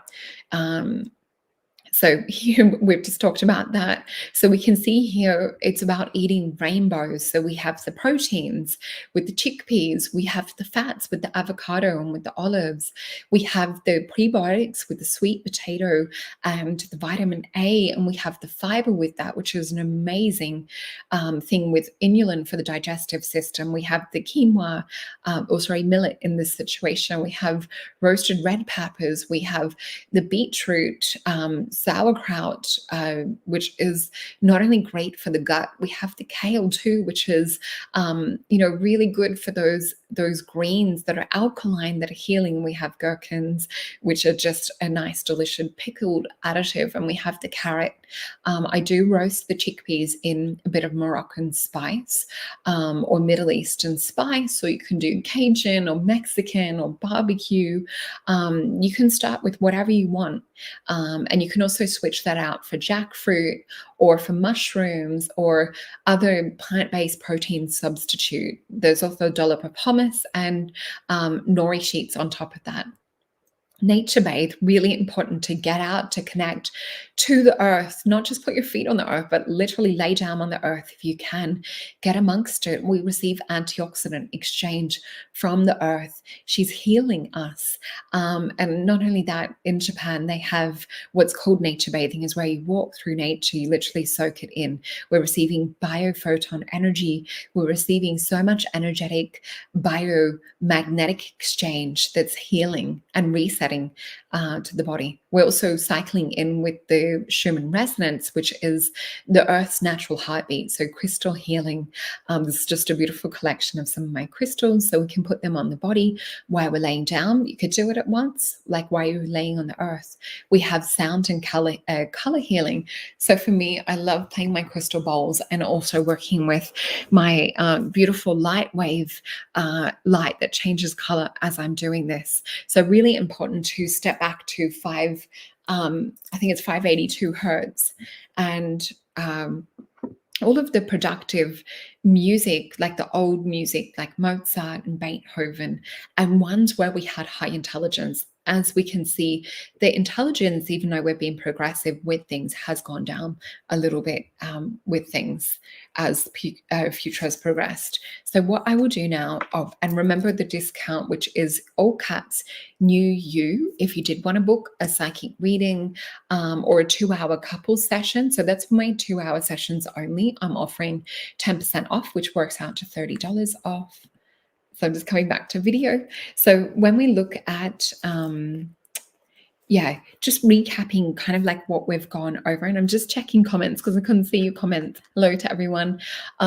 Yes, kimchi, amazing. Such a good prebiotic and probiotic with that as well. Yes, the vagus nerve, so important. Connected to do with our biofeedback system, connected to do with our autonomic nervous system, is the largest nerve in the body. And I do believe that spirit plugs in and connects to the vagus nerve, which is the avatar that connects us to, this central nervous system, which is our biofeedback in the world. So just checking if there's anything that we need to, if anyone has any questions or anything, I'm happy to go over. So I'm just seeing Ingrid in the chat says, any advice for someone that enjoys meat but wants to raise my frequency? So no judgment on meat or anything. I'm sharing what works for me, and through my studies, what has been, really powerful too. So, my brother is a hunter, but what I can appreciate to do with him and to do with, I guess, the way he goes about things is there's a respect, a reverence, and a gratitude.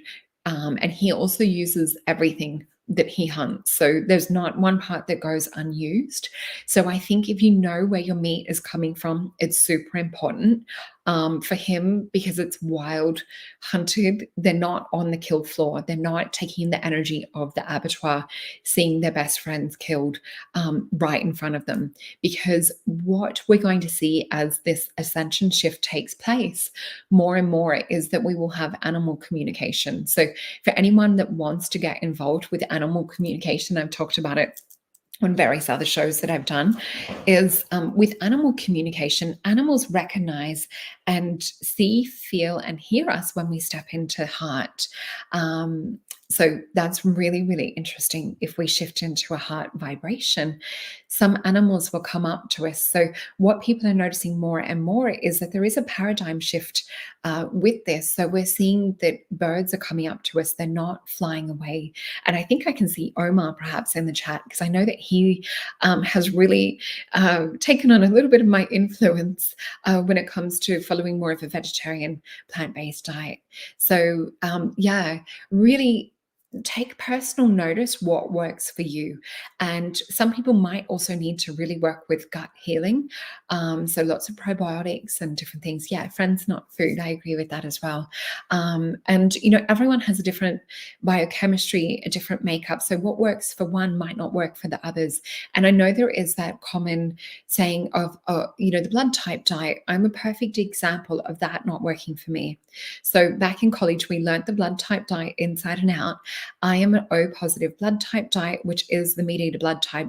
My skin breaks out all of the meat and the fat and the energy starts to come out my skin. So my skin breaks out. It sends my hormones crazy because I'm taking on another hormone. So yeah, really, really interesting that when I detox that out, the meat sweats. God, you're so funny, Rob. Yeah. So what else? So I'm just having a look. So Christy is saying the awareness of mutation that happens in the farms that try genetically grow our crops and animals.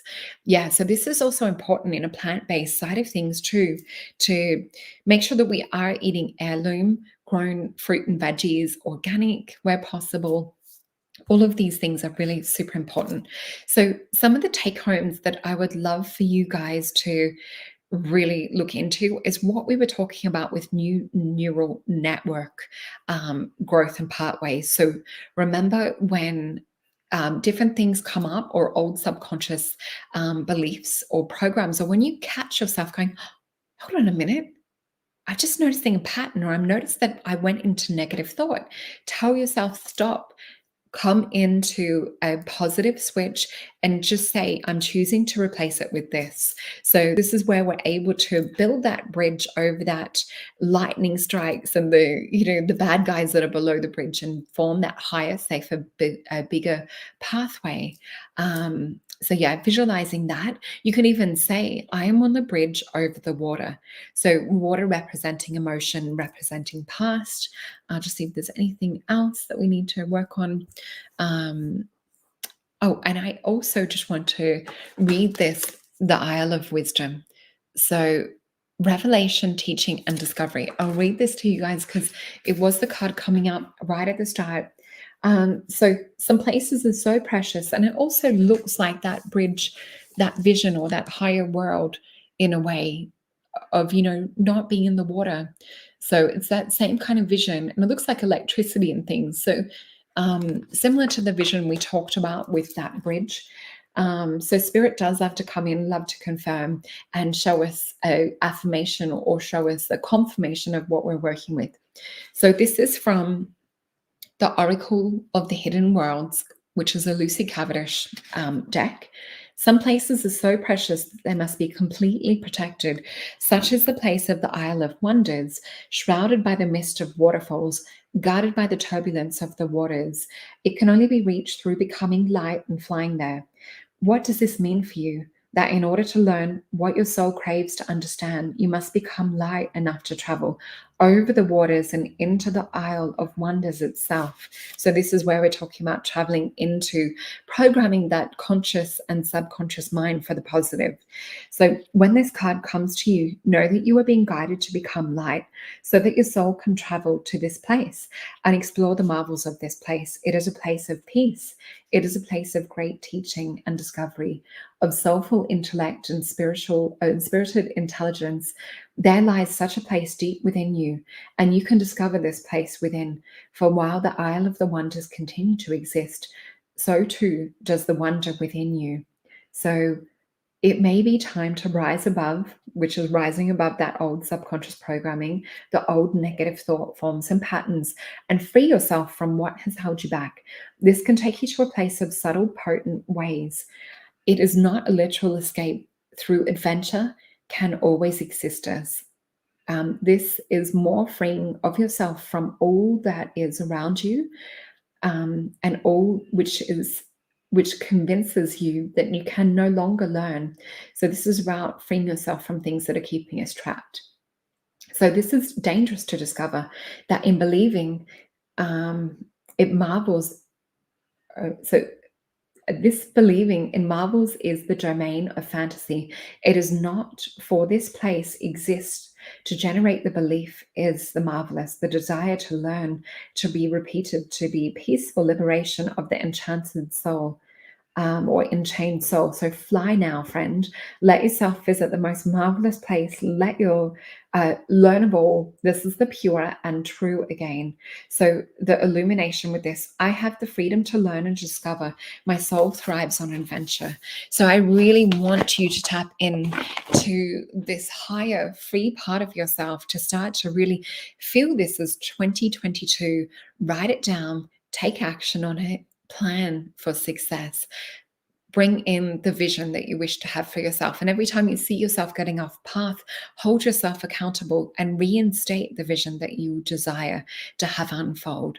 So I hope you guys have enjoyed my talk. I hope you feel inspired, or perhaps thinking about food in which you want to eat for the rest of the year. Please let me know in the chat if you have any questions, or Omar or Rob, if there's anything that you guys wish to discuss, please let me know.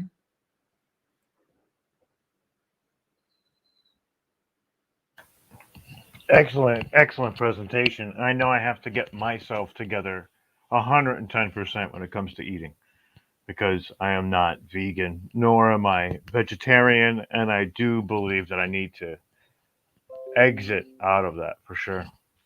And it's all about the motivation, because for me, I knew myself that it was for a long time that I needed to do it. And so it was going vegetarian for, a certain amount of time. And then it was finding out the truth behind the animal agriculture industry and the slaughterhouses and things that put me on a path to no return. So for me, my first motivation before I knew about the animal side was actually health. So it was through getting sick and having polycystic ovaries and different things, and then realizing each time I ate something that I felt good. And that for me was the biggest shift and change. So, having wellness, having weight loss, having beautiful glowing skin was my motivation. And also one of the biggest motivations, not just for women, but for men nowadays, is anti-aging.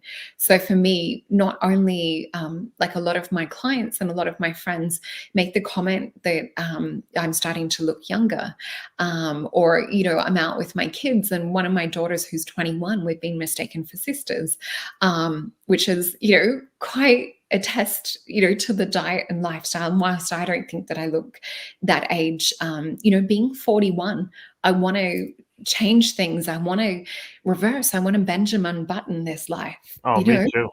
And I wouldn't say you look 41 either. I mean, you don't at all.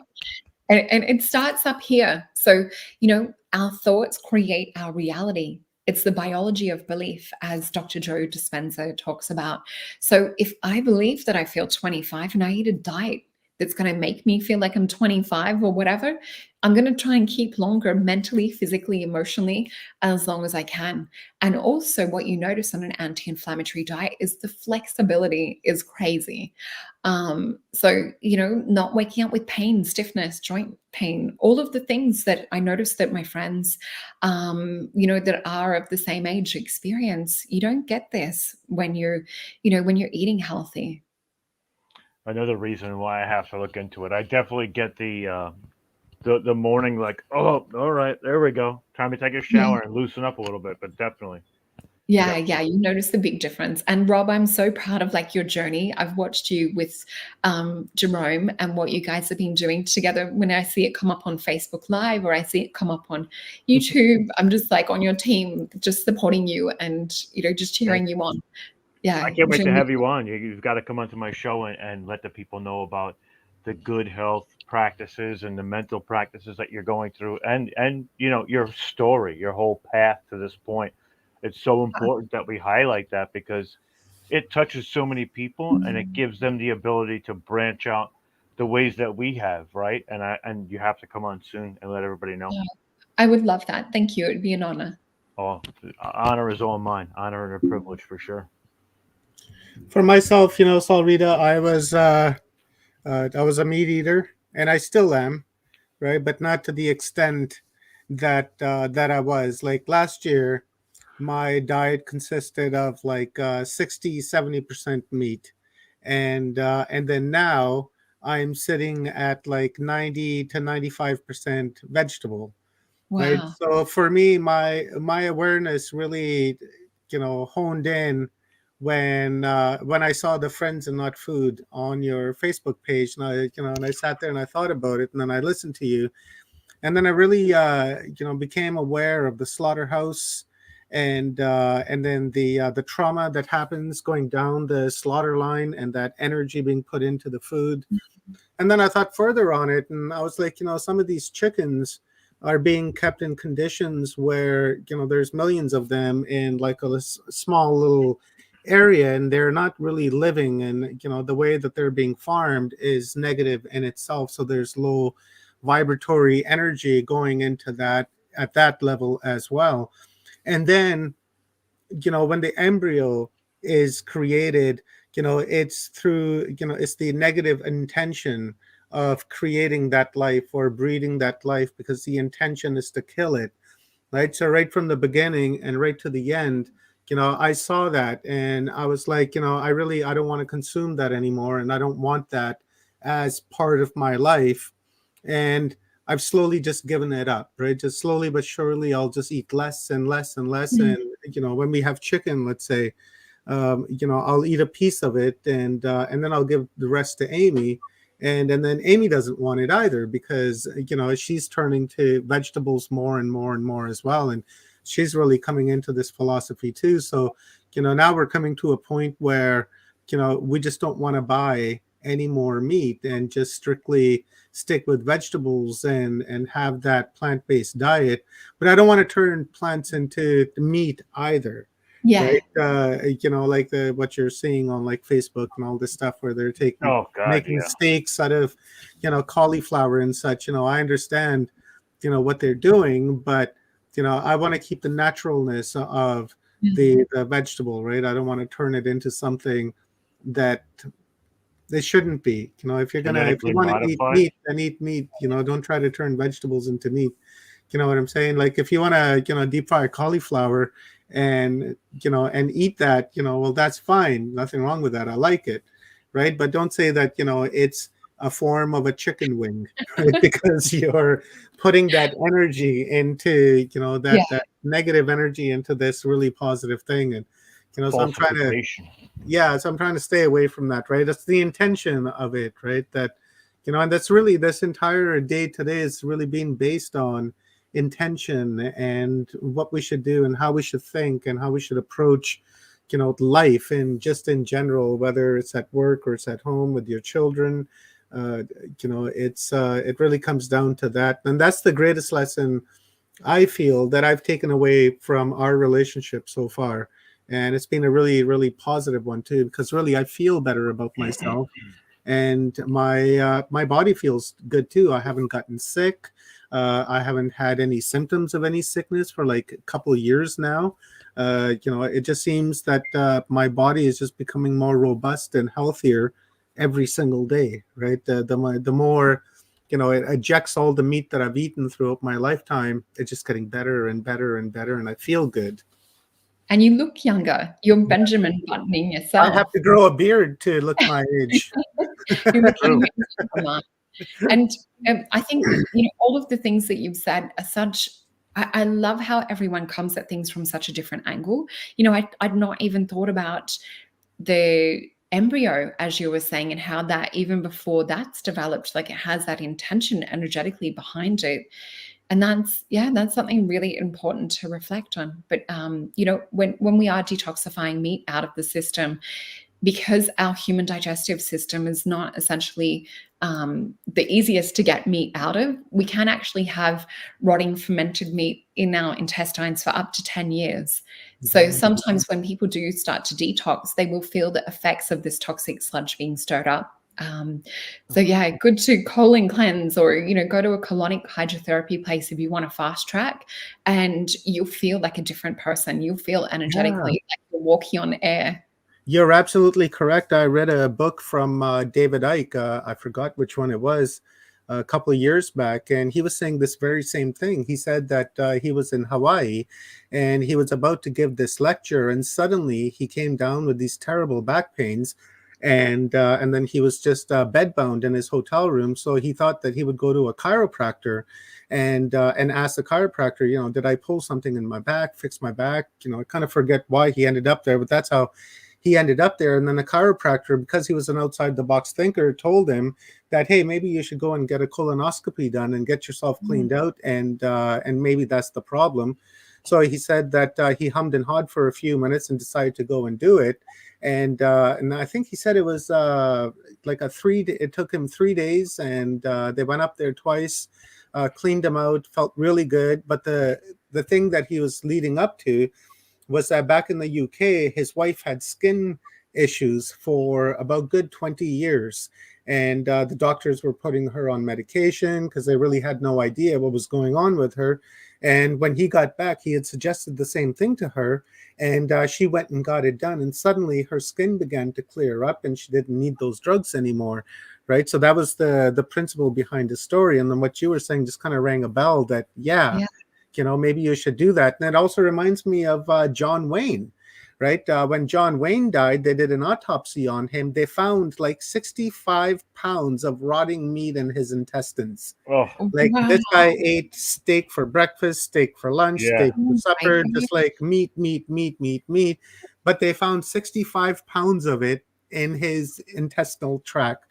And that's another reason why I just don't want to eat that anymore. That's phenomenal. Imagine the cancer that it's creating and the disease and the illness from crazy. sweating. It gets stuck like that. The fact that it gets stuck like that is wild. Like we weren't meant for it. We weren't now. Meant for that. You've got my ears peeking up. Like, okay, no, I guess it is. I'm like a 40% meat kind of guy. We usually do chicken, not beef, but we do more so vegetables because we're trying to lose weight for the wedding that we have coming up. So, that's how we adjust our diets. And my fiance is very, very into what she eats, and I'm not. I'm kind of like the donut guy, and that's my congratulations. Thank you. That's my save the date. If you guys were closer, I'd say come, but we're so far away. But she's very into that, and she is super healthy about it. She works out religiously, and she's in such great shape, and she glows like you do. She glows, and I was like, man, I got to get on this like a lot because I'm not heavy set, but I've gained weight over the last 2 years, like everybody has, and I've got to get back to that, back to that fighting figure, I guess.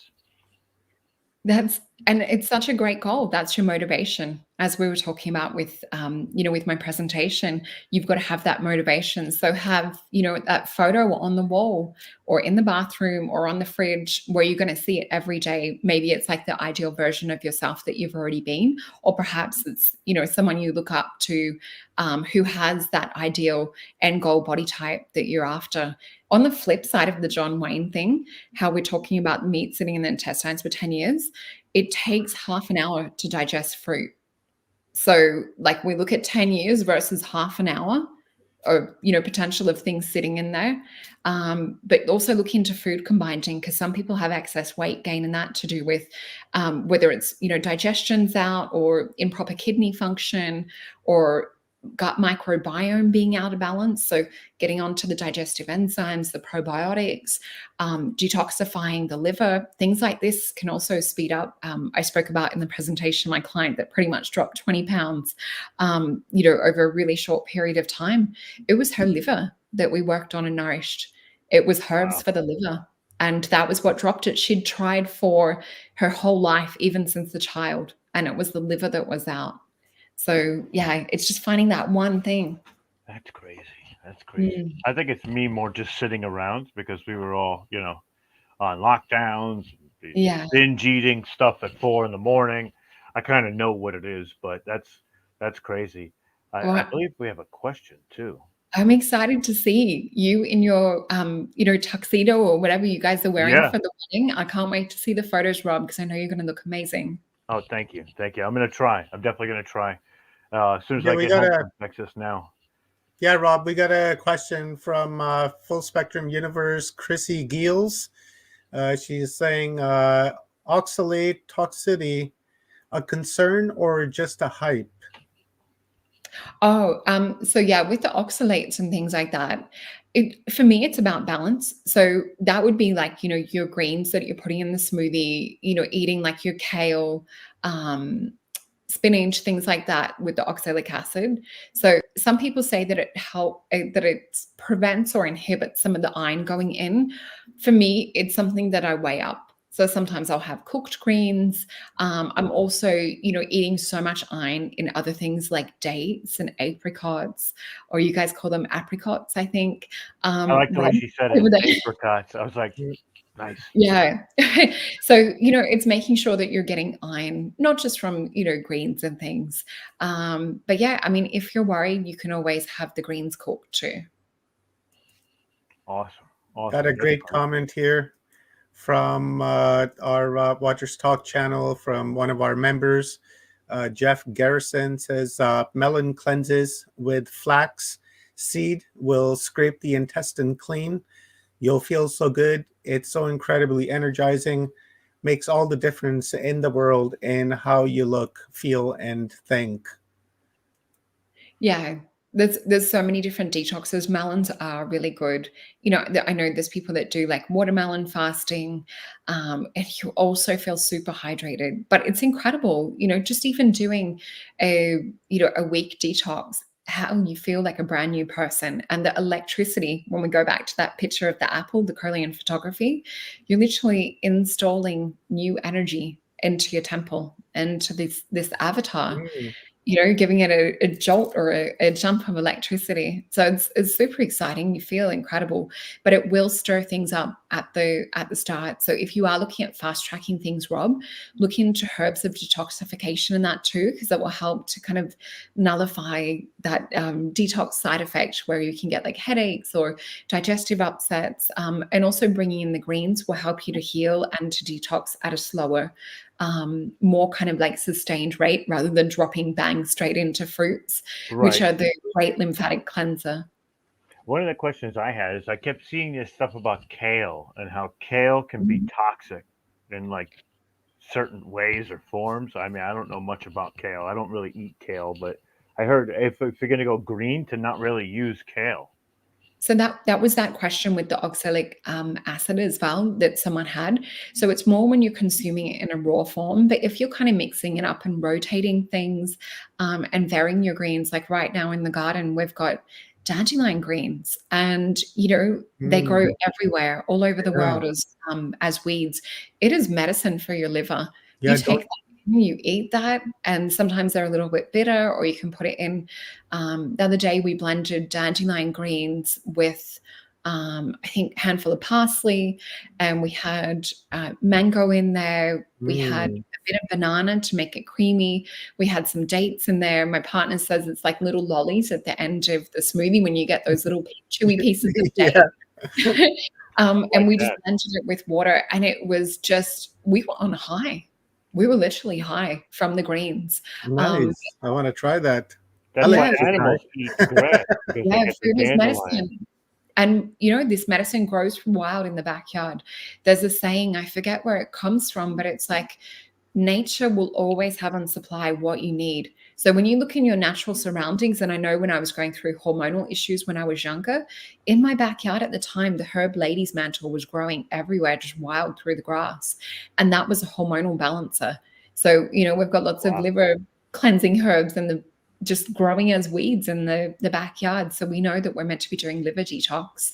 Yeah, and don't put that weed killer stuff on the dandelions, because dandelions are food for the bees. They're the first flower that come out. That's the first food for them. So by destroying them, you're really destroying yourself and your own food chain. So don't do that. Just allow them to grow. And in a survival setting, dandelion root coffee, dandelion flowers in salads, dandelion tea, it's also great for shedding. So if you mix dandelion leaf with star anise, it's about, I think my herbalist friend Saffron Trembach, who I've had on my show, says about 18% suramin. So it's like almost double that of pine needle tea.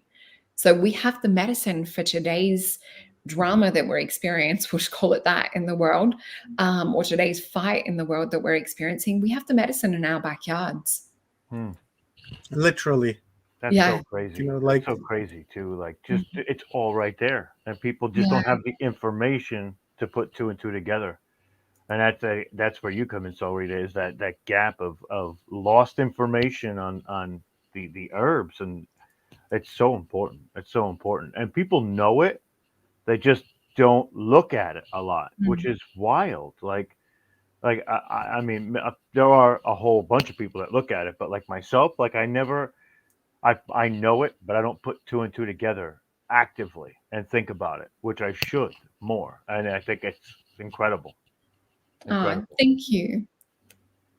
so. I Ancient put knowledge. Saul Rita's YouTube channel in the comments, guys. Go over there, subscribe to her channel, hit that bell so that you know when she's going live, and hit all notifications, because it's a really super channel.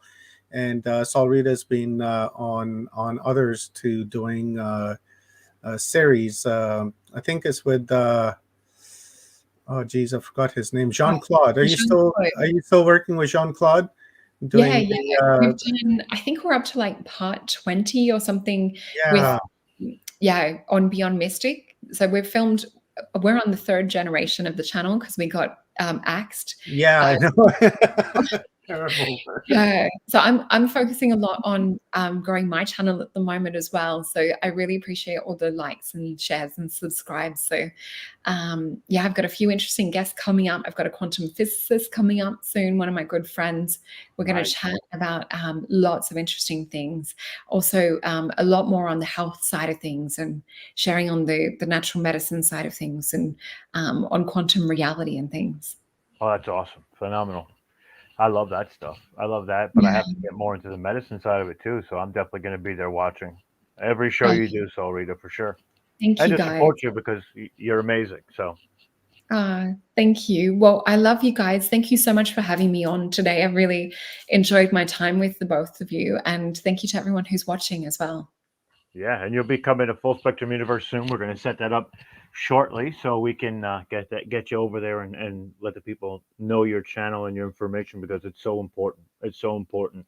You're doing some work that is more prevalent than even the consciousness work because that body temple is where we need to be in this moment to Mm, facilitate that growth in the consciousness. And when your body is working correctly, it helps you to get past some of the things or the inadequacies that may be holding you back from that transformational, moment, or and definitely. keeping you alive longer to learn as much as you can before it's on to the next portion of this reality as we know it, right?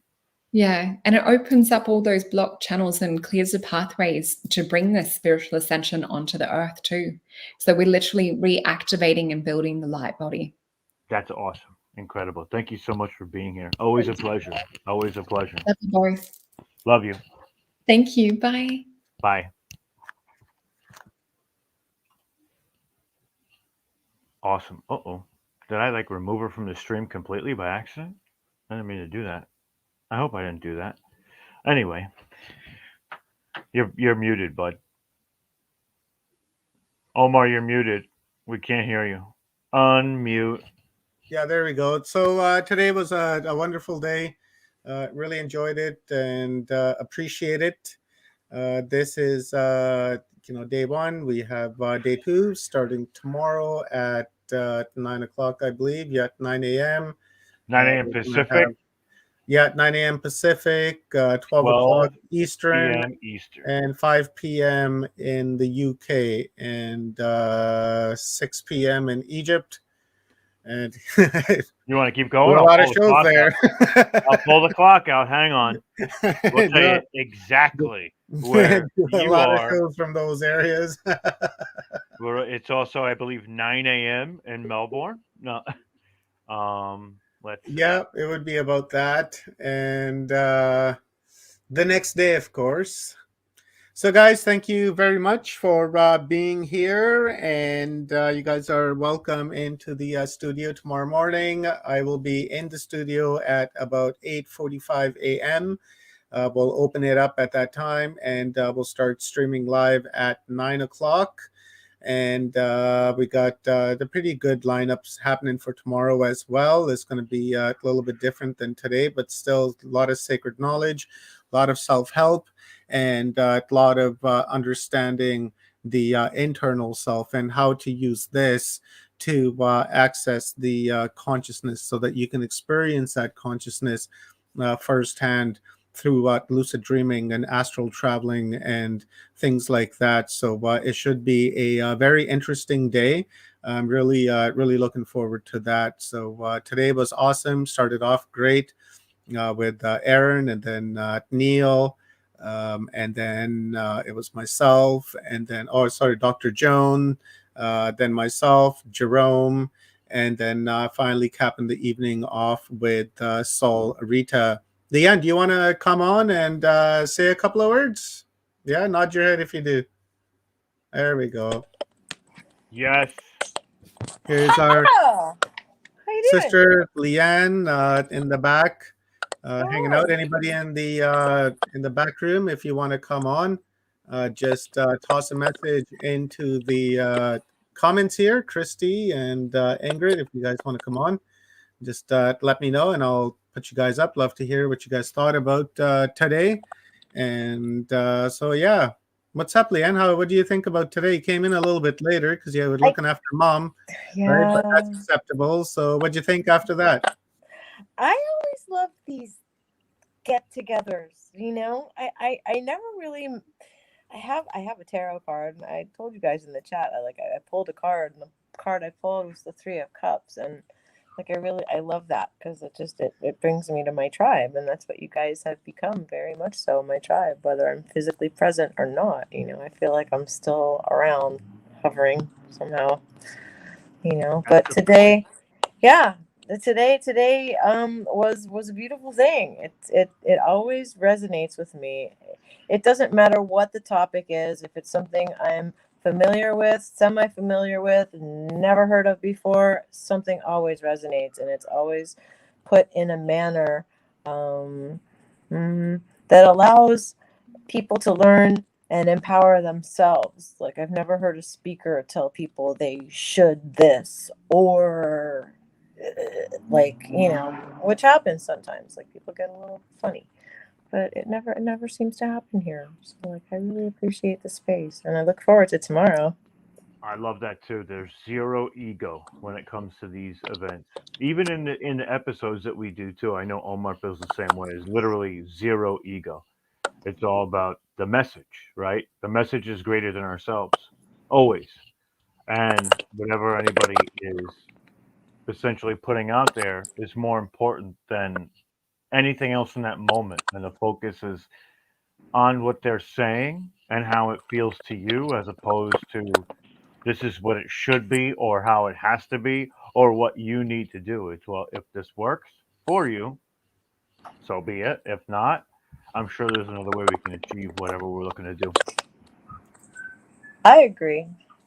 You know, you can walk to Katona, you can take a train to Katona, you can hitchhike, you can ride a bike, you can take a motorcycle, drive your own car. There's so many ways to get there. You know, why not apply that to self-care? So many ways to get there. So many ways to get to understanding that we're one in source, expressing that one source in individual fragments. You know, it's a fairly simple concept, yet it seems to have gotten so complicated. But you know, it's good to be able to come back here and resonate again in a safe space where there's no ego and just the vibration of the information, you know. Absolutely. Besides having to fight off porn posters all day long. Oh God, we had so many of them today. They must have really loved our streams. We must have been the only thing on YouTube today because they were hammering bots us. and porn. Yeah, there's like 10 of them. I was like, holy God, I would go into the chat room, there'd be one. I'd remove it. I'd go over to Rob's channel. There they'd be over there, the same guy. It's like, I did the same are you thing. Jumping? Are you jumping? We were jumping each other's channels to try and help each other out. Lines. Yeah, so I block them and get rid of them. It's bad energy. That's I how many. have It took no two of time us for that. on two channels. That's how bad it was. Took Yeah, both of us on each channel to be like, okay, stop it, stop yeah, it, it's ridiculous. get out I of get rid here. of that stuff, especially when you're talking about sacred things and sacred knowledge and how to help yourself and how to clean yourself, how to understand yourself, and then someone comes along and posts a bunch Here's of the dirty porn. shit. Yeah, and well, it's not dirty. It's Let me just that soil your stream with some of yeah, this it's just garbage. very low vibratory, very low emotion, and But there's no place for you know that what though? Like in I'm a stream listening to like this, and this. it's what I call theater in the absurd. It's true. And what you It were just saying makes no before, Leanne, sense. it was so it's very impactful. There is the one source that we are all a part of, but we express our view on it in different ways or different Hmm. paths, Right, or right? it expresses itself through each of us in whatever unique geometrical frequential Right. stamp we are. We revel in Right. our sameness and and love the uniqueness and individualistic side of it as well. I Like, see it as a '70s disco ball, right? Consciousness, right? I see it as a '70s disco ball, and and you're in that, bar, and then each one of those lights that are coming off of that disco ball as it's turning, tonight that will be that the light night that's coming we off, that have. hologram is We are you, gonna right? show it. Because they all look the same, they're all the same, but they have different colors to them. Each light, serves a different function, different purpose. And Right? when I think of it, it's consciousness, baby, grease. Yeah. So we Rob, you got got to to get up do another like three octaves. tonight. What? I said you have to go up another octave at least. I I said can't three. get that high. Do you hear my Barry White style voice and you want me to sing like the Bee Gees? I Well, you can't were do trying that. to. You were singing a Bee Come Gees on. song like Barry White. Well, there's now Yeah, but Ron tonight'll confused. be the night we have. That's why I sang the chorus. I stuck with the chorus where at least Andy Gibb was getting it a little bit lower. You know? Viva night, people! There you go. We all have to do it. But Yeah, I'm I a can't do girl. that, I can squeak. I'm allowed to even if I squeak. tried. That's okay. So Christy says, I really loved listening to Joan of Angels and, of course, Aaron. Oh, and the way it was worded that we are source, each of us. Yep, totally. I liked those sessions as well, and the different expressions of like what we're, each describing what source is and how source is and what source is, and at the end of the day, we're really talking about the same thing, but explaining it from our own unique, uh, you know, perspective, I guess, our own unique perception and learning and, reading in the comments and trying to figure it all out is it's a journey on its own, and I'm really enjoying it. And it's a wonderful way to begin this year of 2022. I see it as the year 222.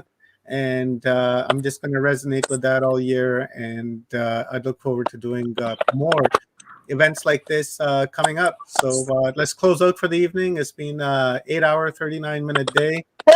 So yeah, it's a short one today. So we'll be back here in the studio tomorrow morning, guys, at 8:45. Studio will be open, and there's a different link for people who came into the studio. So just go back to your to the emails that you've received, and in that you will have a link to day 2.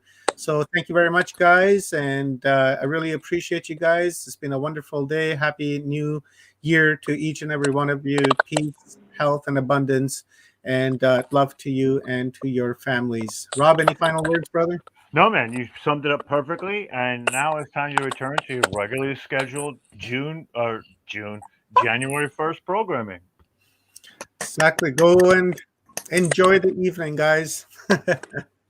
Have a My great name is night, everybody. My name is Omar. I am the host here at Watchers Talk with my brother Rob Yox, host at Full Spectrum Universe, and of course our sister from another mother, Leanne Curtis.